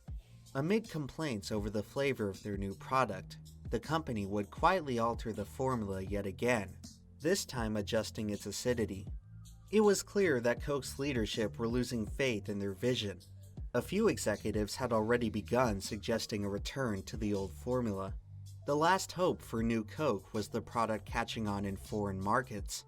But after seeing the fiasco taking place in the US, Coke's international distributors wanted no part of it. Domestically, the company's own bottling partners were on the brink of revolt. New Coke was now threatening to dismantle the very structure of their business. With no other options, the company swallowed their pride and submitted to the will of the people. But one of us looked at the other and said, "What are we doing? What are we doing here?" In the latest battle of the Cola Wars, Coke says it's bringing back its old formula. Within the next several weeks, the original taste, which many people in the country apparently missed, will be available again. Well, we read and we listened, and you know the rest. They're both yours, the new taste of Coke and Coca-Cola Classic. Your right of choice is back. On July 11, 1985, We did it, America. Coca-Cola We announced did the it. return of the original formula, ending the new Coke experiment after just 79 days. The people finally win, dude. Whoa! Yes! If we complain loud and long enough, we can get a corporation to sell us the same thing they already sold us before. But with a new classic tag. The new formula would continue to be sold as simply Coke, taking a back seat to the rightful flagship product, now called Coca-Cola Classic. Following the controversy, longtime spokesman Bill Cosby would part ways with the company, claiming that promoting new Coke had hurt his credibility. This left Coke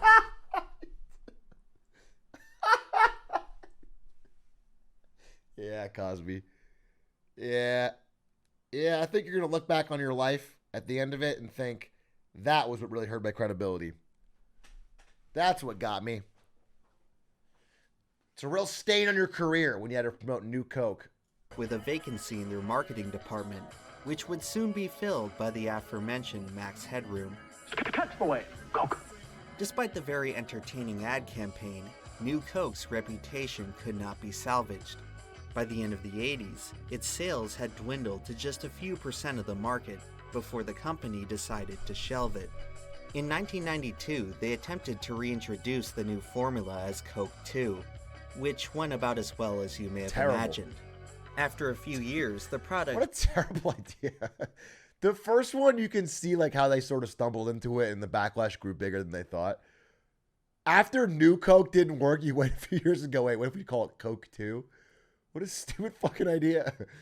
The problem wasn't that it was New Coke, not Coke. Would be mostly discontinued once more, only sticking around in a few select markets around the country.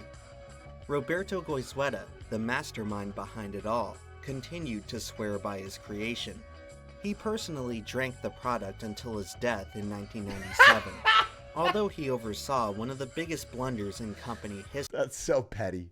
That's so petty, dude. They don't even sell it in stores, and you're fucking bringing a bottle of New Coke to meetings. Love the taste. Oh, I can't get enough of this. Why do we ever get rid of this thing? History. His tenure was still considered a success. New Coke was expected to revive the Coca-Cola brand, and in a totally unorthodox way, it did just that, by making people realize just how much they enjoyed the original formula. The return of Coke Classic led to nationwide euphoria. Sales figures not only rebounded, but went on to surpass what the brand had been doing prior to the switch. In just 6 months, Coca-Cola was selling more than twice as fast as Pepsi, solidifying their place as the top soda company in the world. Kinda sucks for Pepsi, dude. They were doing it all right, and then Coca-Cola fucked up so bad that it fucking torched them. A position they continue to hold to this day. Somehow, the biggest failure in industry history had directly contributed to its biggest success. A story so perfect that it led many to wonder whether it was planned all along. The incident sparked a variety of other Coke-spiracies as to the company's true intentions with the new formula. Some speculated that the change was a response to the Reagan administration's war on drugs, with Coke having to phase out the last remnants of the coca plant from which they're named. Whether or not this was the case remains dubious, but a far more likely explanation had to do with the company shifting from cane sugar to the far cheaper alternative of high fructose corn syrup. Strangely enough, Coke Classic wasn't exactly the same as Classic Coke. The returning formula had entirely switched to using corn syrup as a sweetener. Gay Mullins, who received the very first can of Coke Classic, reported feeling sick after drinking it. Many other astute consumers had their suspicions about the apparent bait and switch. But for the vast majority, it simply didn't matter. They had complained, and Coke had listened, which, at the end of the day, is all anyone really wanted. In 2009, Coca-Cola officially dropped the word classic from their packaging, effectively erasing the last trace of New Coke's existence. The company was surely eager to move on from such an embarrassing chapter of their history. Since then, the debacle has mostly faded away into a distant memory. I was born far too late to experience the summer of New Coke. The stories I heard felt like something of an urban legend. A forbidden elixir which caused so much heartache that it was practically banished from public consumption. An artifact so unwanted that it became unobtainable. I've spent the past month trying to study it, and after examining just about every aspect of the stuff, I was still missing one crucial detail. For as much research I've done, the literature, the footage, and the data don't tell the full story. After dedicating so much effort trying to understand New Coke, the only thing left to do was taste it. How do you even drink that? Because it's delicious. What? In 2019, New Coke experienced a brief revival after being featured on the hit Netflix series Stranger Things. As part of a promotional stunt, Coca-Cola would release a limited run of the 1985 formula. Only 500,000 cans were distributed, with a few winding up for resale on eBay. So I picked up a case, and for the first time in my life, tried the flavor that whipped an entire nation into a frenzy. And to be perfectly honest, it was kind of hard to taste the difference. It's probably because I don't— Dude, they probably didn't even remake it. They probably just fucking rebottled. They probably tweaked one tiny thing and just changed it. You know what I'm saying? Like, they didn't go back and change the factory and just for a fucking stunt. Drink soda often, or that I hadn't tasted a Coke in a while. But I could barely tell the two drinks apart. Funnily enough, even a guy like Gay Mullins, New Coke's most ardent critic, couldn't tell either. After finally experiencing the world's most Wait! Gay Mullins couldn't pick out the old Coke from 6 other brands in a taste test. And he spent $100,000 fighting the fucking change. It's fucking... People just love to get fucking mad about random shit, dude. People just get... Something triggers your brain, you feel offended, and it's over. Critic couldn't tell either. After finally experiencing the world's most infamous beverage for myself, I couldn't help but speculate about a pretty absurd thought. By the way, you notice that? Look at this. Coca-Cola, 26 grams of sugar. New Coke, 42. They just, that's like I said at the beginning. They just made it crazy sweeter. Beverage for That's myself. I couldn't help but speculate about a pretty absurd thought. Does anyone actually know what Coca-Cola tastes like? It seems like such a preposterous thing to suggest, but research tells us that most people don't. Unlike what the marketing may tell you, independent taste tests have consistently shown that the average person can't tell the difference between Coke and Pepsi. For most of us, taste is just not our strong suit. Food marketing professor Joel Dubo found that incremental adjustments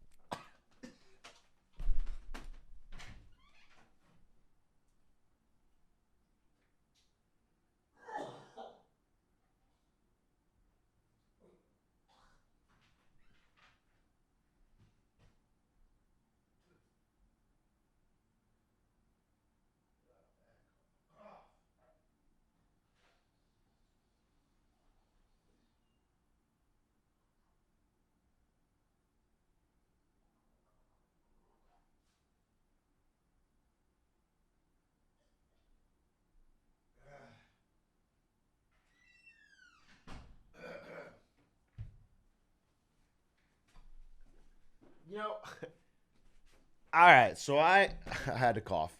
I got a bad cough today. You guys spamming Yep Coke or coffee, Yep Coffee or whatever. Imagine that had been my death. Like if I just fell down there and died, and then everyone's fucking spamming. And why is there a lean on screen? to song suit. Food marketing professor Joel Dubo found that incremental adjustments to soft drink flavor tend to go unnoticed by consumers, meaning that New Coke could have theoretically succeeded had it been gradually consolidated with the old formula. This is especially interesting, since many people today believe that New Coke failed because it was a bad product. But in my personal assessment, that's simply not the case. In fact, after going back and really comparing the two drinks, I actually preferred the flavor of the new formula. It was good enough to where I wouldn't mind seeing a return as a permanent option. The product itself was fine, and had it been executed a little differently, it could have been just as successful as any other Coke flavor. The problem with New Coke had to do almost entirely with how it was presented to the public. Coke may have envisioned the product as the ultimate answer to the Pepsi challenge, but they only ended up challenging themselves. The very idea of replacing the most legendary consumer product in history was just too brazen for the public to accept. New Coke was unknowingly pitted against 99 years of marketing genius, and in hindsight, it's unsurprising to see which side prevailed. At the end of the day, all the research, focus groups, and taste tests were irrelevant. New Coke never stood a chance for the simple reason that it wasn't the real thing. It wasn't Coca-Cola. But what is Coca-Cola really? Is it carbonated sugar water? Is it 19th century headache tonic? I've got a feeling that for most people, Coke isn't even supposed to taste good. All it has to do is taste how they remember. There's something to be said about a product that has lasted longer than virtually any other, one that persists unchanging from generation to generation. It's the comforting assurance that no matter how different the world becomes, there will be at least one thing that stays the same. That's probably true. I mean, for me, so I don't drink soda in general, except during movies. And I know the marketing has got to me. And whenever I'm in a movie theater, that is when I get a big Coke. and I really enjoy it. And it's like I can't enjoy the movie unless I got a big old Coke. So I don't know. There's something there. It's like it's part of the... That is the essence of the real thing. And no matter how good New Coke tasted, it was no match for just how much that old formula meant to so many people. In consumer society, people don't have much. Decades of marketing have all but replaced it just hits different in the theaters, human interaction with a superficial facade of products. Take away those products, and you erase the soul of modern man. When it was all said and done, Coca-Cola and the it's entire sad that the soul of modern man is dependent on mass available cheap products with branding. We lost. This world learned a valuable lesson. If you have a formula that's worked for almost a century, it's probably best to stick with it.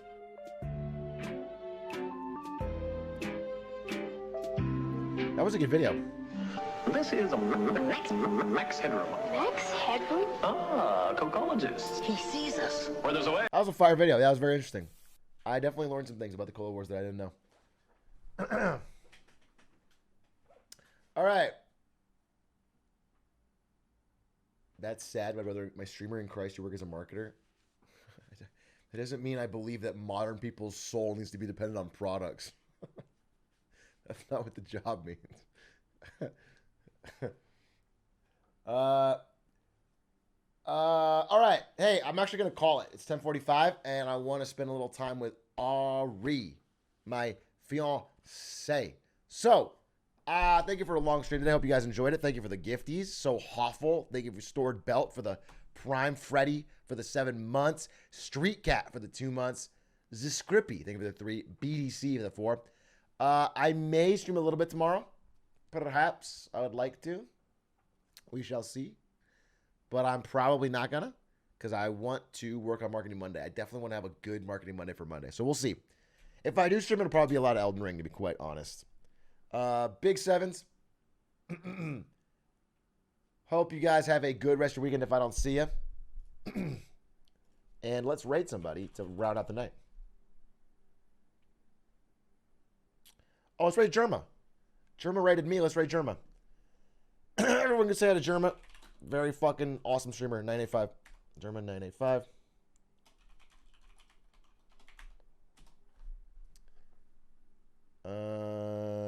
Yeah, he gave me that awesome raid. Big fan of the Germster, as we all call him. Us good friends of Germa, we call him the Germster. Have a good night. Adios.